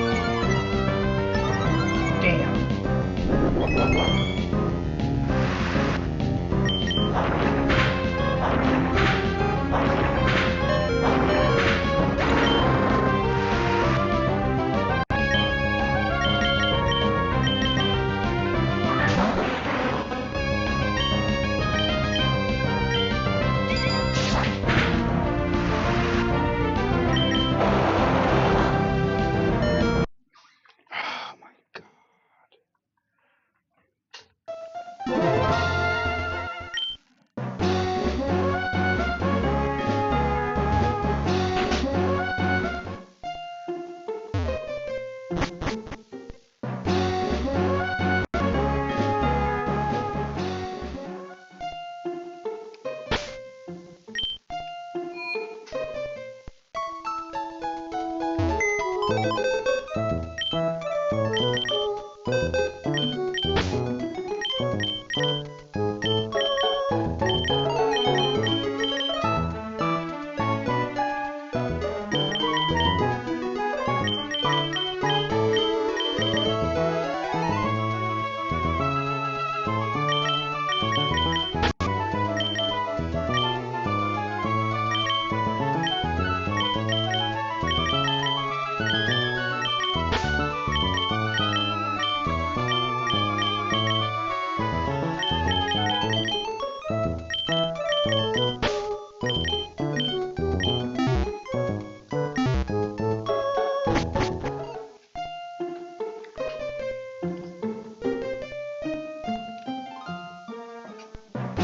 try this again.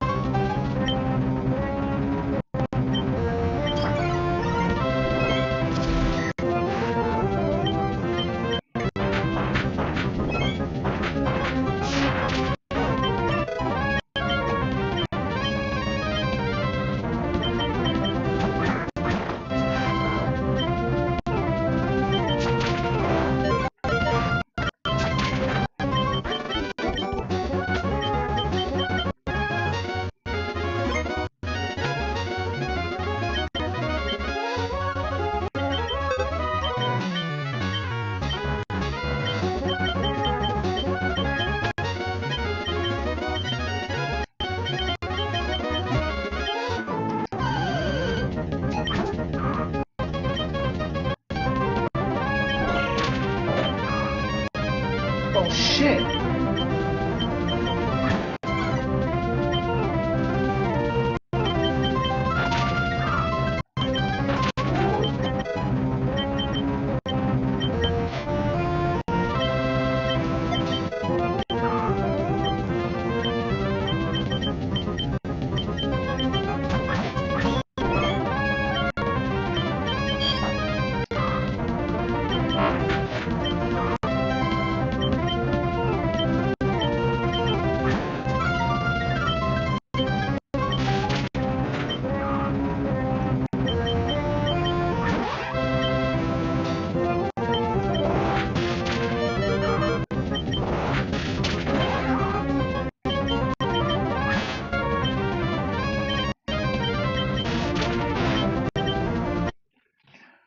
Okay.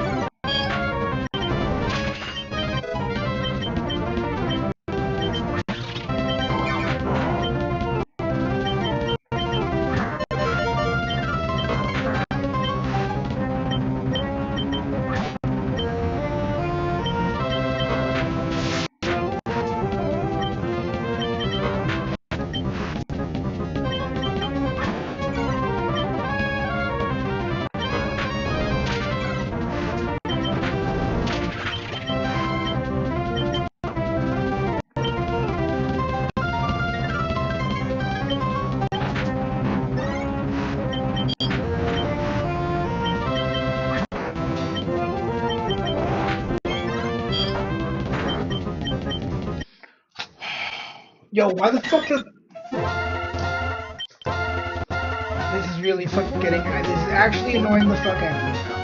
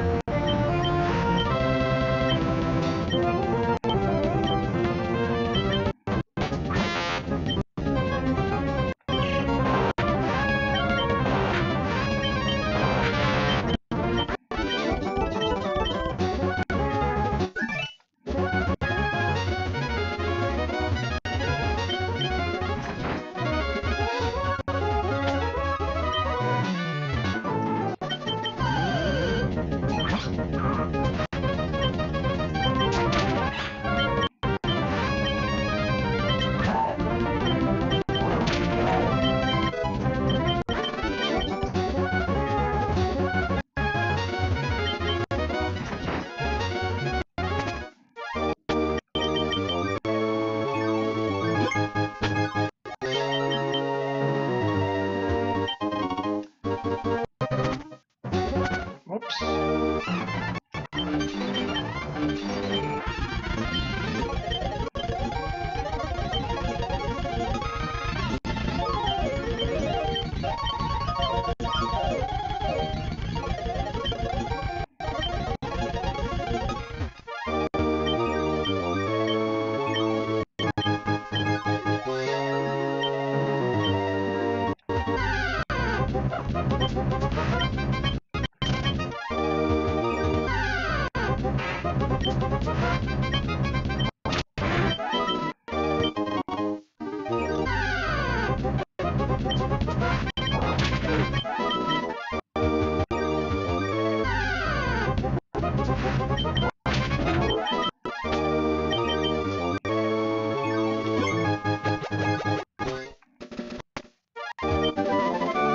Okay, that's kind of cool.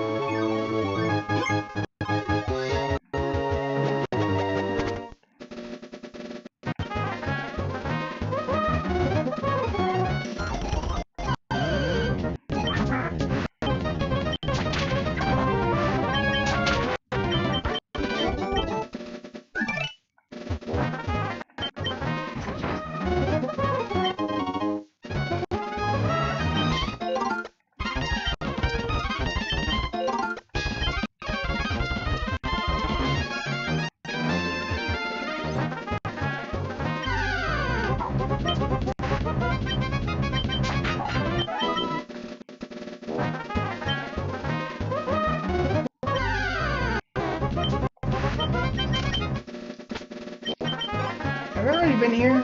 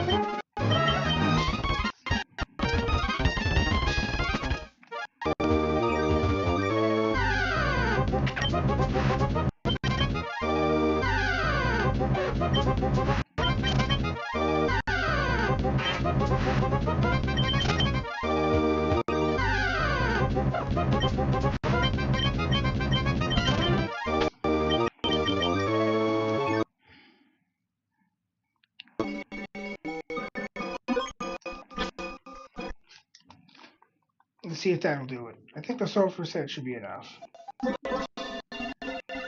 No, I was fucking wrong. Fucking wrong. It's gotta do hard reset.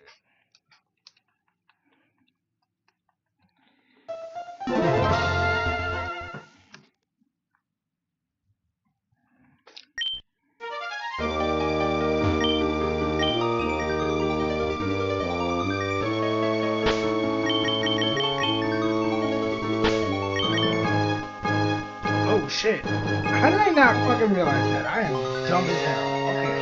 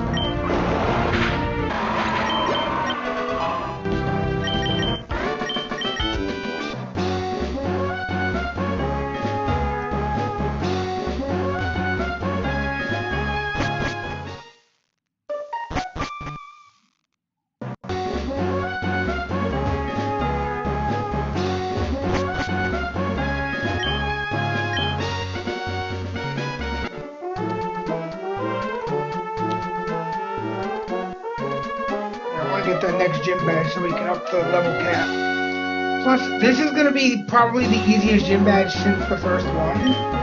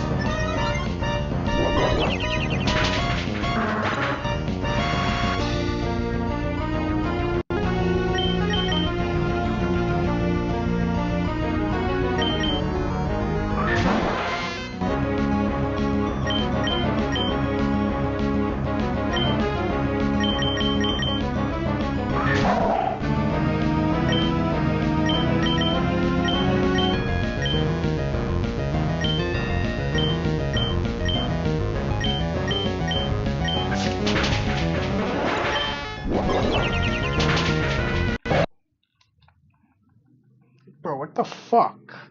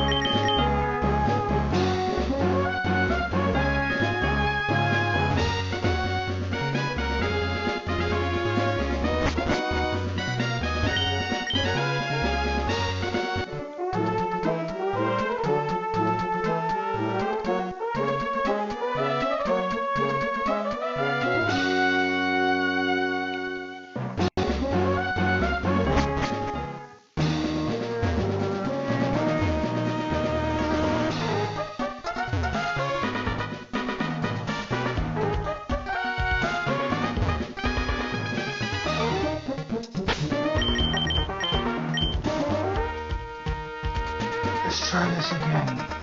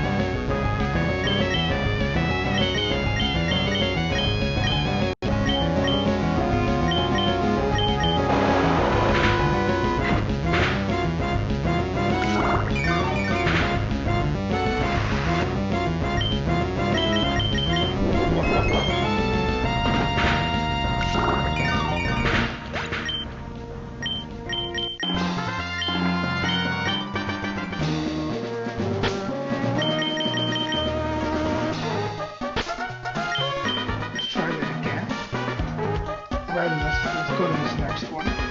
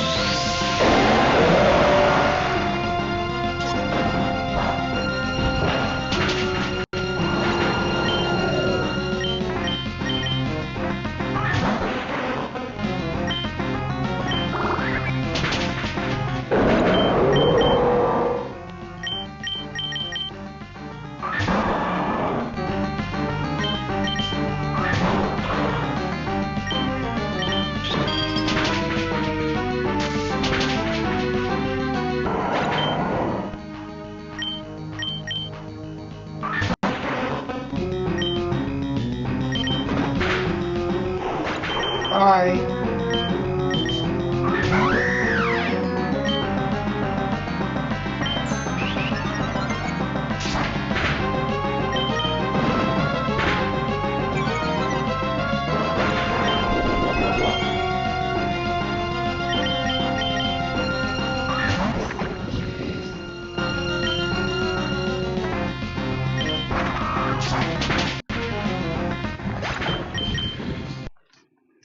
Fucking shit. All right.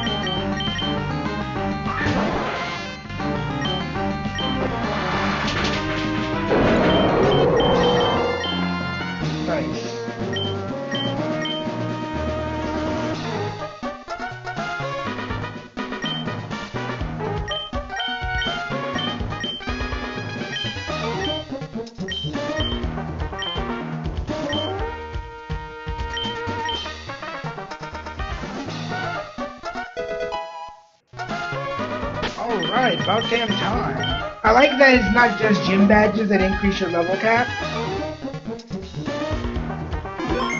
That's super cool. Because that would be annoying as hell if it was like just your badges.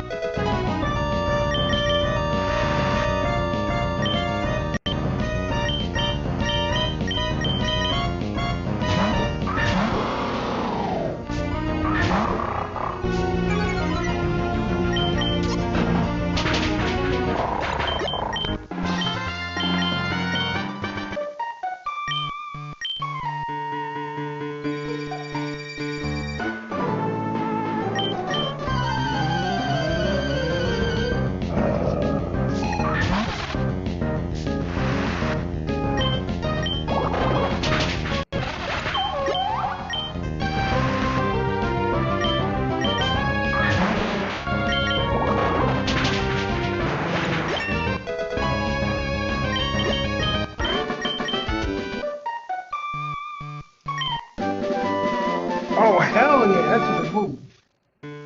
I don't know if I can actually use it on any Pokemon now, but that's a good move.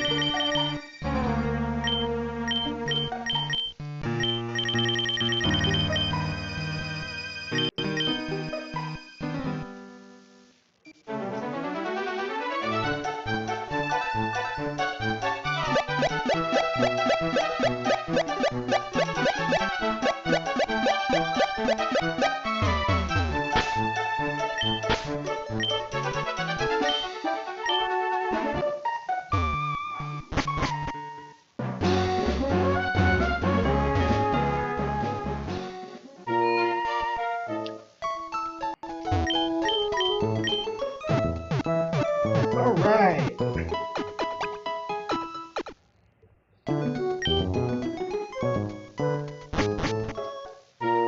Alright, we made it to Lava Town.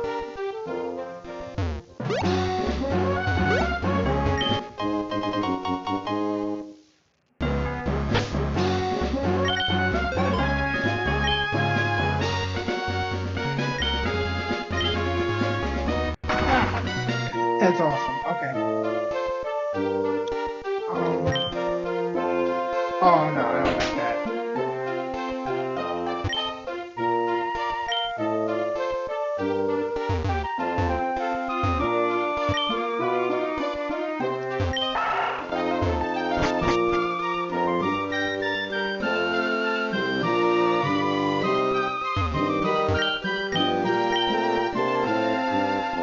Yo, let's go! Hyper Voice, okay, Thunderbolt, we got Flamethrower, Sludge Bomb, okay, Energy Ball, okay, Dark Pulse. Shit, that's fucking awesome.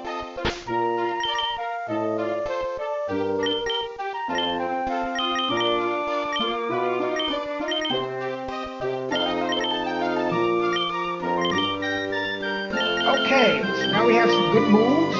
Our level cap is raised. I say we just jump right into the fucking gym battle.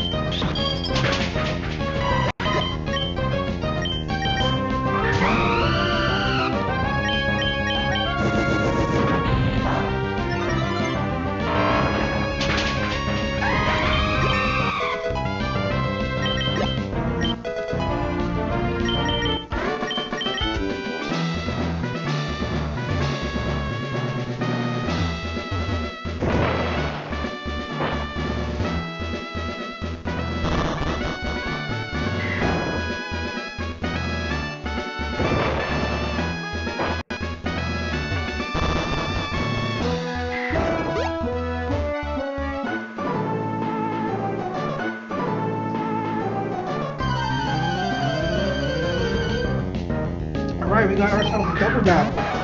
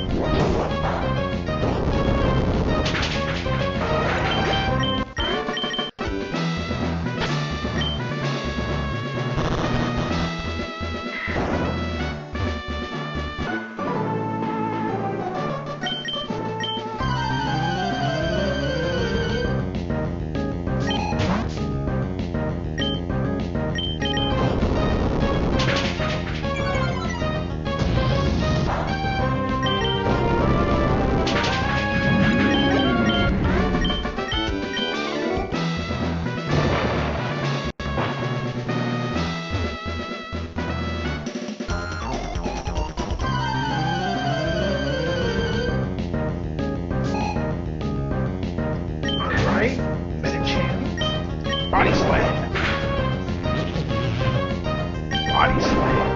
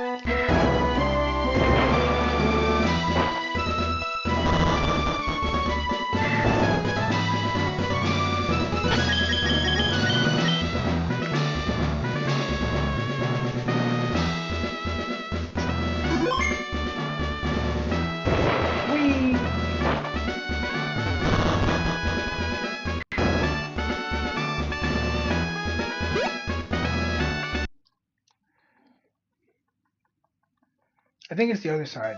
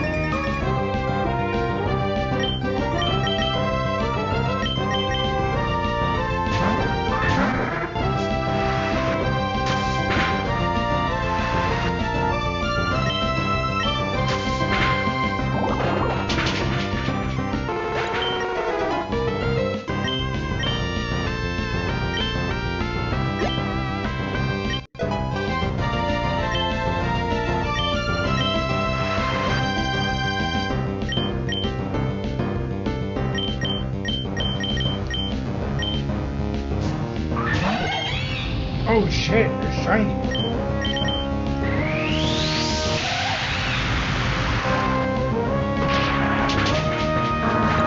Fuck.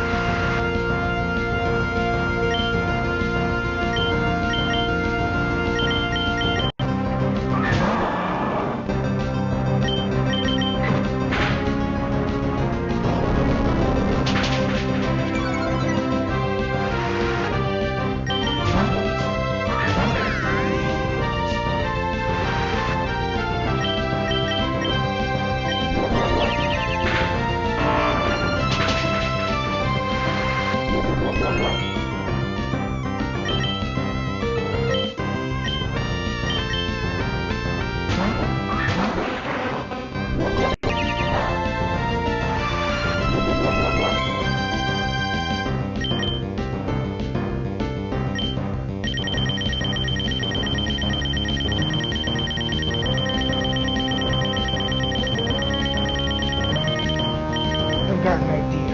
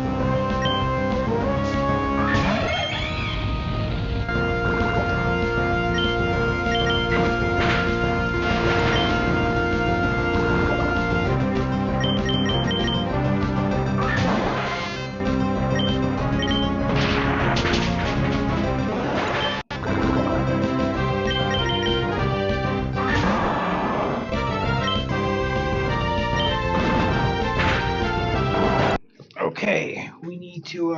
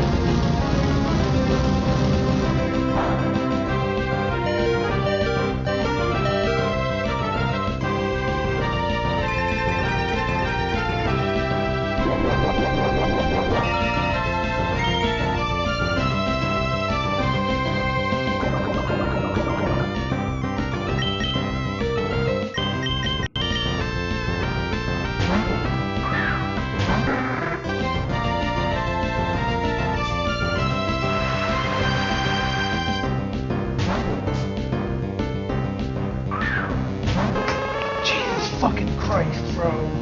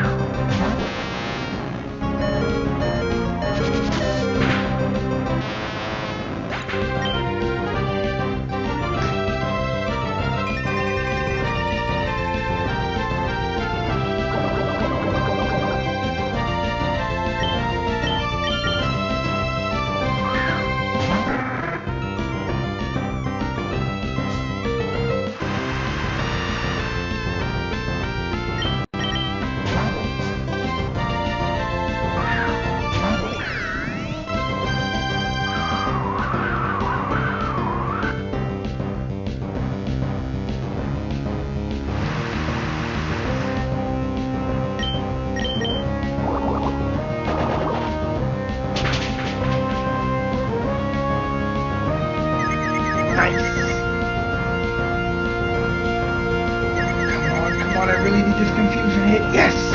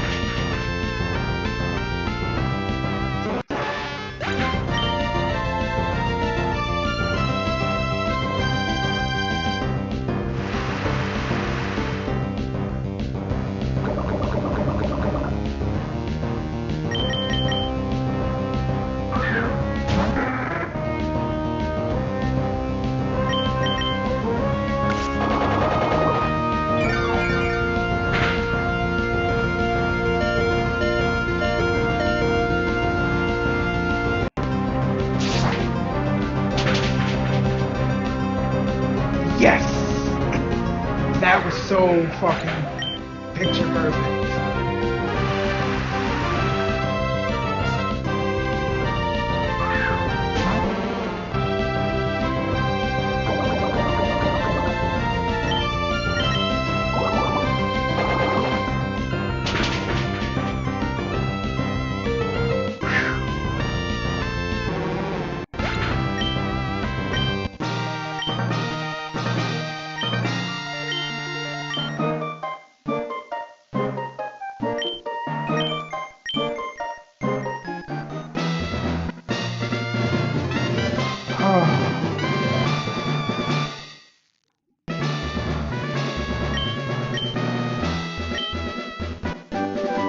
Overheat. Okay, that's cool.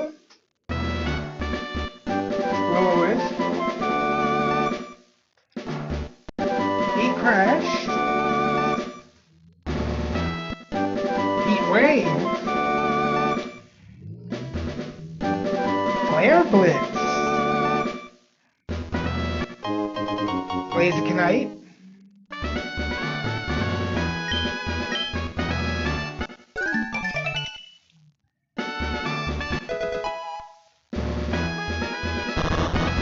Alright, level cap increased to 56.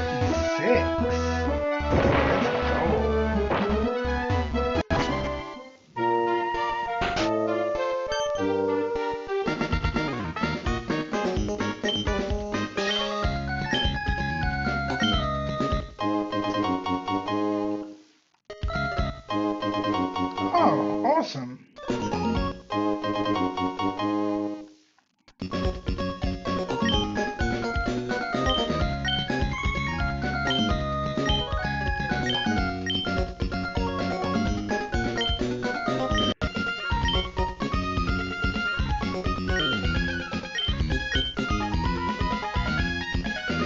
Okay, well.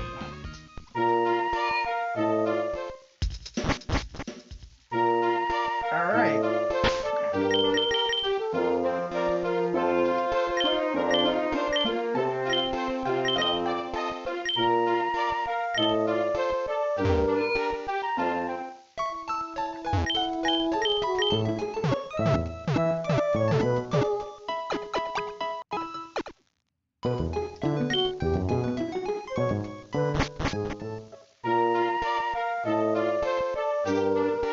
Alright, let's go explore the desert.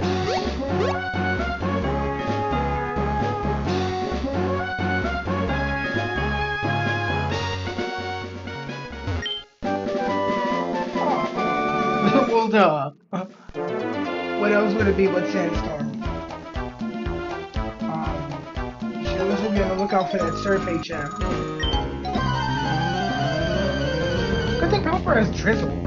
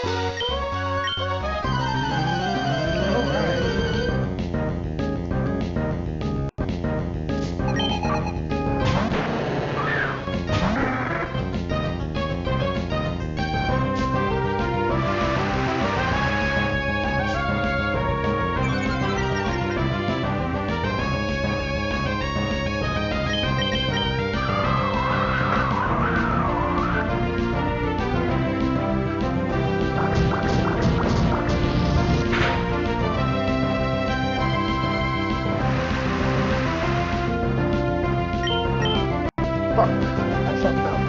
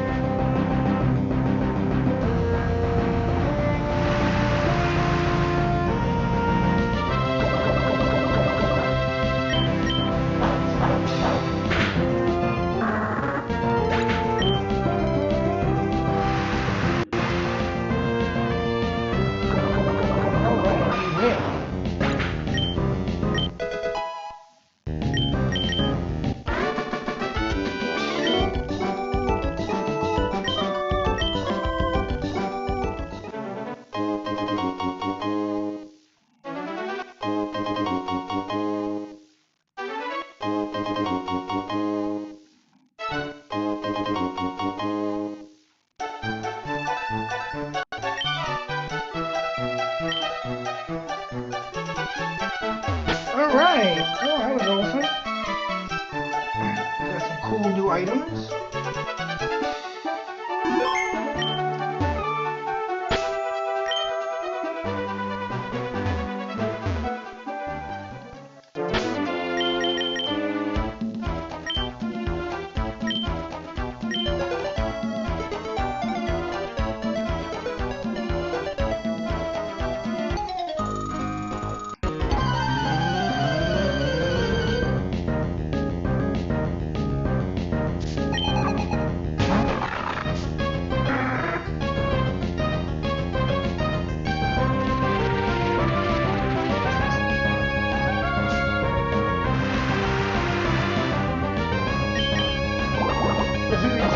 Surf Kim before, and maybe get a fossil.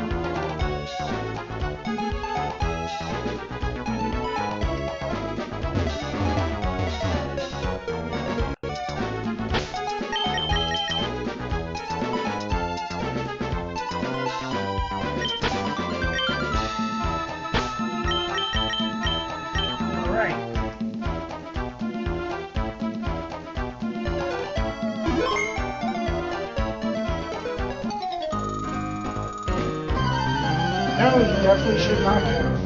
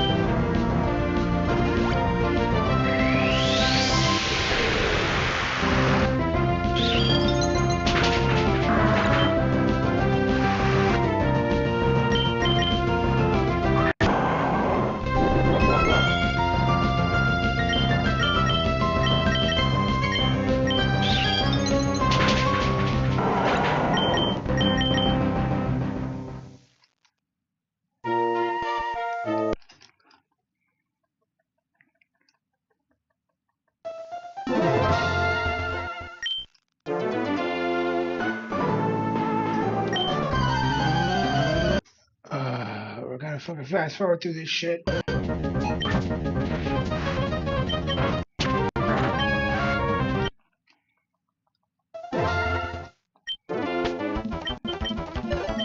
first of all,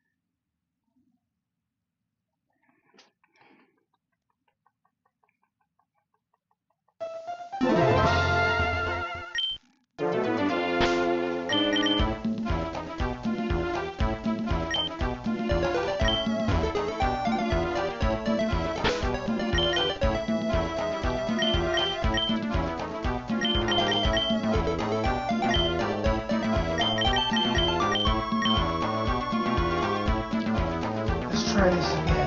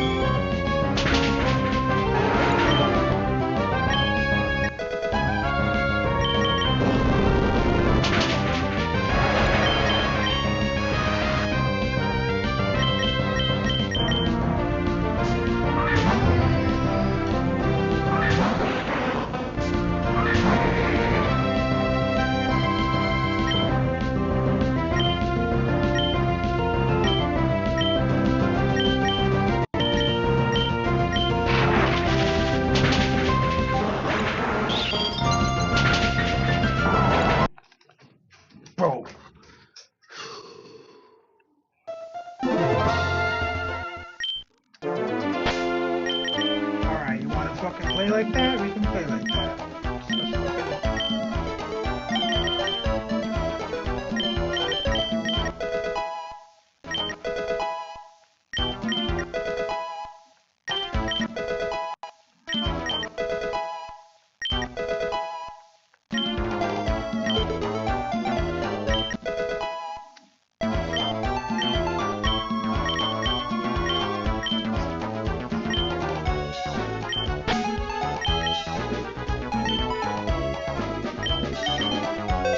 Alright, let's see who else.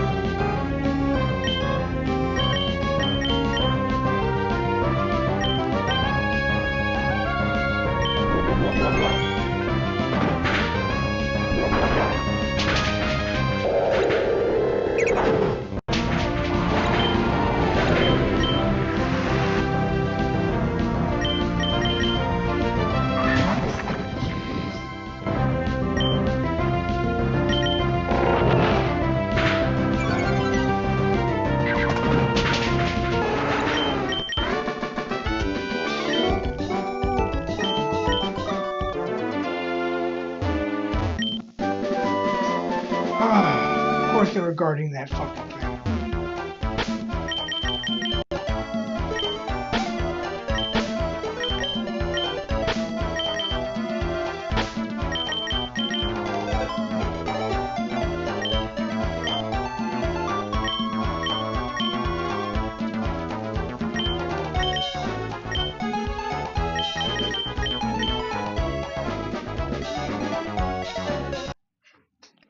Alright, now we're just gonna...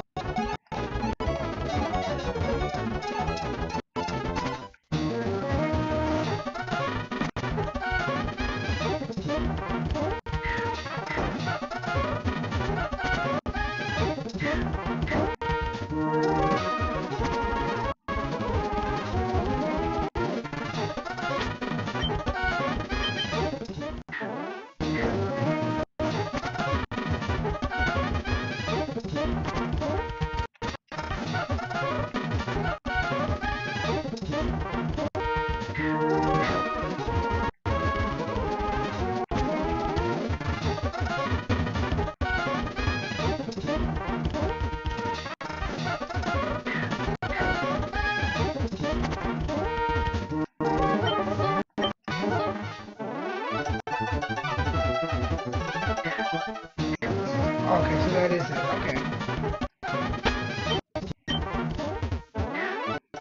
Shit.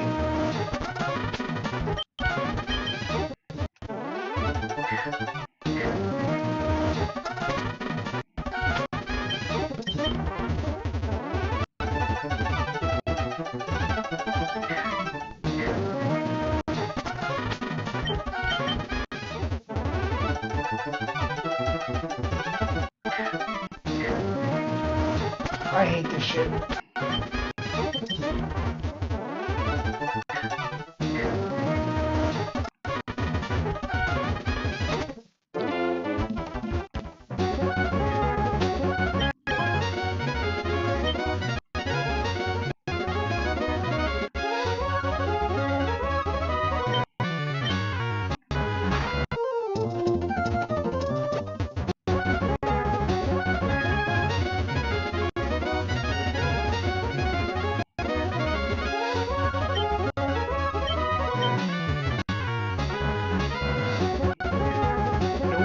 Alright, so I can't use surf yet. So.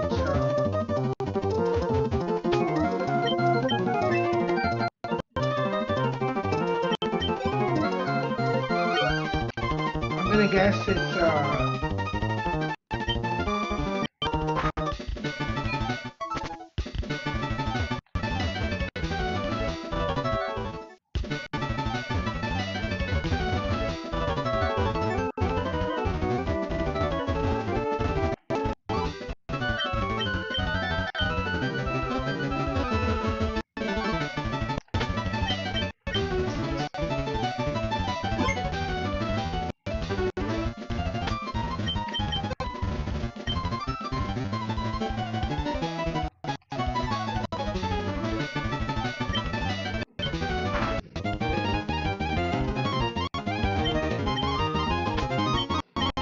I think this is the next thing we have to do.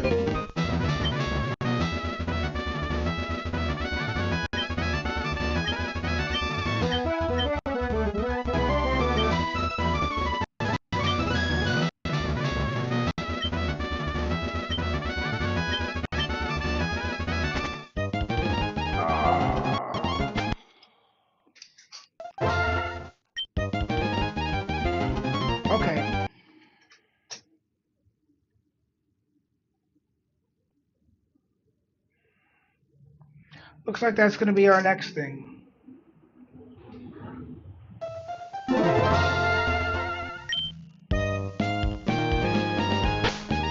Okay, so we gotta go do the trick house. I don't know where that is. He'll tell us, and we're gonna do that probably tomorrow. Alright. I am going to put on the thanks for watching screen and begin to get ready to go. Alright. I hope you guys had a fun time tonight. I will see you guys tomorrow night.